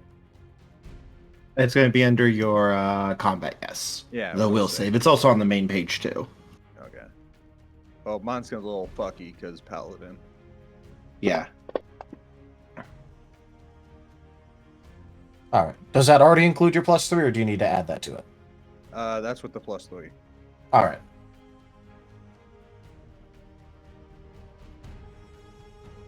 Well, you pass.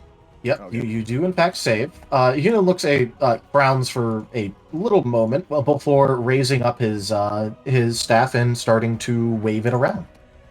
And that will be his turn. Moriarty, it is your turn. All right. I'm gonna go ahead and I'm gonna cast haste on Kemo. And Rapid fire. Let's go. Oh, we get to have fun now, boys. Yeah. And I for my don't bonus feel action, so good, Mr. Timber. I'll All right, fine. I'll open up the bag a little bit. I'll go ahead and also give, as a bonus action, just give him Bardic. Since just boost the heck out of him. Just be like, chemo, chemo, chemo, chemo. As he, Alvin's got him hanging upside down by his leg like he's taking his lunch money, and Moriarty's just going, chemo, chemo, chemo, you can do it. My stream with 2 viewers. Hello there, Shortcut. Welcome in. Thank you very much for raiding. You've come into the middle of our Ascent to Ascend Pathfinder game where we just got into combat. So settle on in, enjoy the show, and probably our imminent demise. Except for Kemo. Kemo will survive, but the rest of us are probably fucked. Oh, I'll be fine. You're right. The twins will keep everybody alive at their own expense.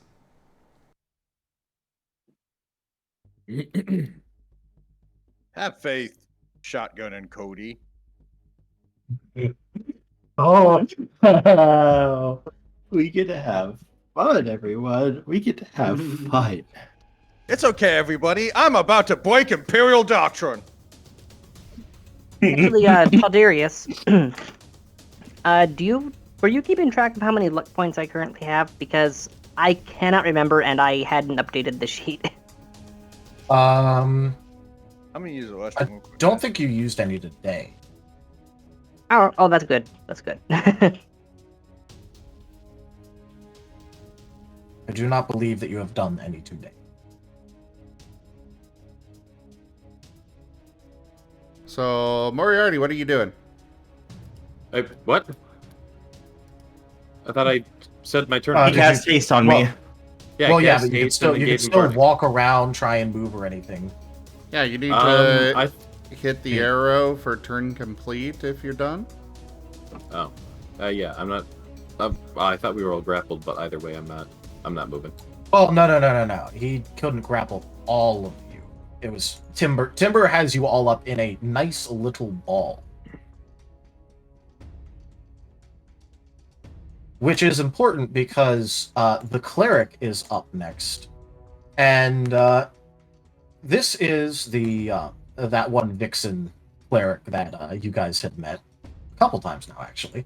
I'm sorry, did you say Nixon cleric? Vixen. Vixen. Female fox. Man, the strangest image just came into my head. Nixon as a fucking cleric. just does the hand symbol.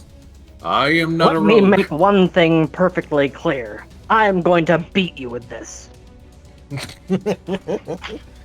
Anyways, I would like everyone to make me a fort save. Alright, +3, boys. Fort save, you said? Fort save. And yes, For the record, by the way, I never did consent. I am to that affected? hug. Okay. You are affected. You are afflicted. Did you say everyone? Yes, everyone. I'm going to use spell resistance. Yep. 19, right? Yes. Well, she passed. Trying to use a point of luck. I'll aid you if I can. Ah, fuck me sideways.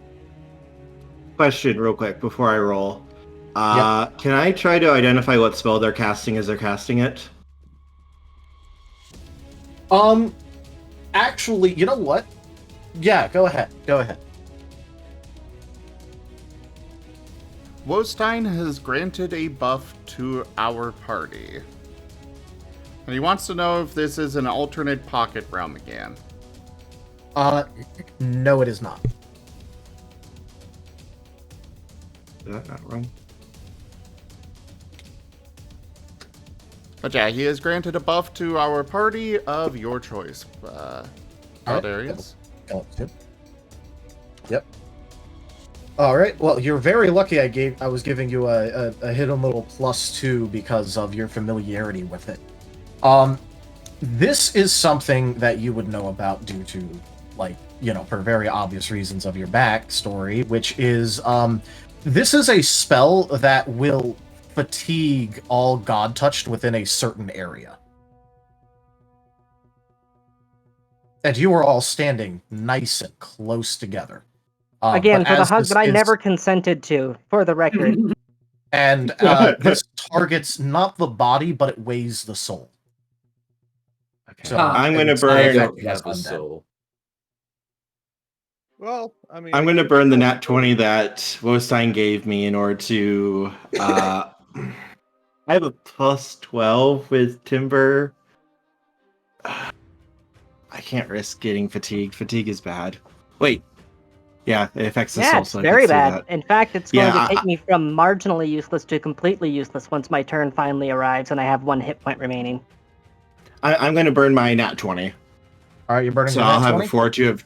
I'll have a fortitude of 32. I'm never quite so comfortable as when I'm at least 6 feet under. Zorkikijiro has purchased 10 tabletop cards packs. Zorkit, thank you so much for that purchase and for supporting the channel. I really appreciate it.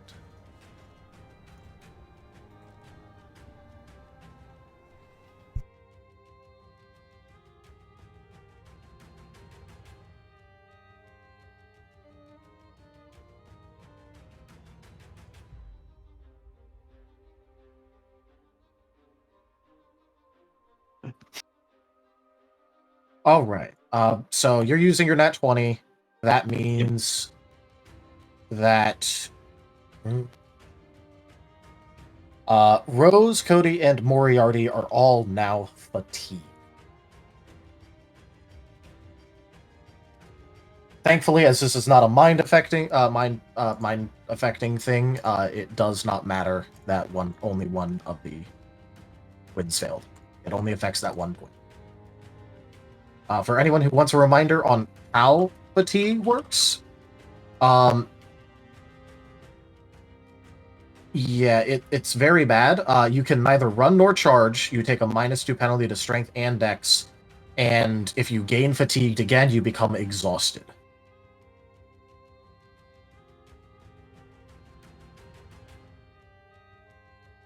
Wait, it's just strength and dex that take a penalty? Yeah. Yep. If it happens again, then you become exhausted, which is even worse. Yeah, But exhausted again, is the one you don't want.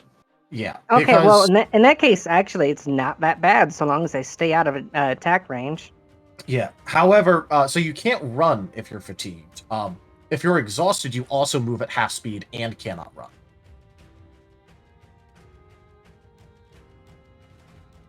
As you may guess, that is the very bad. It's what happens when I lose rage. Mm-hmm. Yep. All right, and next up is Cody.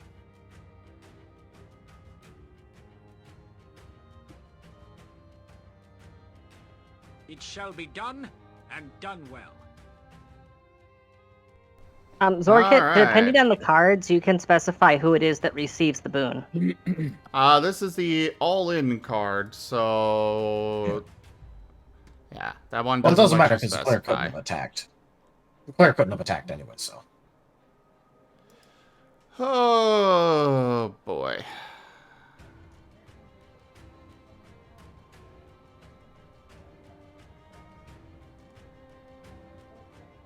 Oh, what do I want to do? Don't miss. What do I want to do? I'm aware of that. Thank you.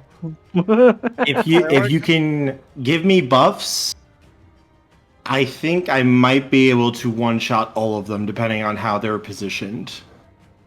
I'm going to have to burn everything, but I might be able to take them out. Taldarius specifically pointed out that they have a spread out position because of your AoEs. Oh, I know, but I have multiple attacks. Depending on how close they are, I might be able to catch some of them. Yep. It was just about making it as hard as possible, not impossible. Priority would be that cleric, because she's just gonna pick up people if she's still up. Yeah, I can hit all of them if they're close enough, and I have a decent range. I just need I just need to know how close they are to each other. And not to roll a 1 on my attack roll. The twins don't really have anything in the realm of buffs. They went with other things, mostly damage. Can you debuff them? And no.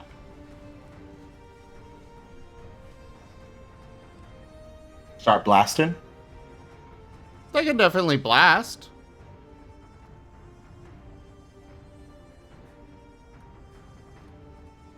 I need to start doing math for my turn. Because there's going to be a lot of math going in. Well, priority would probably be their cleric. Okay. Which one is she and our... Oh, sorry. So she is the Tiger Kensei. So is able to attack from melee and range, and is considered effectively a monk. Mm-hmm. Arvin is the Hoskavanian grapple fighter that can become size large and do a bunch of nasty stuff with that. And also, can you get Arvin able to... what'd you say? I was going to ask them, can you get Arvin off of me with your telekinesis?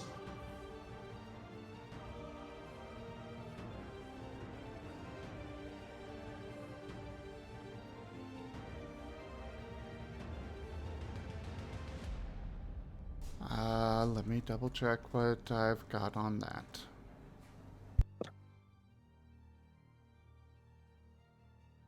Or maybe emergency teleport Kemo somewhere else. Also, well, would be good he's too. got there's an all-in card on the field, so what you could, in theory, do is attempt to yeet Arvin at Sav. Also, another possibility, yeah. Yeah, but removing Alvin also makes it so I can't wail on him. I just need him to Sav not was be the holding priority. on to me like that. It makes it easier for me. I thought I Sav was don't the think priority I target. can do that with telekinesis. Can you teleport me? I'd have to be touching you.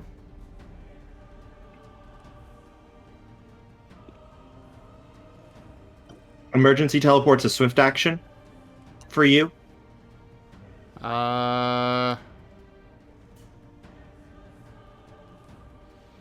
It's an immediate action if I spend a spell point.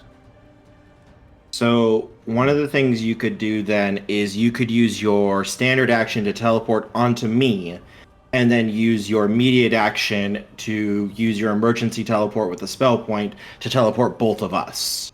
Or just jump on him, you're right there. Yeah. Yeah, we're all right next to each other. Cody will go in and jump onto Kemo's shoulders and use emergency teleport. Alright, does emergency teleport allow an attack of opportunity? Because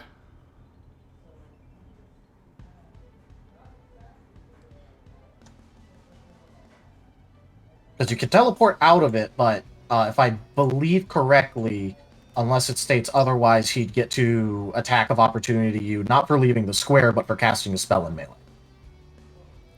If used to avoid an attack or area of effect, or to move the attacker, this grants the defender evasion and a dodge bonus to AC and reflex saves equal to half your caster level, minimum 1. You cannot touch a target as part of this teleport, but you may affect another creature if you are already touching them. My battle cry may give me away. It does So not. you get a +4 to your AC. Yeah. Yeah, so he could still attack you, it would just be a +4. So you would get punched a little bit.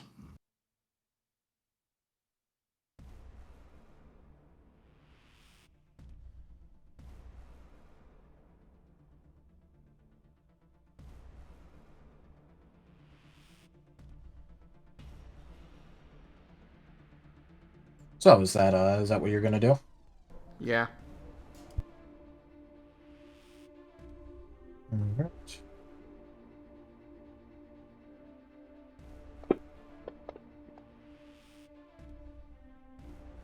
Alright, that's gonna hit.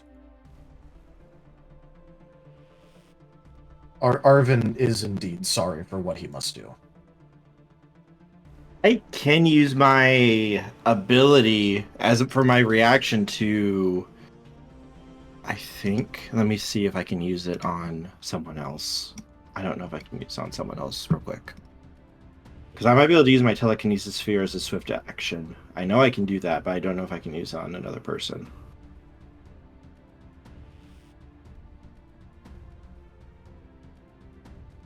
Let me see real quick, sorry. This is Tochemay catch. I want to see this one here.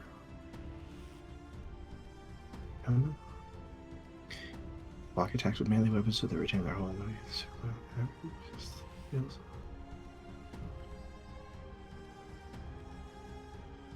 I have quick reaction, so I can use a spell. Alright. So, Taldarius, I'm going to put this to you because this is kind of vague on the way it's worded. I have the swift reaction, which allows me to spend a spell point to use my ability as an immediate action. Yeah. I can intercept melee or range attacks, and I can block attacks with melee weapons, but they still hold on to their weapons even if I successfully block it, unless I have the steal talent, which I do though. So I can use that to try to steal it, but it's his fist, so I can't do it. Yeah. But it doesn't say if I can use it on someone else if they're right next to me. It just says I can use my catch function to block a melee or ranged attack. And for catch, if using telekinesis on a projectile or thrown weapon or a melee weapon, because I have parry, as long as it's within my size limit, which is large right now without boosting it, you may stop the attack from dealing damage. Now you said melee weapon. It says melee weapon, but I believe fists are still counted as weapons. They are counted as light weapons. Yeah. This is why I love Pathfinder, Jake. It's very vague on it. Okay, so it's weird because I know that they show up under the thing, but I don't think they count as melee weapons without specific things, because then otherwise you could get a bunch of stuff for melee weapons. I'm doing a quick check real quick. Because I believe that it counts as a melee weapon attack, but I don't think it counts as a melee weapon itself. Unarmed strikes are considered melee weapon attacks, but they are not considered weapons. That means they can be used for features that require a melee weapon attack, but not for features that require a weapon. Alright, so does it say melee weapon attack or melee weapon?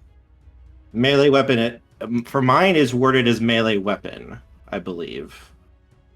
Alright, can you recheck that? Yes, I'm going up real quick. I was checking. Parry. You may use the catch function of telekinesis to block attacks with melee weapons. Though they retain the hold on their weapon even if they successfully block the attack. So it says attacks with melee weapons, not specifically melee weapons. But it says further down though, you must specify whether your telekinesis can intercept melee or ranged attacks. There. So it says specifically melee attacks further on at the very end. Yeah, which is very weird. I don't know why they decided to do it this way. That's the reason I was so confused with this. Yeah. Alright, yeah, just for I'll allow it, but obviously like, you know, for any effects that make them lose the weapon or shit like that. Yeah, you can't take the fist. Yeah.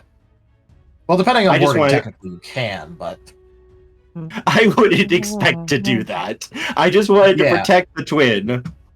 Yeah, well, because there are effects that you're able to get where it's like, oh, hey, if you would, because it counts as a melee weapon, technically a little bit by these rules. There's ways to go if you would just like being able to get past different like immunities to disarm.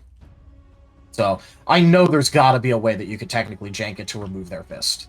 So I just wanted to be clear on that. Okay, yeah, I was not intending to jank his fist. I just wanted to protect my baby. Yeah, I just wanted to protect I just want to make Zim. sure, because obviously it's Pathfinder. There's a way to make it happen if you want. That's true. So.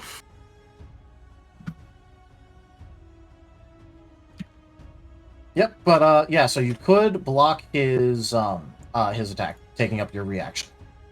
I will use it because my turn's coming up. Yep.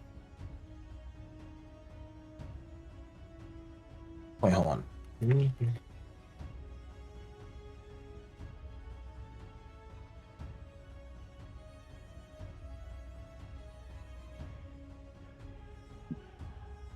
You haven't had your first turn of combat, so... Oh, we're still in the surprise round. You're right. You're right.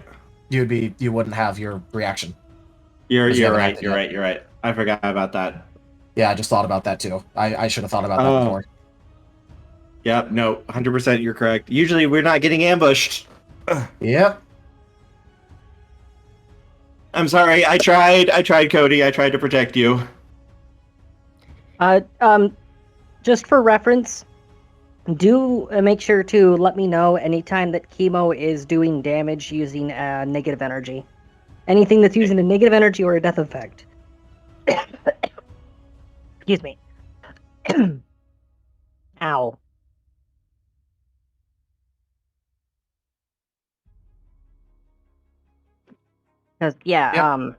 Because finally we're fighting something that's near our level, I can actually use Death Knight's purchase.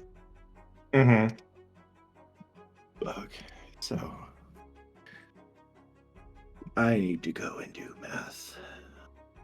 Oh boy. So, how much damage is Cody taking? Let me check that, because now I'm able to check that.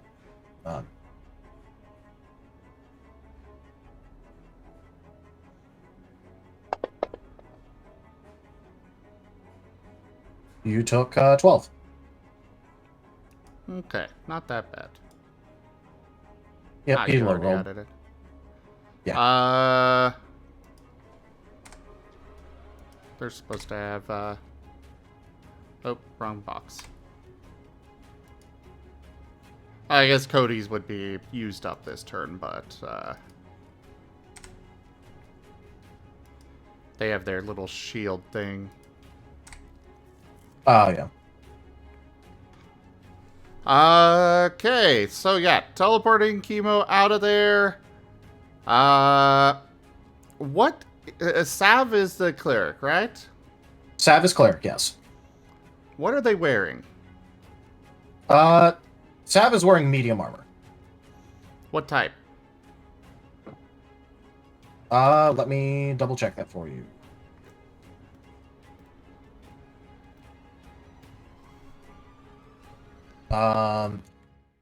Sav is wearing a breastplate. Excellent. And what material does it look like their holy symbol is made out of? Wood.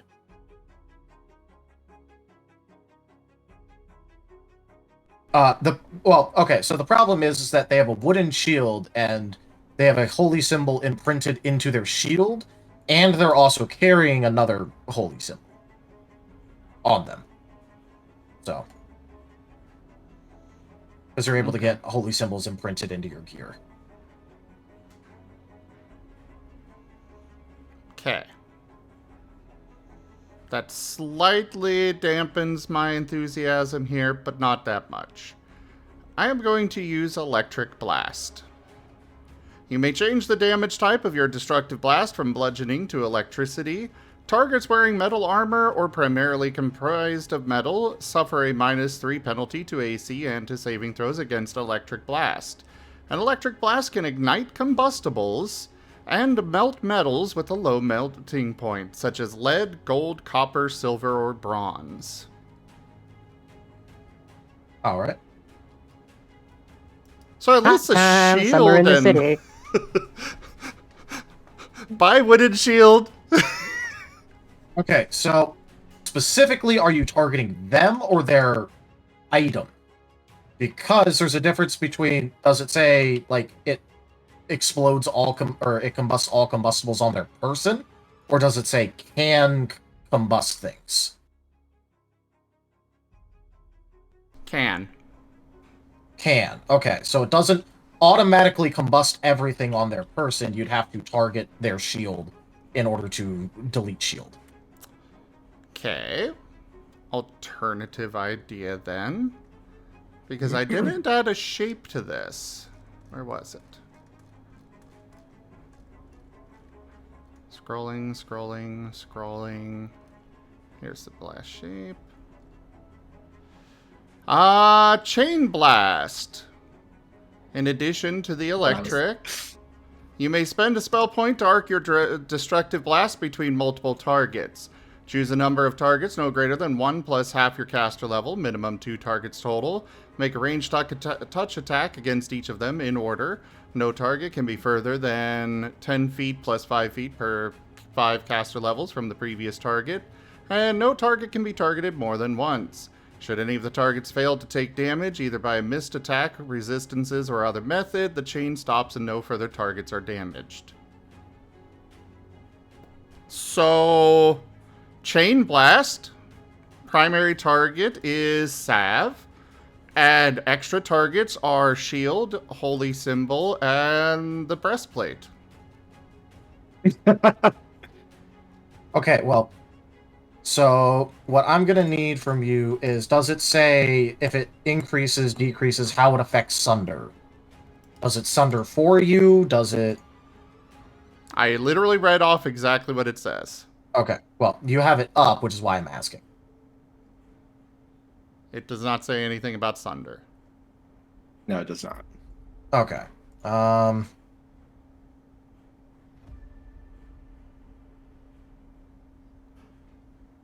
Cool. In that case, we've got...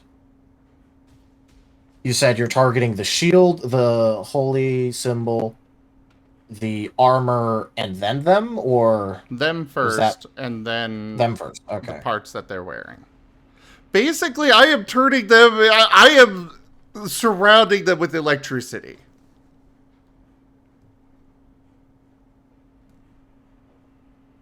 All right.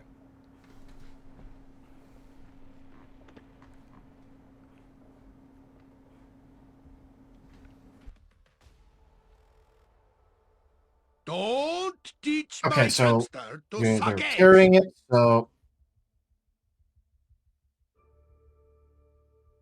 What was that? Okay, so...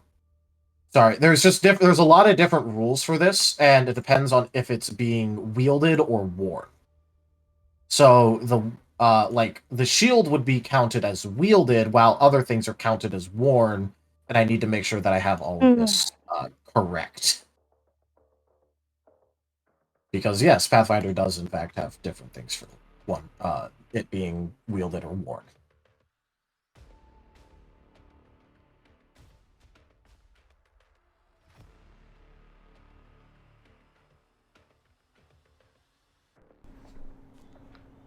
Okay. Okay, so I have all the ACs. You can make your attacks. Okay. Yes, yes. Everything that someone is carrying or wearing has its own AC.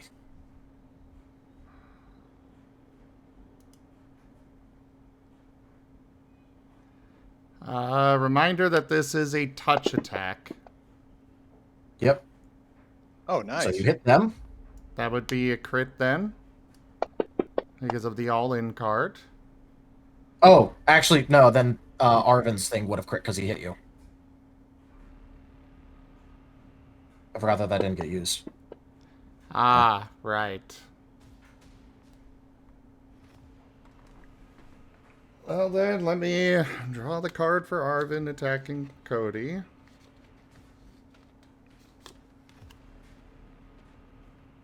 Drop it! Drop what you're holding. The GM decides which hand or determines randomly. They weren't holding anything. Can't apply. That can't apply, so redraw. Oh, it doesn't negate? No, the way that we've been doing it is if it doesn't apply. Like, because remember, there was one thing where it was like a snake and it was told to drop prone, and we're like, okay, well, it can't do that, so. Staggered, double damage, and all attacks against you have advantage until the start of your next turn. Alright. That's not bad. Also, wait, didn't you use your standard action to go in the first place? What do you mean? I think they used the move action to just jump on since we were so close. Moved. He just okay. moved. Okay, I just wanted to make sure on that. So...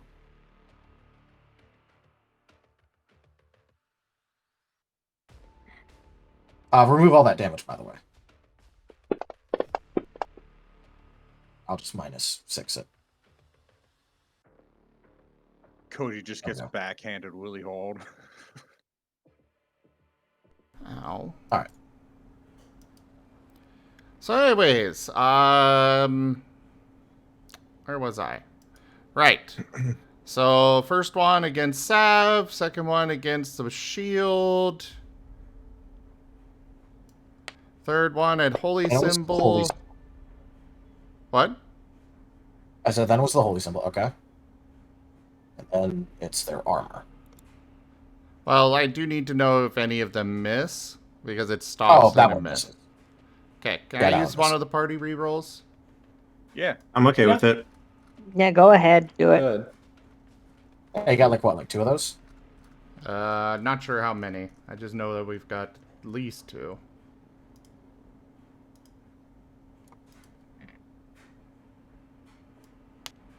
Okay.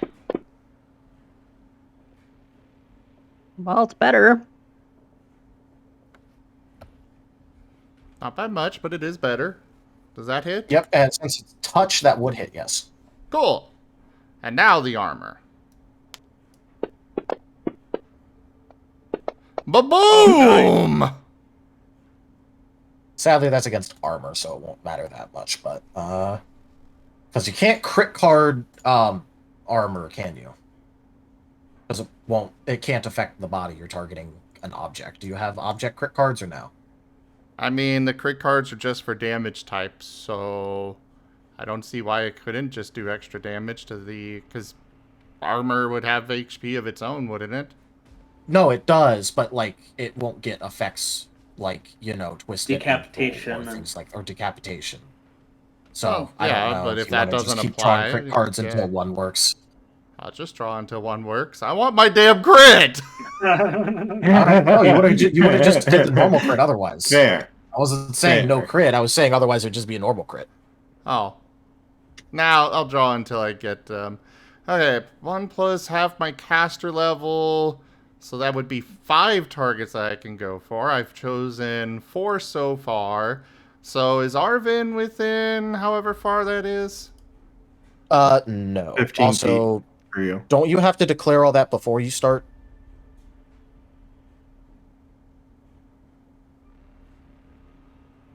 It doesn't say anything Like that I of have operations. to... It doesn't say that I have to. Okay, is there any of them that are within 15? No. Oh. Absolutely not. They would not stand that close to each other. Okay, zapping Sav's backpack then. Alright. Just arcing all over them. Yes. Yes. That one missed? Yeah, that one misses. Ah. Okay, so now damage. Doesn't say anything about the damage being lowered, so I assume full damage. Like I said, with the electrifying blast, targets can combust. And, things that are not,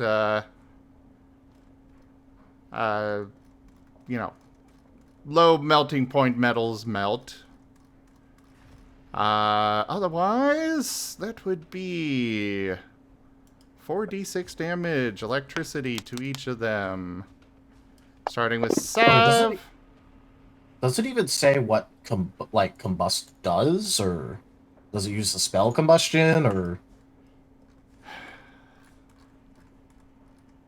I just assume it just catches fire. Yeah, okay. I'll just apply a flaming effect to it then. Alright, so Sav takes 12.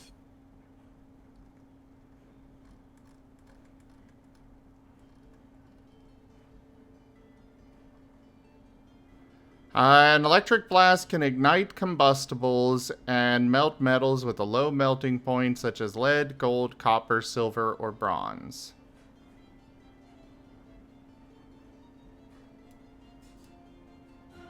Okay, so it says ignite, so yeah, I'm just gonna apply non-fire.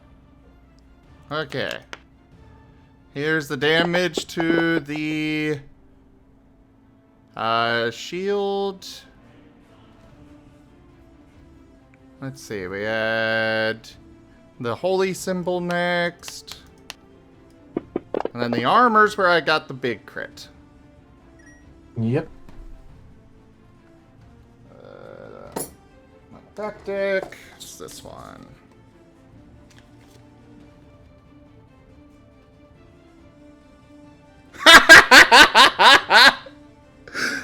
Didn't want it anyway. Well, actually, never mind. You're probably gonna be stingy on this, but quadruple damage and 3 items the target is holding or wearing are also affected by the damage type of the spell. Oh my fuck. You can't, it isn't holding anything, so it can't. It's holding her! She is inside the armor! Yes, it fucking is! I will die on this hill! Consider the armor itself in to that be the case, item. I get to individually target your hairs with chain attacks because your hair is wearing you. You know, you could just say just that remember, you know, they could use that against Temple. You could just say Yeah, that in but this also- context. Go on, sorry. Hey, what's up, Tanya? You could just say that in this context, the armor itself is the item that is being carried. This crit Well, was no, because it's targeting the item. The crit was on the item, not her.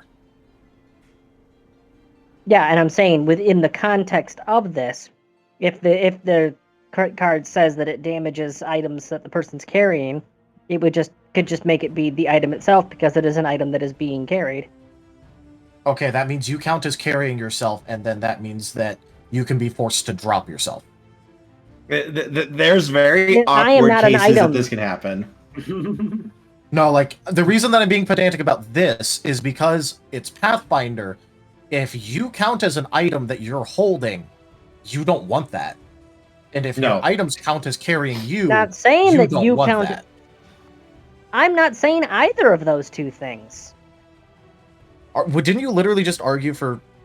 Oh, okay. I am arguing that the armor counts as an item that is being worn. Yes, but not by itself, which is what's being targeted.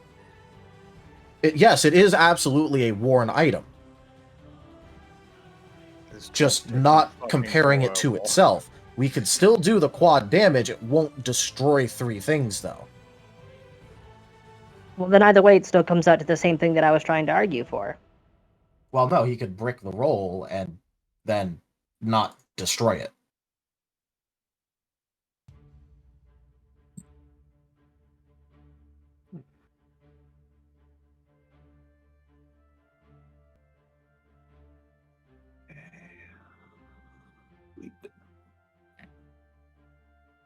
Like I said, we can still do quad damage. It just doesn't count it as carrying everything. Because Yeah, it's not. I was just saying that for this instance, that the card could be interpreted liberally. But since it's still quad damage, it doesn't really fucking matter anyways, so just go with the quad damage, I guess.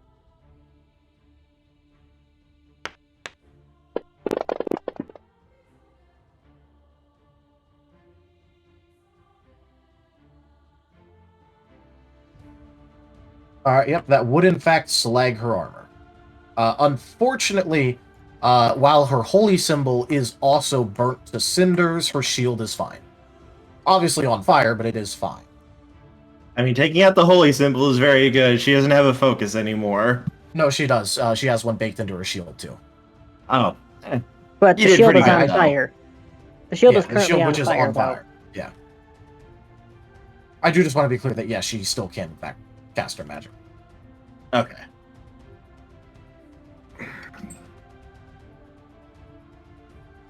Okay. Taldarius, I have questions for you. Yes, I am answering questions. How close are they to each other? On average. They are each about 30 feet from you. So, to each other, if it's a box around you, we know. Pythagorean theorem. This is specifically to each other. Yes, that's what I'm doing.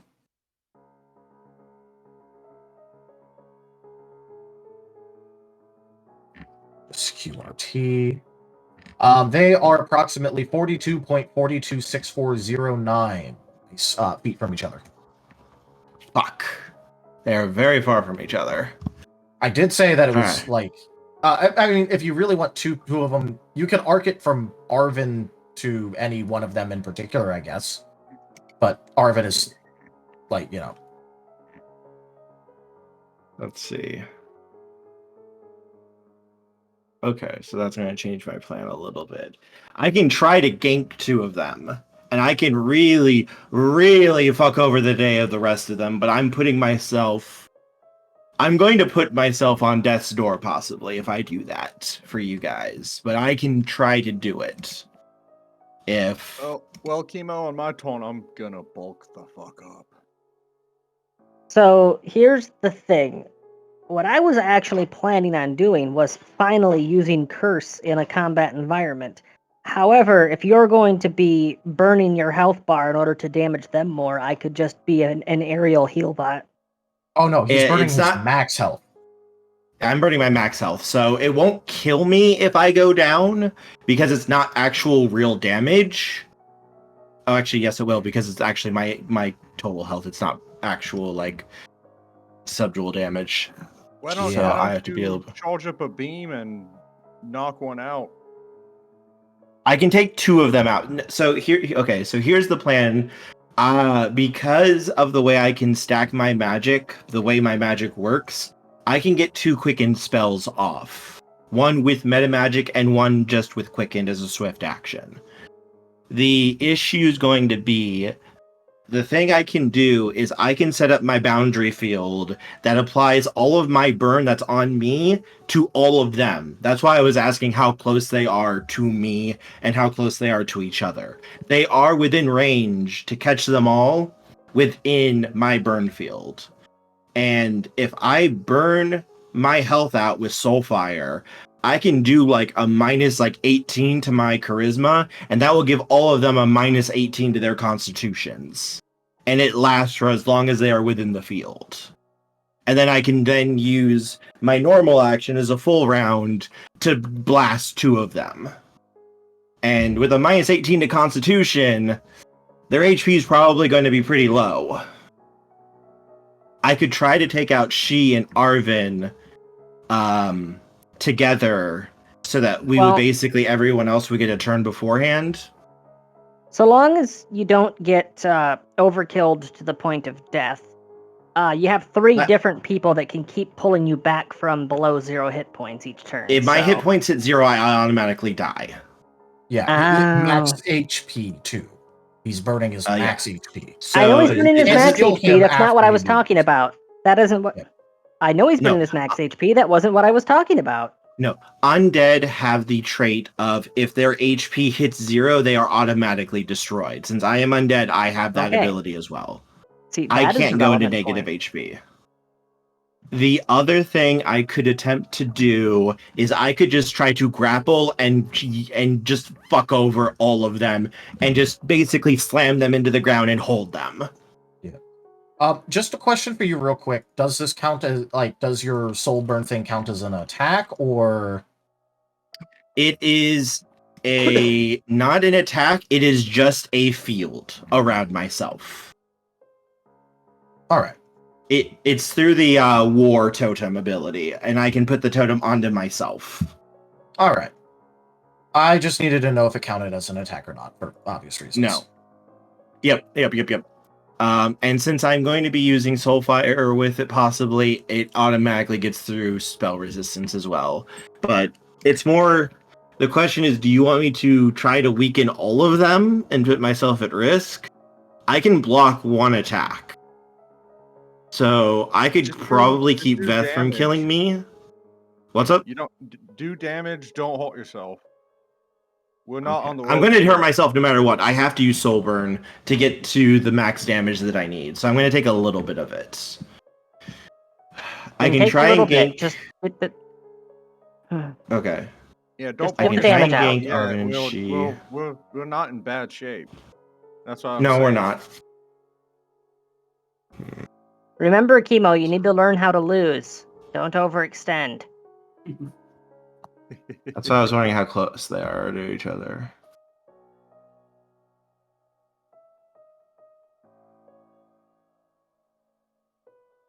Alright, so I think what I'll do is I'll try and blast Arvin and She, and then I'll use my second blast to... If Arvin's still up, or She is still up, I can try to maybe arc one of them.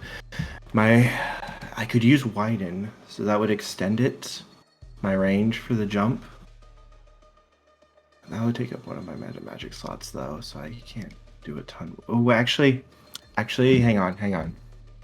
Sorry, mathing. There is very complex things going on here. Okay, so I could do that. Let me double check something real quick. When you haste a guy and it makes his tone even longer. I'm sorry. There is a lot here. I'm just saying that's the funny thing about haste is, oh yeah, it makes me faster. Oh wait, my tone goes even longer. Your turn goes twice as slow though. This spells.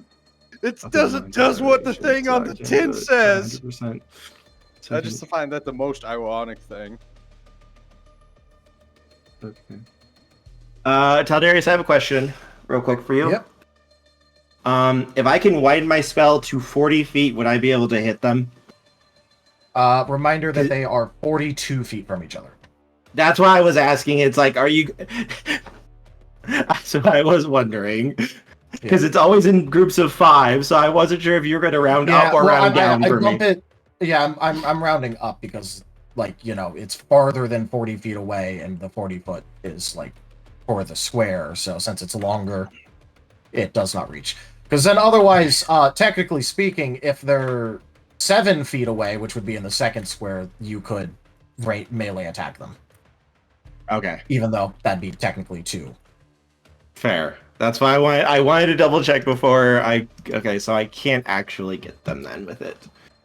Okay. Right, I think we're just going to try to fuck them over then. Alright, so we are going to use Soul Burn. Actually, this is important, Taldarius. Which character do I know that is... Which one has the highest constitution? Which one was always, like, the toughest? And which one was the weakest? Arvin was always the toughest, and Hunan was always the weakest. Gotcha. Okay. So, however, you know to be very careful around Hunan, because he is a time mage.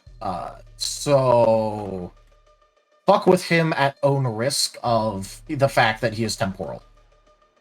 Gotcha. Okay. And I think you know what that could mean.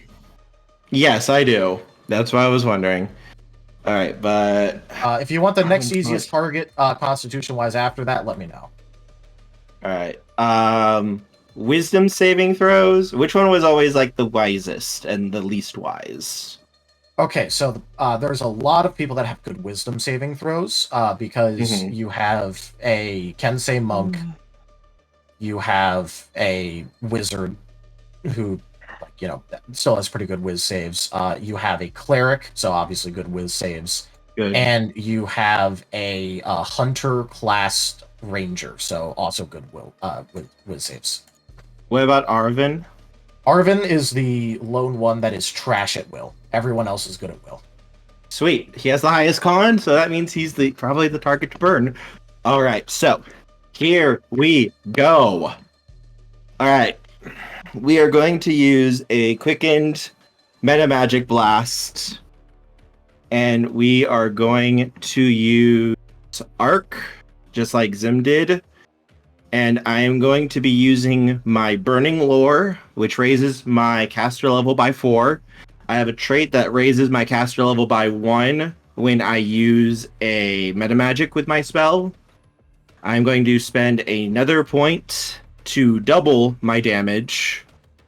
All right. And when I am at spell point half or less, I get a +1 to my caster level as well there.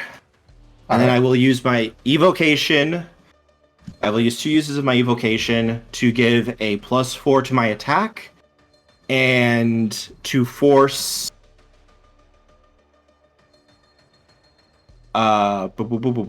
brain, please work. Actually, hang on. I need to roll a D100. I need to roll a D100.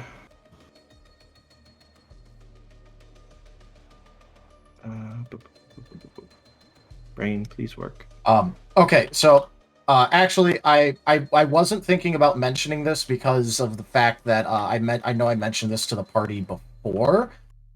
Post the first fight with Arvin, he has his Rune of Retribution, which is 1 time a day, or no, actually at this point it's 2 times a day. But he has Rune of Retribution, and I want you to remember that. He can cite the damage back at one of us, or at me. Yes. Or at you. And it's chain, which is what you said. And it uses all modifiers, so I will also say that if you target him, you don't get spell resistance, because you bypass your own spell resistance. My spell. Yes. Well, no, because it has all modifiers, including the modifier that makes it ignore spell resistance. Oh, fuck yeah, it does. It uses all the original modifiers. Shit, I can't hit. If I hit him, he's gonna kill us all. Actually, it's specifically, you can hit anyone, not him, and not within 30 feet of him. The others are not within 30 feet of him. But I can only hit one of them. But then you can only hit one. Okay. So is anyone within range of Arvin's rune right now? No. But they're not in range of each other for that. Kemo, how much how much damage are you thinking about doing to Alvin? A lot. How much is a lot? I can do upwards of like 200 damage. Oh. If I throw both attacks at him, I can do like 400 or 500 damage, depending on how much I want to burn. I was just saying, Temple could do Paladin Sacrifice and break his chains if Alvin tries to. Yeah, I can't attack Arvin. I do too much damage. I'll get one shot if he throws it back at me. Okay. I can't take my own hit. It's hitting multiple of you. Yeah, my attack could wipe the entire party if I go after Arvin. Yeah, I have to go for someone else. He chooses all new targets for it. And I can hit, since I can chain it if I choose to. I can hit just as many as Cody can, if not more.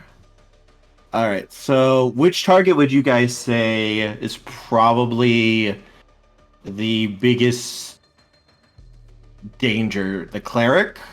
The cleric, which Timber already called out as a priority target, and that Rose is currently going to be engaging. She would have already turned her focus to them.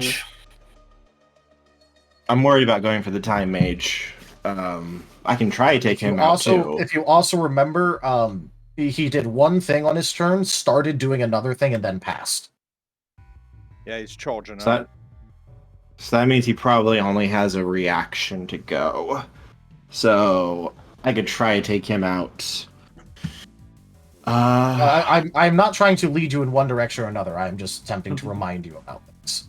Yeah, he tried to do a whiz bang on Temple and is now doing something else. I can try and nuke the cleric, and then afterwards, we can decide cleric or the wizard. Does that sound good, you guys? Yeah. Okay. So that's going to burn out 4, 5, 6, 7. Or you could shoot the Ranger. Ranger was one of the ones I was also thinking about. I wasn't sure you would how also high they remember are on the that priority list. I got a you would hunter's not be mark in on it. Temple. Remember, the ranger, I did say this at the beginning, since you were no longer a part of it, took over leadership.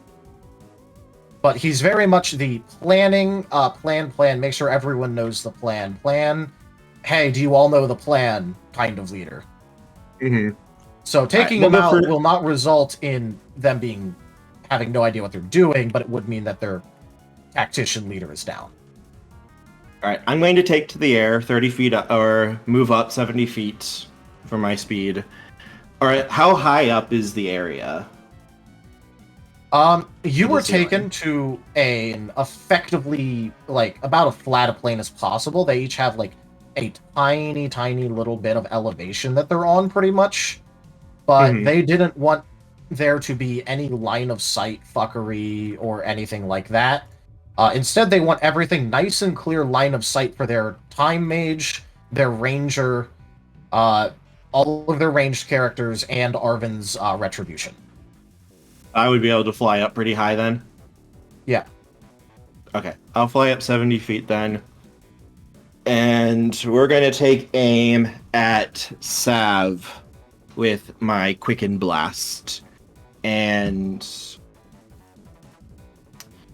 I'm going to have to roll a d100 here.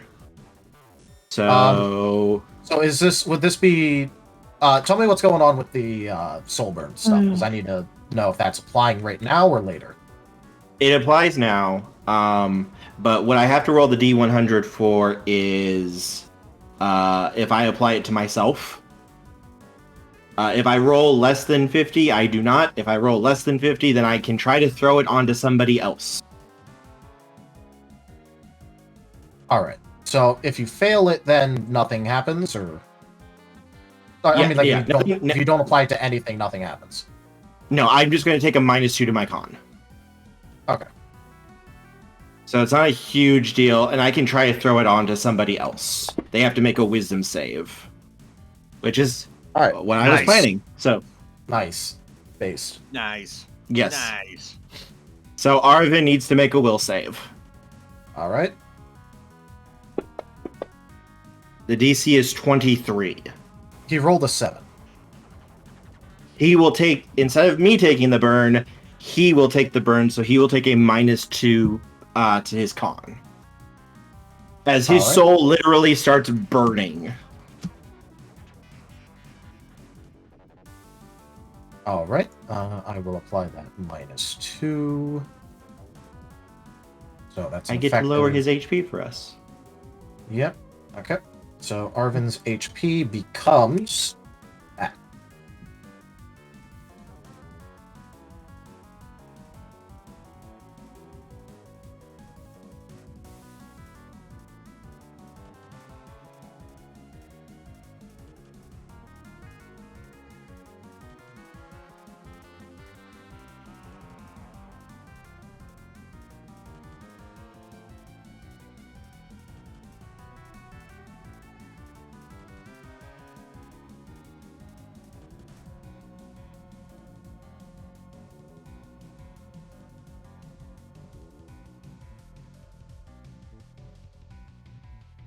Alright, so what do you have to do next?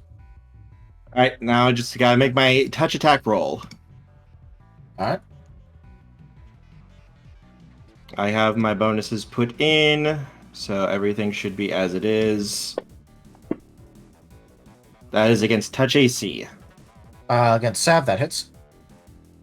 Okay, math time. So we are doubling that. 14 plus 14. And we did not use a shape, so I get to add on another +1 per dice. So give me a moment. I need to get dice.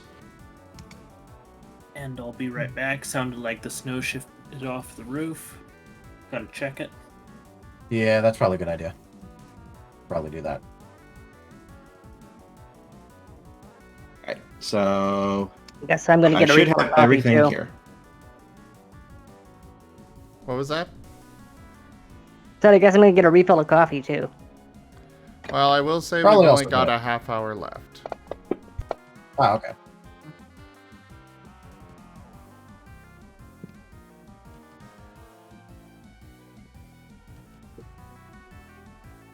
That will be 70 points of damage. 70 to a Sav.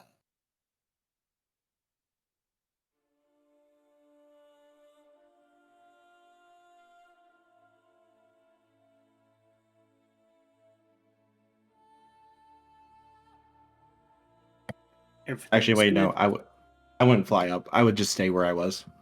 Just doesn't matter. All right, well, that doesn't really change anything. So, No.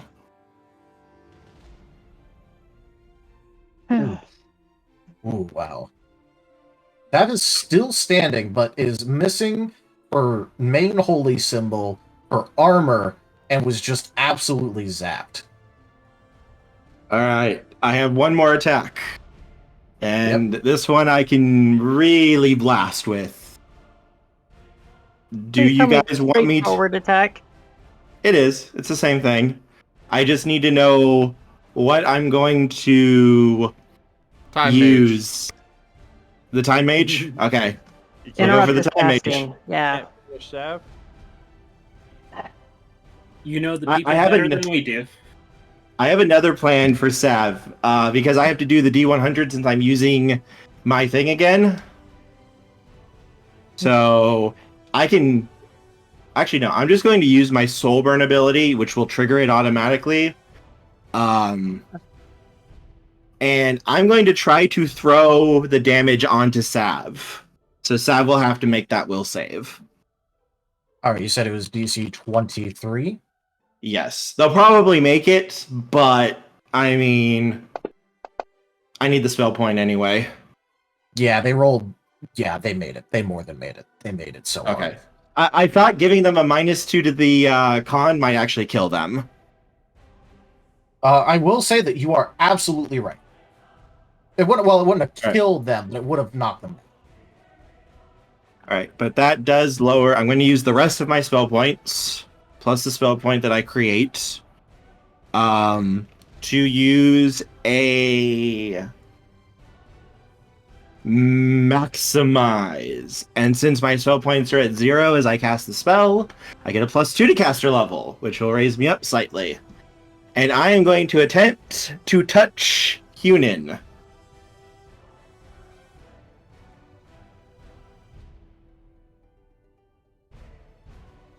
Now, I'm going to ask you one last time. Are you sure about that?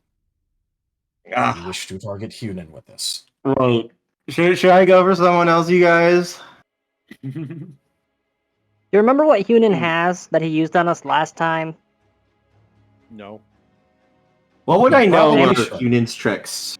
He has damage reflect. He has damage reflect. No, specifically he has damage store. When he does the sort of shit that he does, and you target him, he has damage store. He did this in the first fight, in your first fight against him. Shoot their commando then. Take out Veth? Yeah. Okay. We'll go against Veth then. I think. So we'll go against Veth. Going against Veth? Got it. And is this touch? Yes. Always touch. Alright. In that case, you still hit. Okay. Let's go. So, damage time. Give me a second. And this is... Actually, this is just straight up maximized. So, give me a second. I will get my calculator.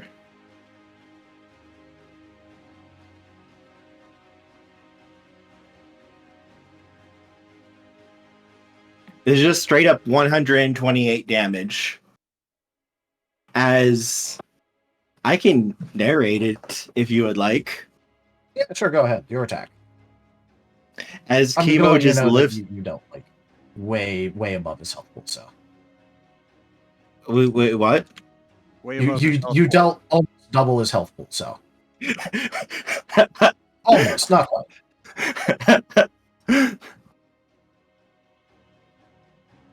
I'm just letting you know he's, like, absolutely 100% dead.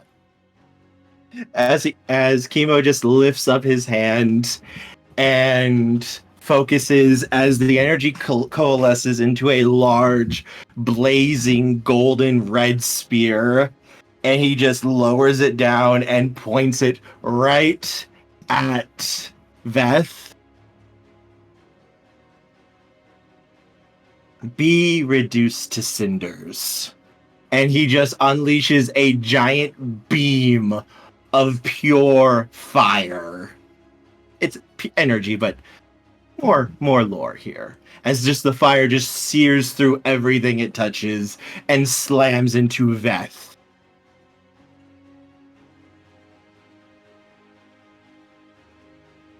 Kemo is also engulfed in white flames that are licking and burning at him too. And as he slowly lets go, the spear just shatters, and he just kind of falls to one knee panting, as he used up most of his energy in that. He can make more, but yeah, that's going to exhaust him.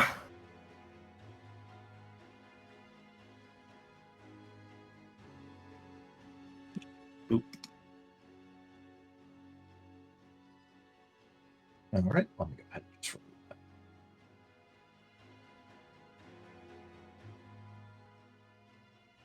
My bad. So is that your turn? Yep.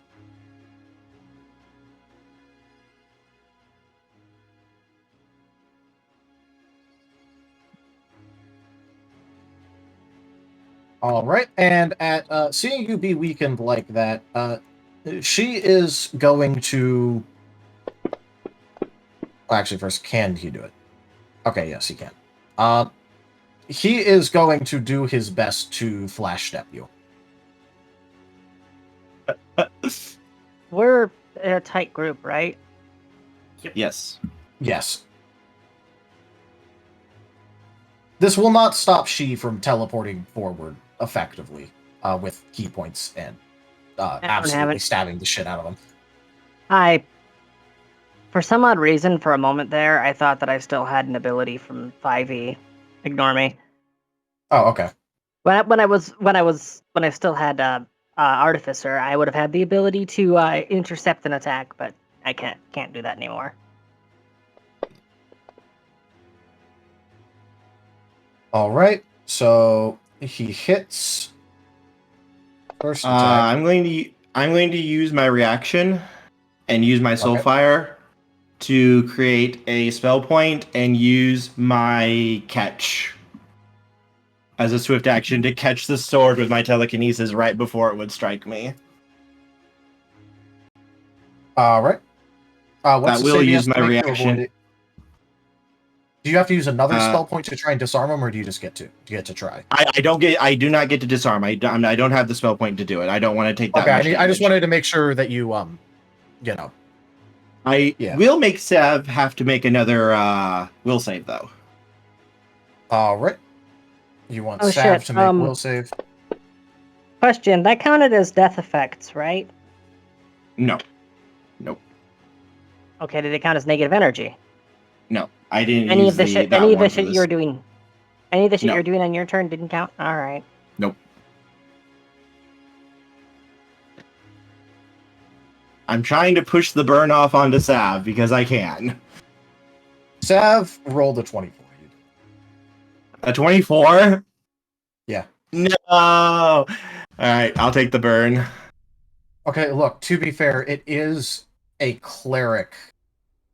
That's going to be their best save. That's going to be their best save, 100%. I was hoping, though. It's the fact they beat it by a 1. Well, they only needed to meet your DC, so they technically beat it by 2. Oh, fair. I just didn't want to get stabbed by she. Well, you didn't get stabbed by she, I think. I'm just imagining, like, the sword literally stops, like, right before it would take my head off, and I just, like, hey, she, good to see you. Yep. Have you gotten faster? Yeah, so, unfortunately, she is a monk, can say monk, but still a monk. So as you telegrip his sword, he immediately does a bonus strike at you with more key points. And what are you trying to say, Tanya? It's just like, let's keep going here. Oh.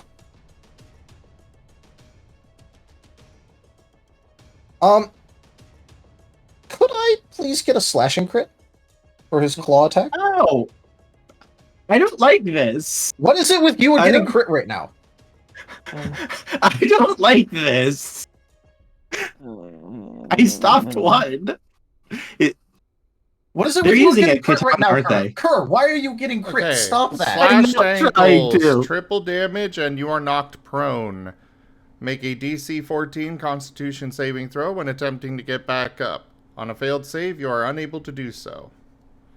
Be aware the DC will probably change, but because this was built for 5e. Yeah. And free action rage, spirit shield, which uses my reaction to give 2d6 defense. You can't do that yet. You haven't had your first turn. Oh, okay. You don't have a reaction. So let's see, my HP's going down by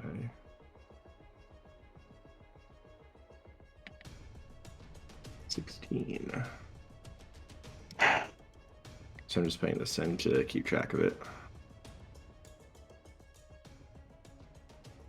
How much damage did they do? After your DR, it dealt because it was tripped. And he high rolled. He dealt 22. Ow.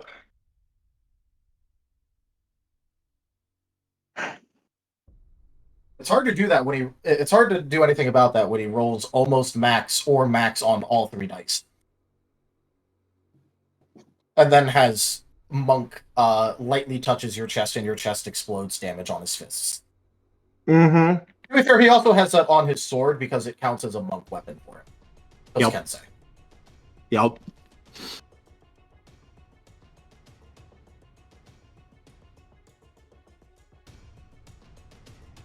On the plus side, you So got to what's spend up some next? D points for that. I'm waiting to see if he has any responses in case of that. Nope, not right now. Okay, no response. Okay.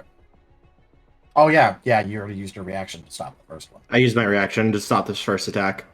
Yeah. Monks have a lot of attacks. They do, don't they? That's why. Am I about to get monk. punched again? Unwavering purpose. Luckily, he can't do his flash step thing with his Kensei and flurry you. Okay. It, unfortunately for you, does not work. I think you mean fortunately for me, it doesn't work. Unfortunately. And next is Arvin, who was left unattended. And so he's going to go for a squishy mage. Which squishy mage? There are 2 of them next to him. Hi. 4, yeah, technically. But I think he's gonna go after. Yeah. So, Rose, he's gonna be punching you. Hits the first attack. This is bludgeoning, so it gets past one of your DRs. What was your other DR? That was everything? Okay, so one of the DR it's getting past is 4. The other one is 2, but I can up it to 5 with a spell point spent. I will be spending that spell point to up it to 5. Alright, goes down to that damage. As a free action, he makes a grapple attempt at you. Because fucking of course he does. He's a grapple person. That's literally his thing. I'm not even gonna bother asking. I think he grapples you. Unless you have a CMD in the 30s. Because he grappled you, he gets to make a free attack. So. Hits.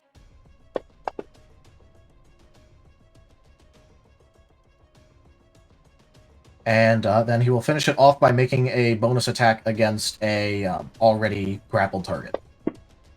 He didn't have to move, so.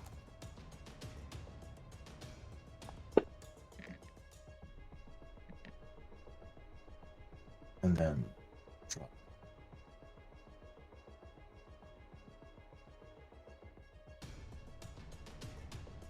And that's Arvin's turn. Arvin is nice and, And simple. And am I to grapple. considered grappled? Yes, you are grappled.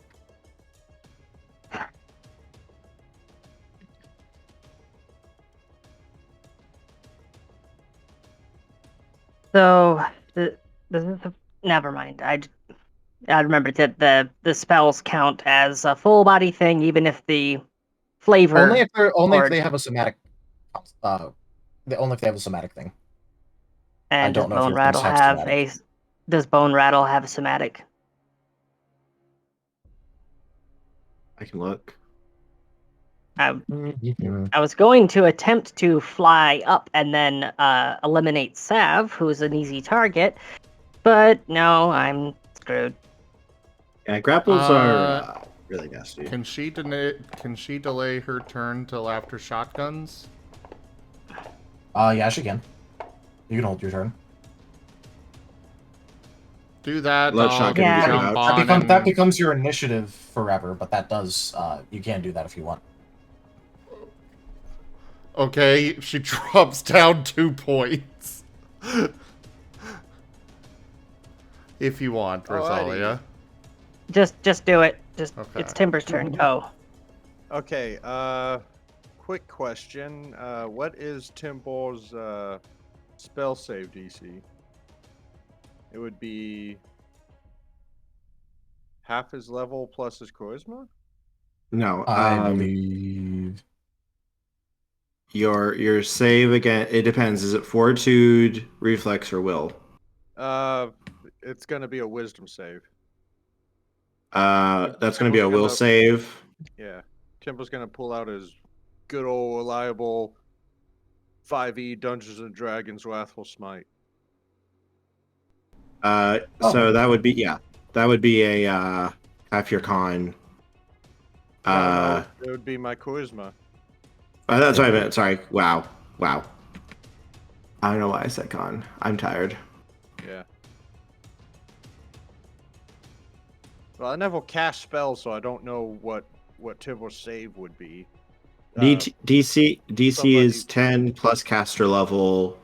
DC is 10 plus the spell level plus your charisma modifier. So okay, so it's a force level spell. First level, you said? Yeah. Alright, and so plus 3 charisma, so 14. DC 14. Oh. Man, I suck at casting spells. Yeah, there's a reason, like, for me, why I just, like, pack on every possible thing I can just to get to my DCs where they are at right now without, like, magic items. Well, Tempo's gonna use his swift action for casting a level 1 Wrathful Smite. Okay. And he's gonna full round Alvin with it. Alright. Go right ahead. He's gonna raise his sword, say, "This is for Randolph, you son of a bitch! For the Kaiser!" And then, attack. Then I kick him, sir.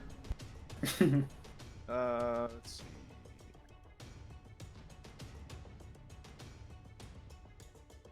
You might get more damage if you just smite them, if they're chaotic. Well, I don't know if he's chaotic. Pretty sure they don't qualify as chaotic, given who they work for. Fair. Some of them might. You don't know. They do work for a lawful evil individual, but some might. But, yeah. Well, generally people only hire things. Generally, people only hire or, like, attract followers that are within one step of them.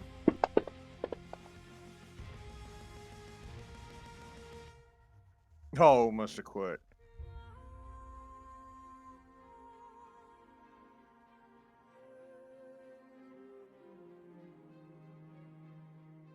Alright, and both of those would hit him.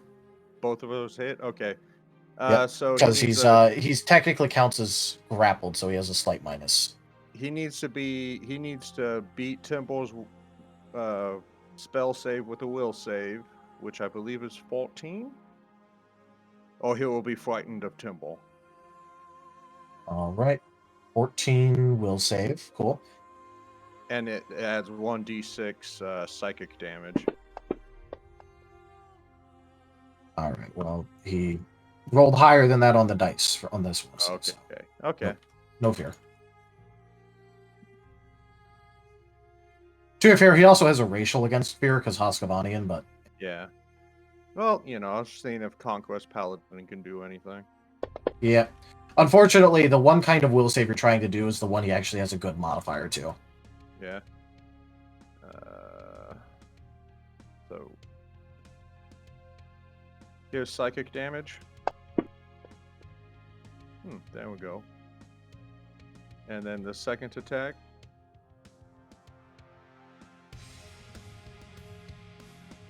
Can Timble power attack? Or is that... I can't do a... You already rolled, so you can't power attack. Okay, sorry about that. I've just been waiting here all day. Oh well. Yeah. Wait, why can't he power attack? Because he already rolled to Because attack. I rolled Oh, shit. yeah. Because I'm doing math. Yeah, you have to make it before you make the attack roll. Yep. Yeah. Alright, well, there we go. Temple tried. Alright. Okay. Hey, you still got damage on. Shotgun! Jumping onto Rosalia and emergency teleport. Alright, well, you know what that means. It's time for the Arvin Grapple Party. Also known as just, he's just gonna make a attack of opportunity. I'm ready to take the damage. Let's go. You keep pulling away his targets. Alright, that hits. Okay, what's the damage? Rosalia, are you able to start flying like immediately if he just takes you straight up? Yeah. Cool. Because he does not have wings right now.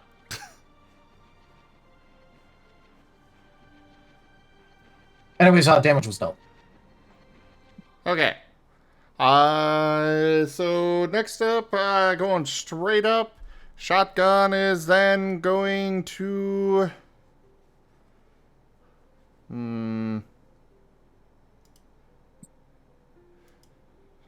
just go with a basic burning blast at Arvin, the fire blast. Alright. Actually, considering Rosalia's health, should I go for heal, Rosalia? I'll hold together for the time being. Okay. Why not blast Sav? Good idea. I'll blast Sav. Yeah.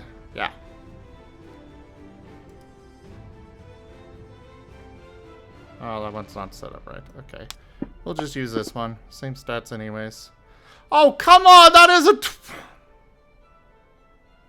Did you not roll in the thing? I did. It dropped in the thing, but, It didn't make it. There you go. That's better. No, it was a 20 before. You rolled it on your... Oh, okay, yeah. You didn't roll it on anyone, that's why. Cool. I don't have that stuff coded in properly. But... That is a touch attack. Right. Yeah, it is a touch attack. Yeah, and that will hit. Cool. Your attack is happening. This is Fire Blast. It doesn't matter. And you make a reflex save or they are on fire. Alright. Double fire. DC 21. Doesn't matter. It doesn't matter if she rolled a nat 20. Doesn't matter because she goes down anyways. Woo! I mean, I guess it technically does matter because she's not dead. She's just down, but... And on fire. Yeah, she is. Not on fire. From the other things. Right? Or is that electricity? The shield's on fire. Her shield would be on fire, not her. Yeah. But either way, that's it for shotgun. Yeah, but she's still holding the Okay. shield. But go ahead. We need to get Arvin down, so I'm going to use Curse. So I'm spending 2 spell points to make an enhanced Ghost Strike. And what I'm aiming for is target suffers a -4 penalty on all attack rolls, saving throws, ability checks, and skill checks. It's +3 +1 per 5 caster levels, so +4. Yep. And that is do. There's Curse on Arvin. Oh, nice. It's fucked.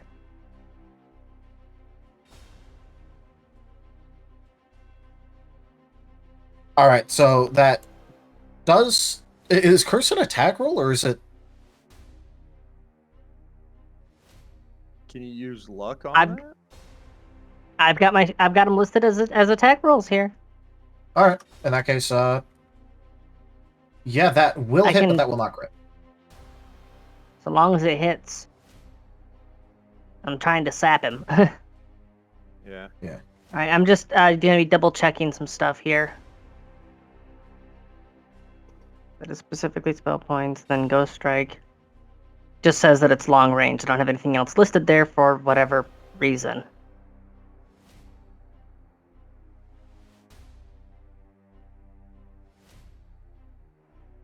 Yeah, it's touch, I believe.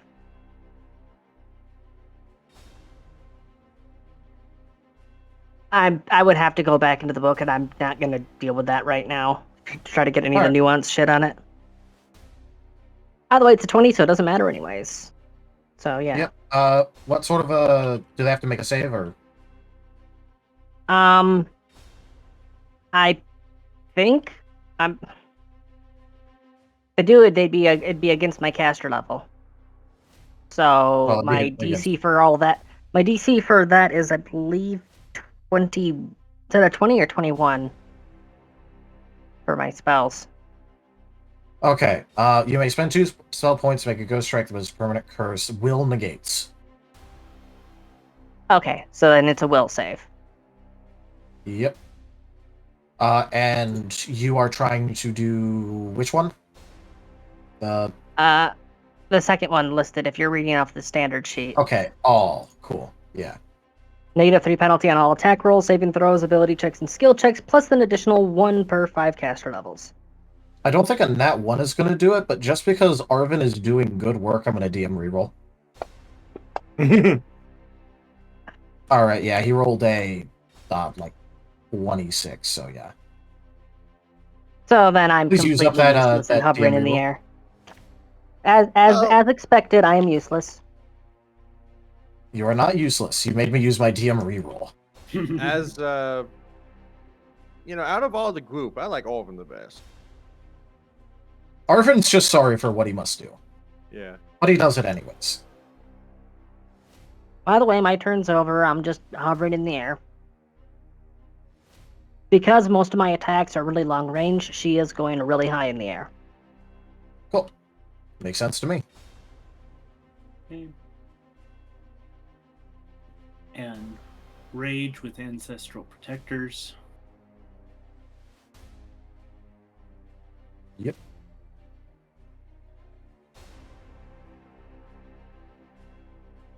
Let's see. And she is closer. Yep. She and Arvin are about the same distance. They're both meleeing them. Oh. Okay. Crit fail card. Yep. First does hit you. We do have another player reroll.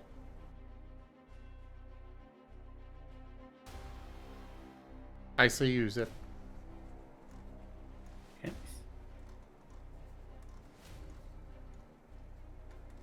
And let's see, how do I do a single attack with this?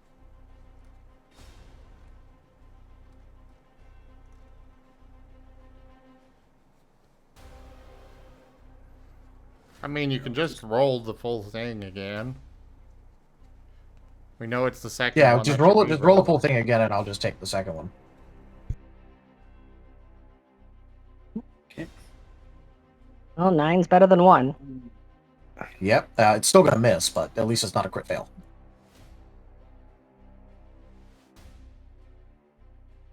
So, yeah, go ahead and roll damage on that first one.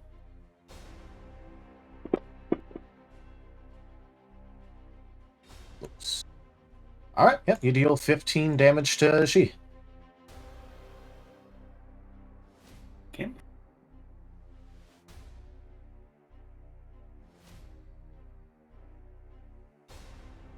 Alright, now it is Lahunin's turn. And, it is time to end. Oh, okay. So, top of the order and we're ending. Cool. Works out That's good. like fucking perfect. Yeah, works out great. And for the love of all that is fucking holy, please fully research your everything and transcribe it onto your sheets. I'm going to be doing the same myself throughout the week. Yeah. I had 5 sheets open for this. Let's go. As they're reoccurring characters, they each get their own sheets, so I have sheets for all of them.